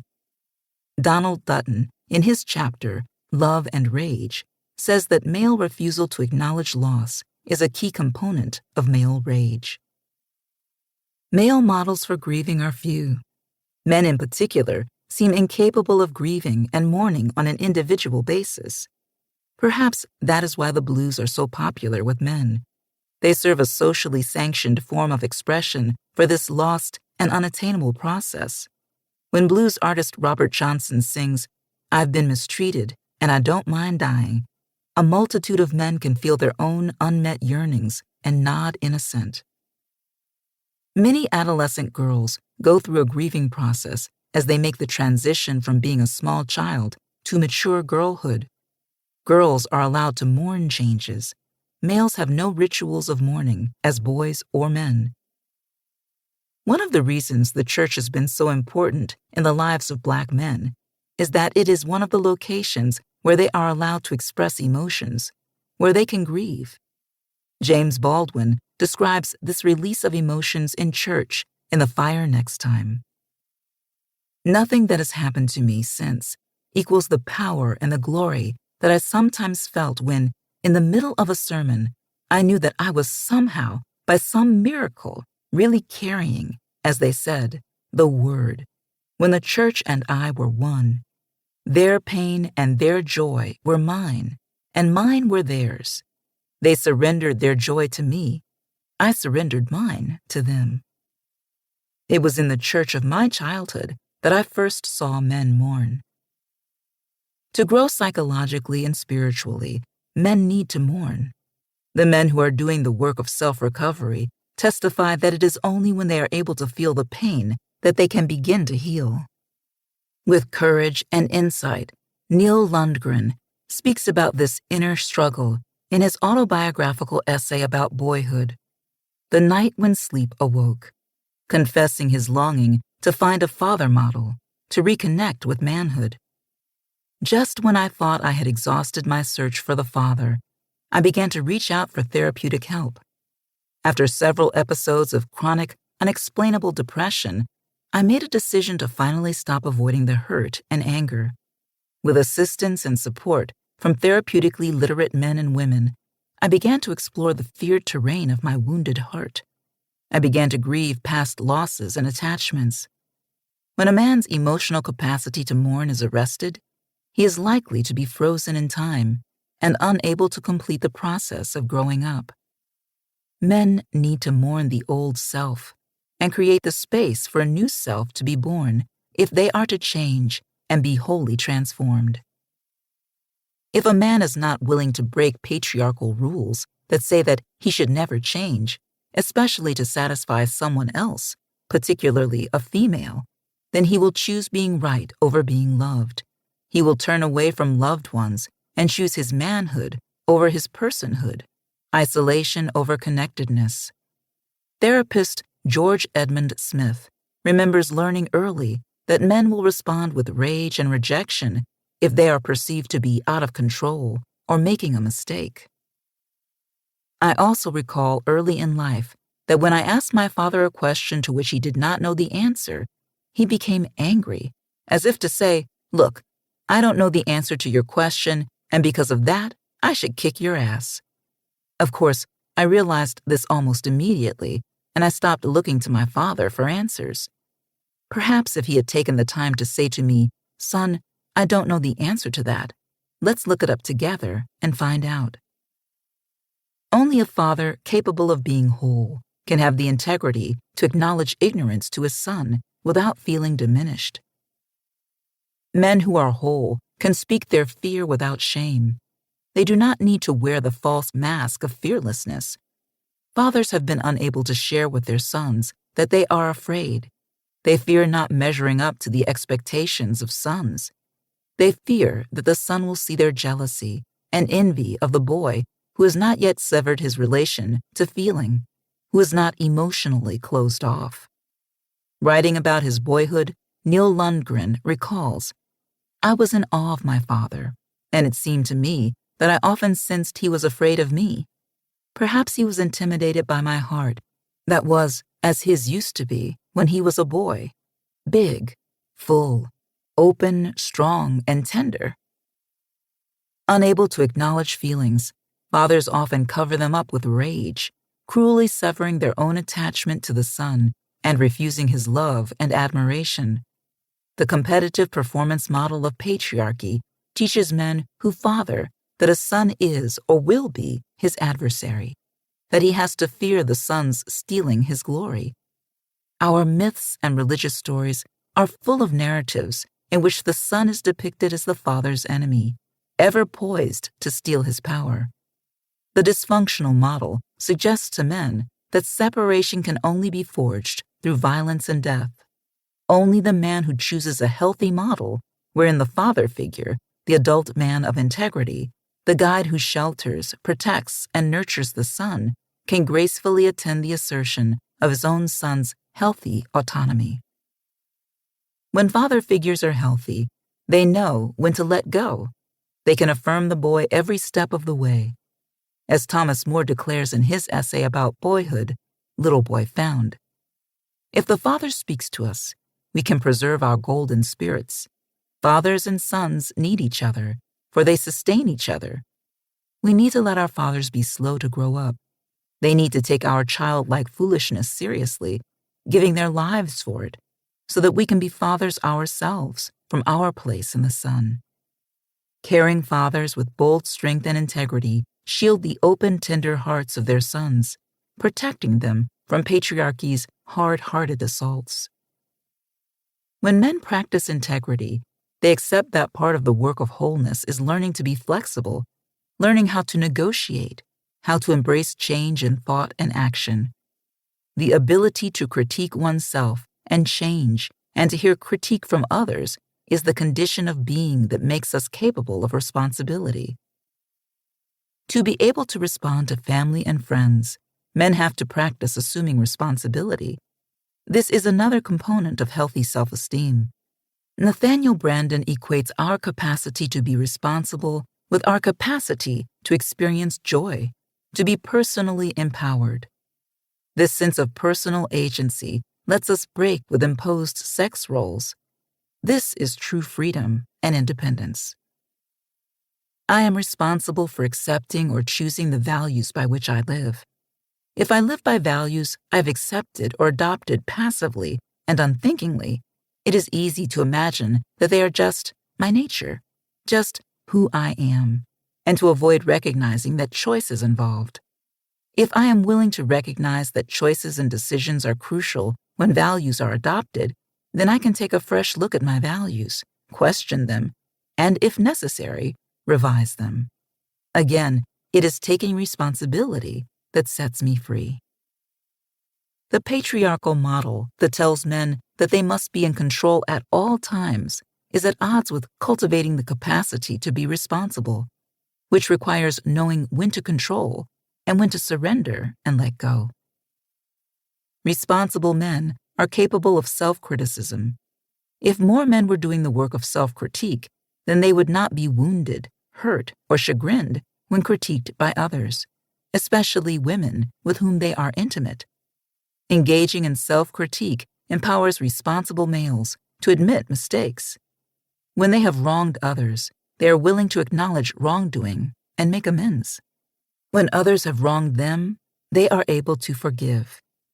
The ability to be forgiving is part of letting go of perfectionism and accepting vulnerability. At the same time, constructive criticism works only when it is linked to a process of affirmation. Giving affirmation is an act of emotional care. Wounded men are not often able to say anything positive. They are the grump and groan guys. Cloaked in cynicism, they stand at an emotional distance from themselves and others. Affirmation brings us closer together.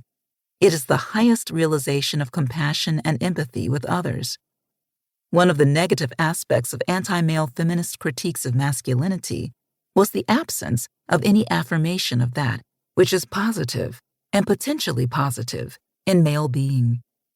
When individuals, including myself, wrote about the necessity of affirming men and identifying them as comrades in struggle, we were often labeled male-identified. The women who attacked us did not understand that it was possible to critique patriarchy without hating men. Indeed, recognizing all the ways that males have been victimized by patriarchy, even though they received rewards, was a way of including men in feminist movement, welcoming their presence and honoring their contribution. Critical analysis is useful when it promotes growth, but it is never enough. The work of affirmation is what brings us together. When men learn to affirm themselves and others, giving this soul care, then they are on the path to wholeness. When men are able to do little acts of mercy, they can be in communion with others without the need to dominate. No longer separate, no longer apart, they bring a wholeness that can be joined with the wholeness of others. This is interbeing. As whole people, they can experience joy. Unlike happiness, joy is a lasting state that can be sustained even when everything is not the way we want it to be. In the essay Celebrating Life, Jesuit priest Henry Nouwen declares that where there is joy, there is life. Nouwen left his prestigious professorships at Ivy League schools to work in a community for the mentally handicapped. As spiritual guide and hands-on caretaker, he found his integrity affirmed through the act of serving others. Therapist George Edmund Smith, in Walking Proud, Black Men Living Beyond the Stereotypes, testifies that his psychological growth was enhanced when he began doing very simple things that are unselfish. He tells readers that if men would commit to good and not evil during each waking moment, their lives would change dramatically. Men of integrity are not ashamed to serve. They are caretakers, guardians, keepers of the flame. They know joy. I have written in praise of my grandfather, the man who loved me in my childhood consistently and unconditionally in the memoir of my growing up, Bone Black. His smells fill my nostrils with the scent of happiness. With him, all the broken bits and pieces of my heart come together again. This is the true meaning of reunion, living the knowledge that the damage can be repaired, that we can be whole again. It is the ultimate fulfillment that comes when men dare to challenge and change patriarchy. 11. Loving men. Growing up, I knew my father as the strong man who did not talk, who did not show feelings, who did not give time or attention. He was the provider, the protector, the warrior guarding the gate. He was the stranger in the house. We were not allowed to know him, to hear his boyhood stories, to revel in his memories. His life was shrouded in mystery.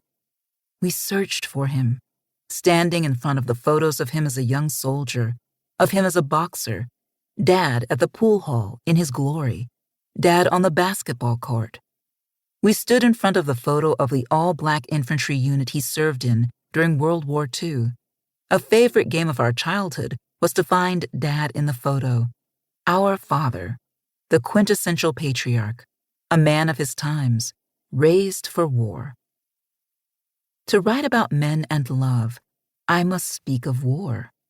Time and time again, we have been told that civilization cannot survive men's loving, for if men love, they will not be able to kill on command. However, if men were natural-born killers, hardwired by biology and destiny to take life, then there would be no need for patriarchal socialization to turn them into killers. The warrior's way wounds boys and men.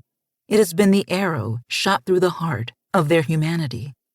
The warrior's way has led men in the direction of an impoverishment of spirit so profound that it threatens all life on planet Earth. Writing about his boyhood and the warrior way, in the essay My War Story, Shepard Bliss openly confesses that he is a child of trauma, a specific kind of trauma, military trauma, war trauma. Having grown up in the military, become a soldier, then having grown into an advocate of peace, Bliss takes a stand against war and the warrior's way. The warrior ethic has damaged us. As we move into the 21st century, we need to mature beyond war and warriors. I disagree with those men's movement writers and activists who speak so highly of the warrior. I appreciate some of his traits, like courage, teamwork, loyalty, but the archetype itself is bankrupt at this point in history. We surely need guardians, boundary setters, husbandmen, and citizens. If we are to survive on this planet, so threatened by war and warriors, we must get beyond the obsolete archetype of the warrior and value images such as the peacemaker, the partner, and the husbandman who cares for the earth and animals. Even though war is failing as a strategy for sustaining life and creating safety, our nation's leaders force us into battle, giving new life to the dying patriarchy. War was in its earliest forms inclusive of women and men. Detailing its history in Blood Rights, Barbara Ehrenreich reminds us that, by assigning the triumphant predator status to males alone, humans have helped themselves to forget that nightmarish prehistory in which they were, male and female, prey to larger, stronger animals. Gender, in other words, is an idea that coincidentally obliterates our common past as prey, and states that the predator status is innate and natural, at least to men. Calling attention to the fact that war has been not simply a male occupation, but rather an activity that has often served to define manhood itself, Ehrenreich argues that warfare and aggressive masculinity are mutually reinforcing. The gendered nature of war makes men predators and women prey. We cannot speak of men and love, of love between women and men, without speaking of the need to bring an end to war and all thinking that makes war possible. The slogan, "Make love, not war," was popular at that moment in our nation's history when individual males were most conscious of their need to resist patriarchal masculinity. It is no accident that Daniel Berrigan, imprisoned for anti-war activities, would talk with Thich Nhat Hanh about the need for solidarity, for everyone to learn how to make community. These two men of integrity talk together in The Raft is Not the Shore about the need for communities of resistance. Thich Nhat Hanh says, "And resistance, at root, I think must mean more than resistance against war. It is a resistance against all kinds of things that are like war, because living in modern society, one feels that he cannot easily retain integrity, wholeness. One is robbed permanently of humanness, the capacity of being oneself. So perhaps, first of all, resistance means opposition to being invaded, occupied, assaulted, and destroyed by the system. The purpose of resistance here is to seek the healing of yourself in order to be able to see clearly. Communities of resistance should be places where people can return to themselves more easily, where the conditions are such that they can heal themselves and recover their wholeness." Berrigan asks that relationships, committed partnerships, be seen as vital communities of resistance. In dominator cultures, most families are not safe places. Dysfunction, intimate terrorism, and violence make them breeding grounds for war. Since we have yet to end patriarchal culture, our struggles to end domination must begin where we live, in the communities we call home. It is there that we experience our power to create revolutions, to make life-transforming change. We already know that men do not have to remain wedded to patriarchy. Individual men have again and again staked a different claim, claiming their rights to life and love. They are beacons of hope, embodying the truth that men can love. If we are to create a culture in which all males can learn to love, we must first reimagine family in all its diverse forms as a place of resistance. We must be willing to see boyhood differently, not as a time when boys are indoctrinated into a manhood that is about violence and death, but rather as a time when boys learn to glory in the connection with others, in the revelry and joy of intimacy that is the essential human longing. We should follow the wisdom of Thomas More when he calls for non-patriarchal adoration of the boy. What a mystery it is to be a boy, so close to death and birth, so uneducated and therefore so fresh and uncynical. We should end our disparagement of the boy, of our own immaturities, of our tardiness in growing up, of our sheer delight in beauty, of our love of the sun, of our vertical inclinations, and of our wanderings and great falls. We could speak words of encouragement to this boy where we find him, in our friends and students, in our institutions, and in our own hearts. If we do not speak to him in this way, he will be lost, and we will have lost with him all tenderness and grace. To create the culture that will enable boys to love, we must see the family as having as its primary function the giving of love. Providing food and shelter are loving acts. Learning how to love in family life, boys and girls learn the relational skills needed to build community at home and in the world. Poet Wendell Berry speaks of such a movement as a return to a respect for the innate holiness of all beings. If we are lucky enough as children to be surrounded by grown-ups who love us, then our sense of wholeness is not just the sense of completeness in ourselves, but also is the sense of belonging to others and to our place. It is an unconscious awareness of community, of having in common. It may be that this double sense of singular integrity and of communal belonging is our personal standard of health for as long as we live. We seem to know instinctively that health is not divided. When our families are functional and not shaped by a dominator model and the patriarchal thinking that comes in its wake, the model of health Berry describes can become the norm.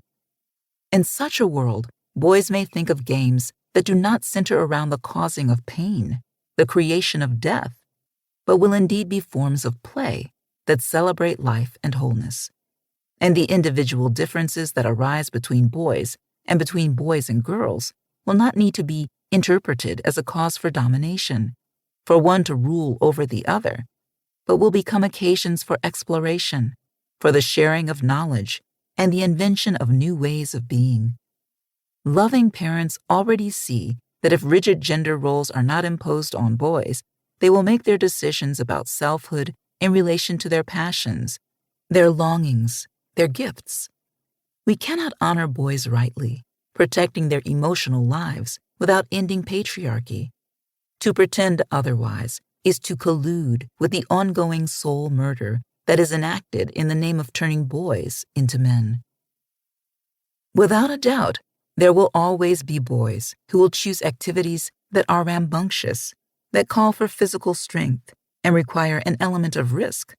But there will also be boys who will seek quieter pleasures, who will turn away from risk.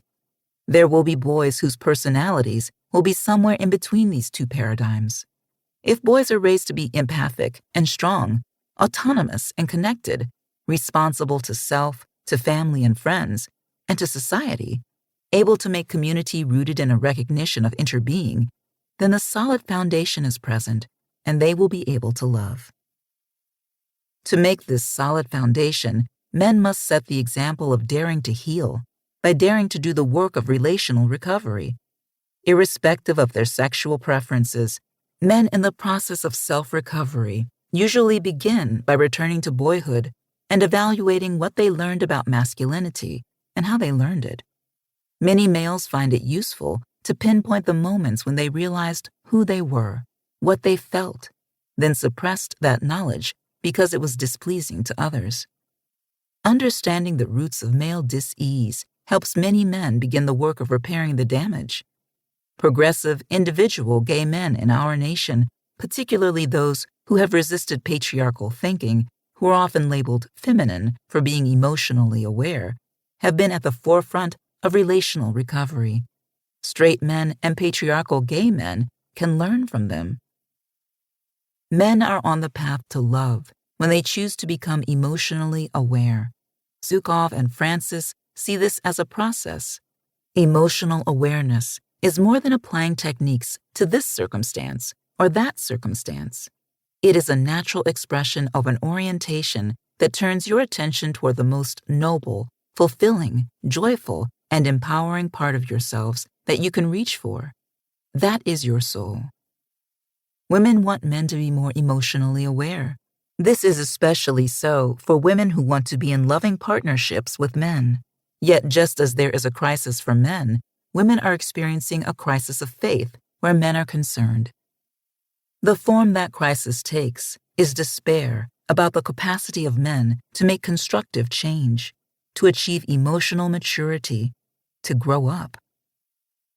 The notion that lesbian women are anti-male always proves false when groups of women gather and talk about men. The most vicious man-hating comments are always made by women who are with men and who plan to be with them for the rest of their lives. After 49 years of marriage, my mother is angry with our dad.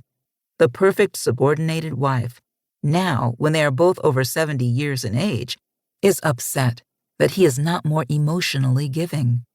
Since she is not a feminist, she does not see that it is a contradiction to expect this old-time patriarch to suddenly give her love. Her anger surprises and enrages him. Mama's anger masks her fear that any day now she could die without ever feeling loved by the man she has devoted her entire life to pleasing. Like the men who feel that patriarchy's promise has not been fulfilled, Mama feels that she is left with broken promises, without the reward for performing the subordinate role she was told a good woman should perform.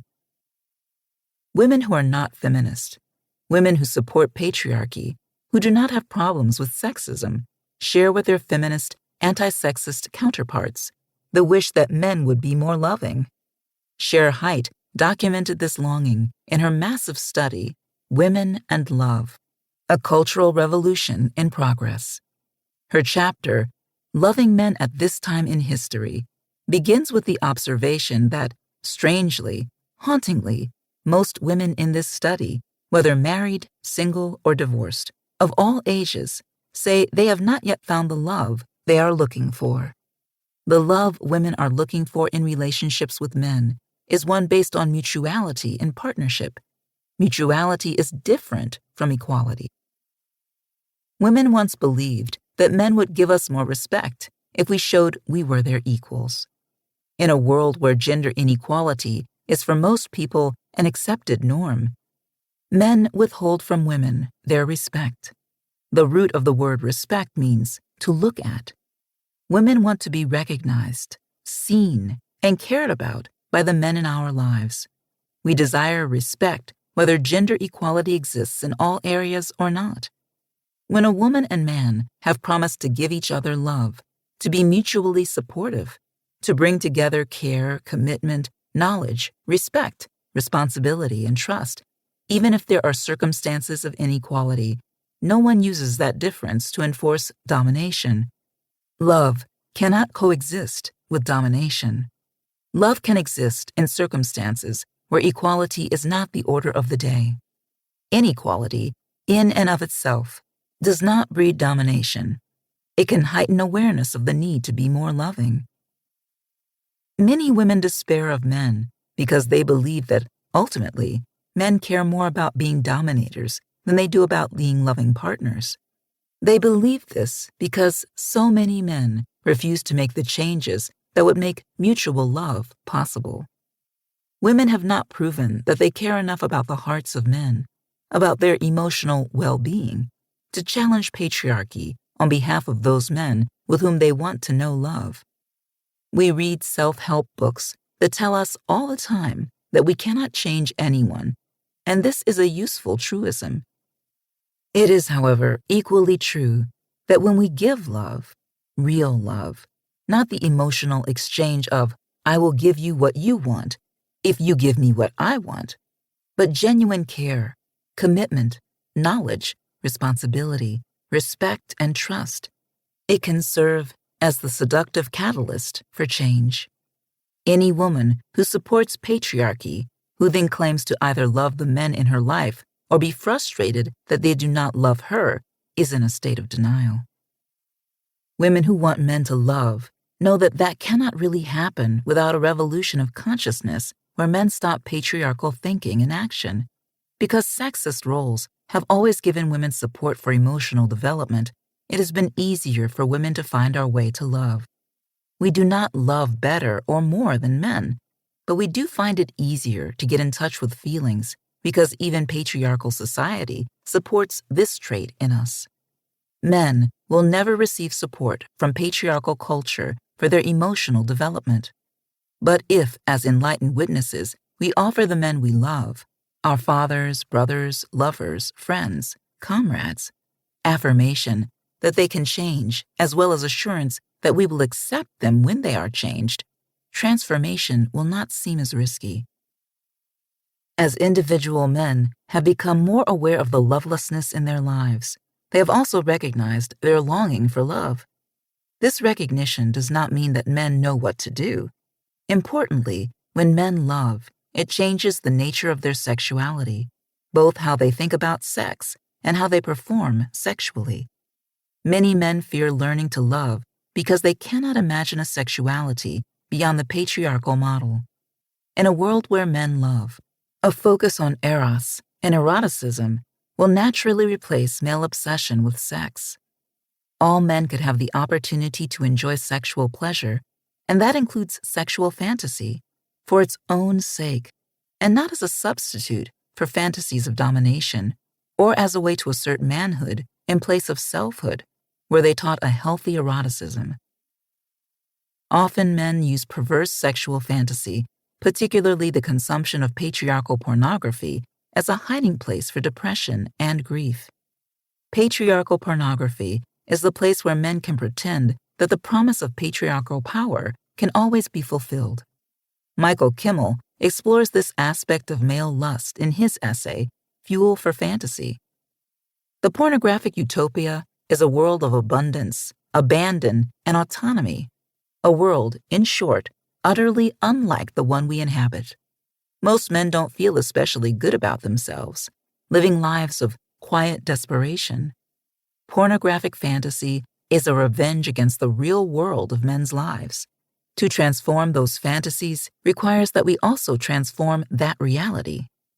Transforming the real world men inhabit requires our collective will to dream anew the male body and being as a site of beauty, pleasure, desire, and human possibility.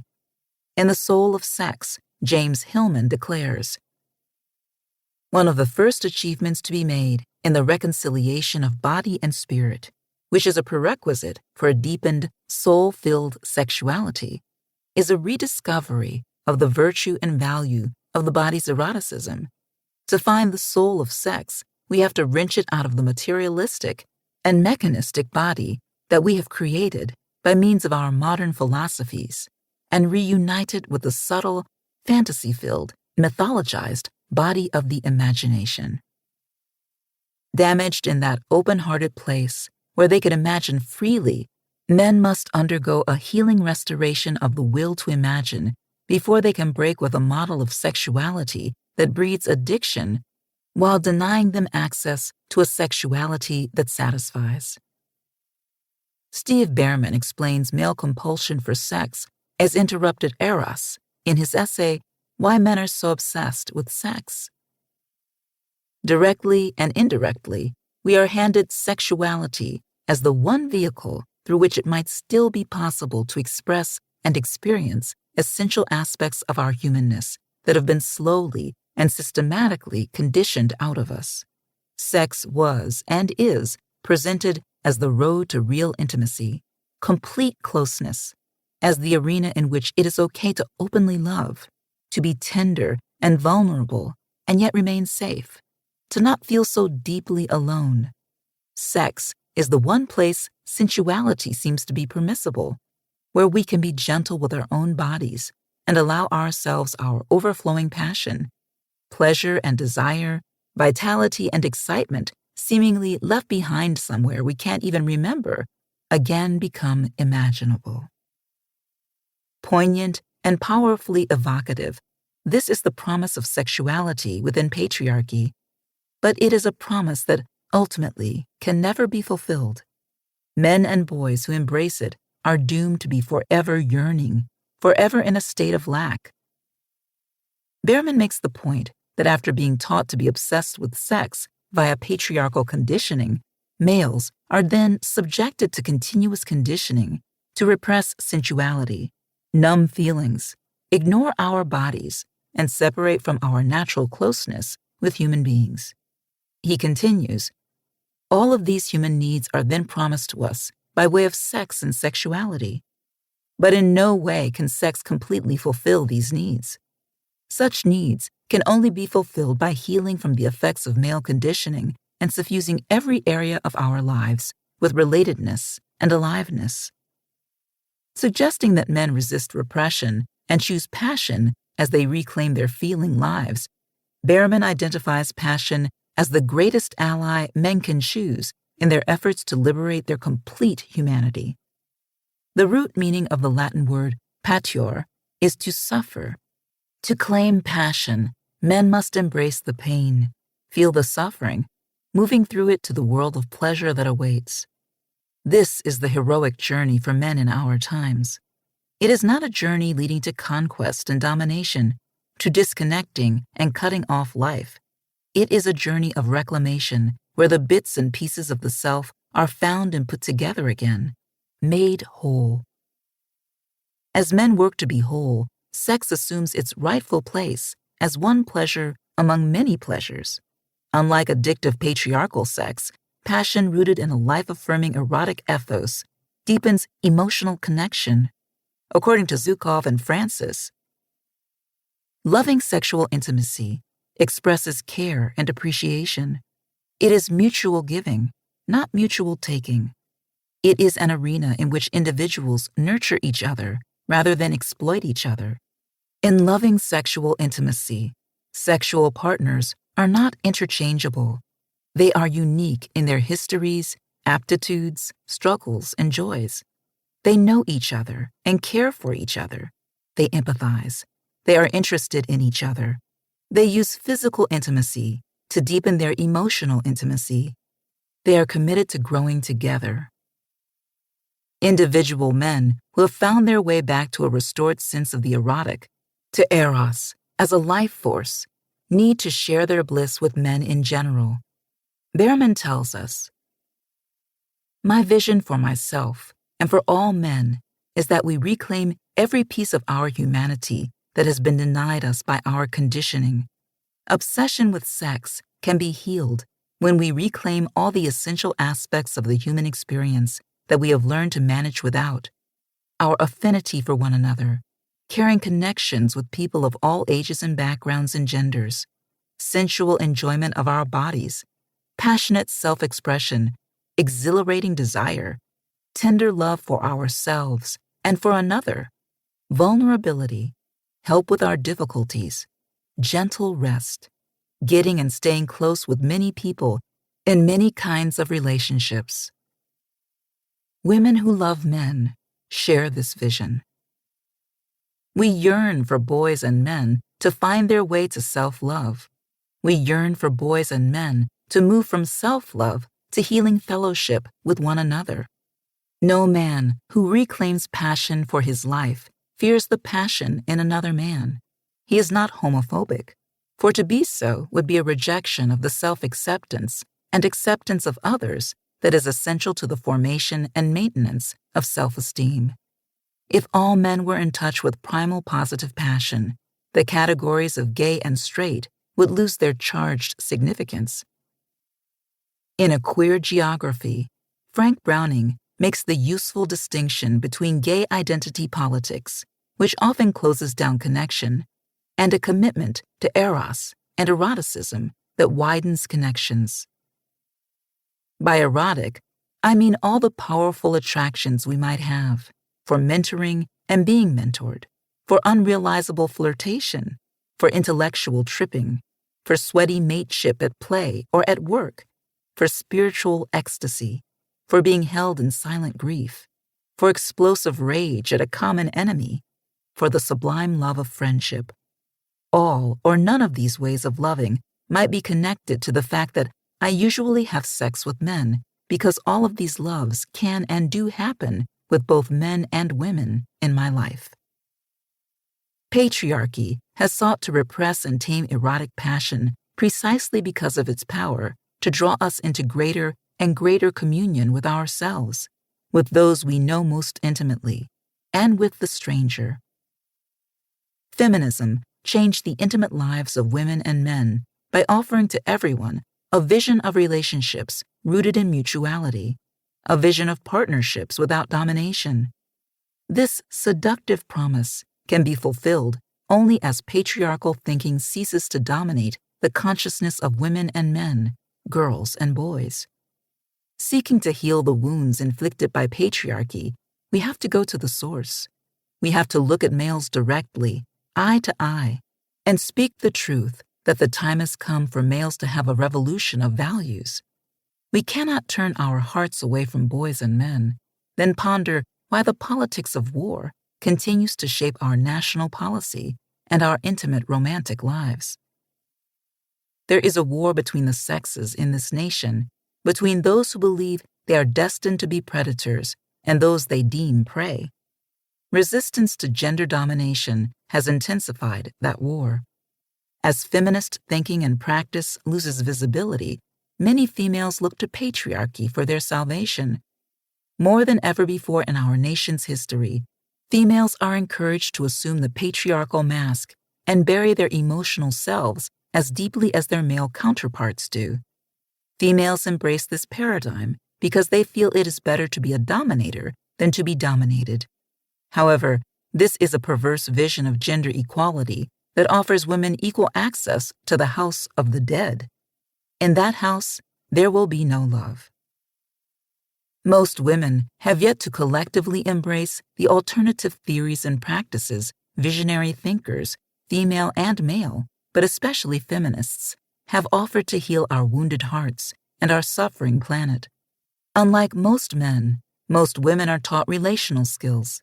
It is clear, though, that more often than not, women have used those skills in the service of domination, of patriarchy, and not in the quest for freedom or love. Acknowledging this fact, we see that most women are not any more advanced than men as a group.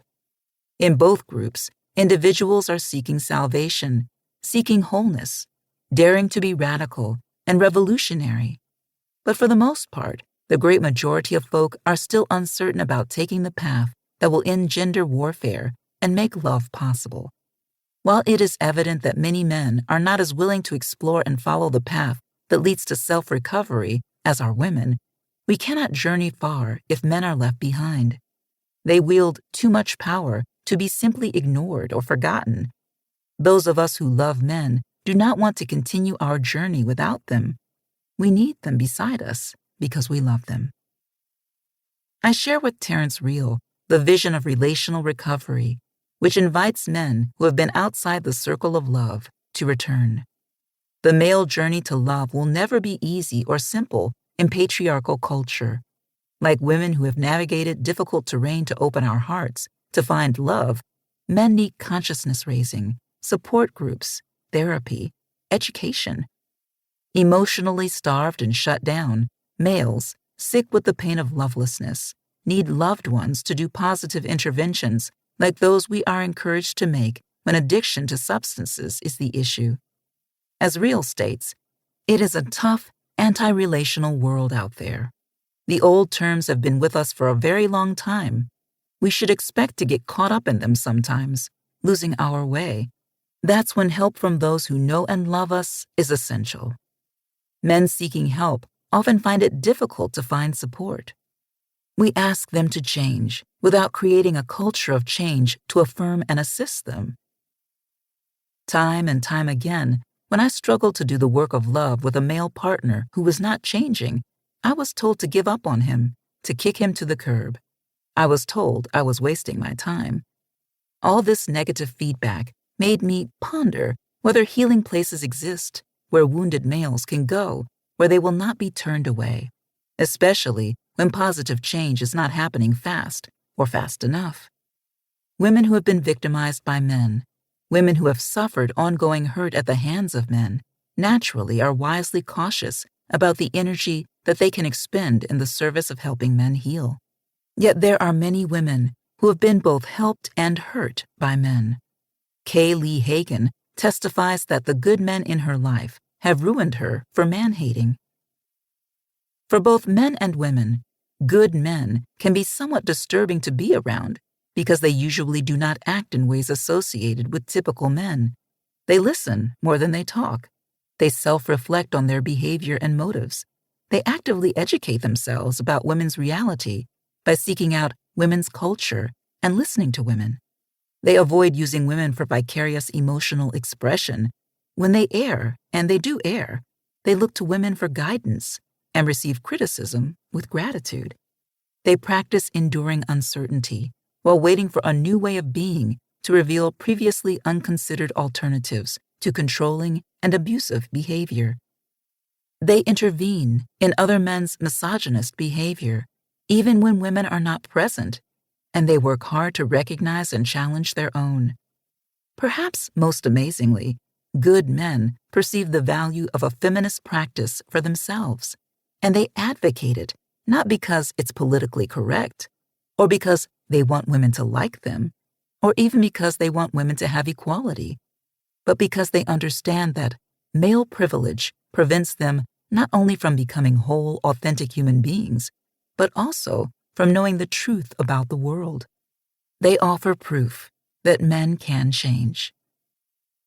Men like this are our true comrades in struggle. Their presence in my life sustains my hope. Men in pain, in crisis, are calling out. If they were not calling out, we would not know they were suffering. As we listen to their stories, we hear that they want to be well, and that they do not know what to do.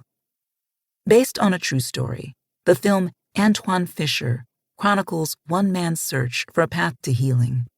Fisher's poem, "Who Will Cry for the Little Boy?" gives voice to the suffering that wounded man can no longer hide. We show our love for maleness, for men, by working to heal the wounds of men who suffer and those of us who bear witness with them. Many of us have lived the truth that recognizing the ways we are wounded is often a simpler process than finding and sustaining a practice of healing. We live in a culture where it has been accepted and even encouraged that women wholeheartedly stand by men when they are doing the work of destruction. Yet we have yet to create a world that asks us to stand by a man when he is seeking healing, when he is seeking recovery, when he is working to be a creator. The work of male relational recovery, of reconnection, of forming intimacy and making community can never be done alone. In a world where boys and men are daily losing their way, we must create guides, signposts, new paths. A culture of healing that empowers males to change is in the making. Healing does not take place in isolation. Men who love and men who long to love know this. We need to stand by them with open hearts and open arms. We need to stand ready to hold them, offering a love that can shelter their wounded spirits as they seek to find their way home, as they exercise the will to change. The Will to Change, Men, Masculinity, and Love was written by Bell Hooks and read by Janina Edwards. Editing and post-production by Richard Salino. This has been a presentation of Simon & Schuster Audio. The Will to Change, Men, Masculinity, and Love is available in print from Washington Square Press. Audible hopes you have enjoyed this program.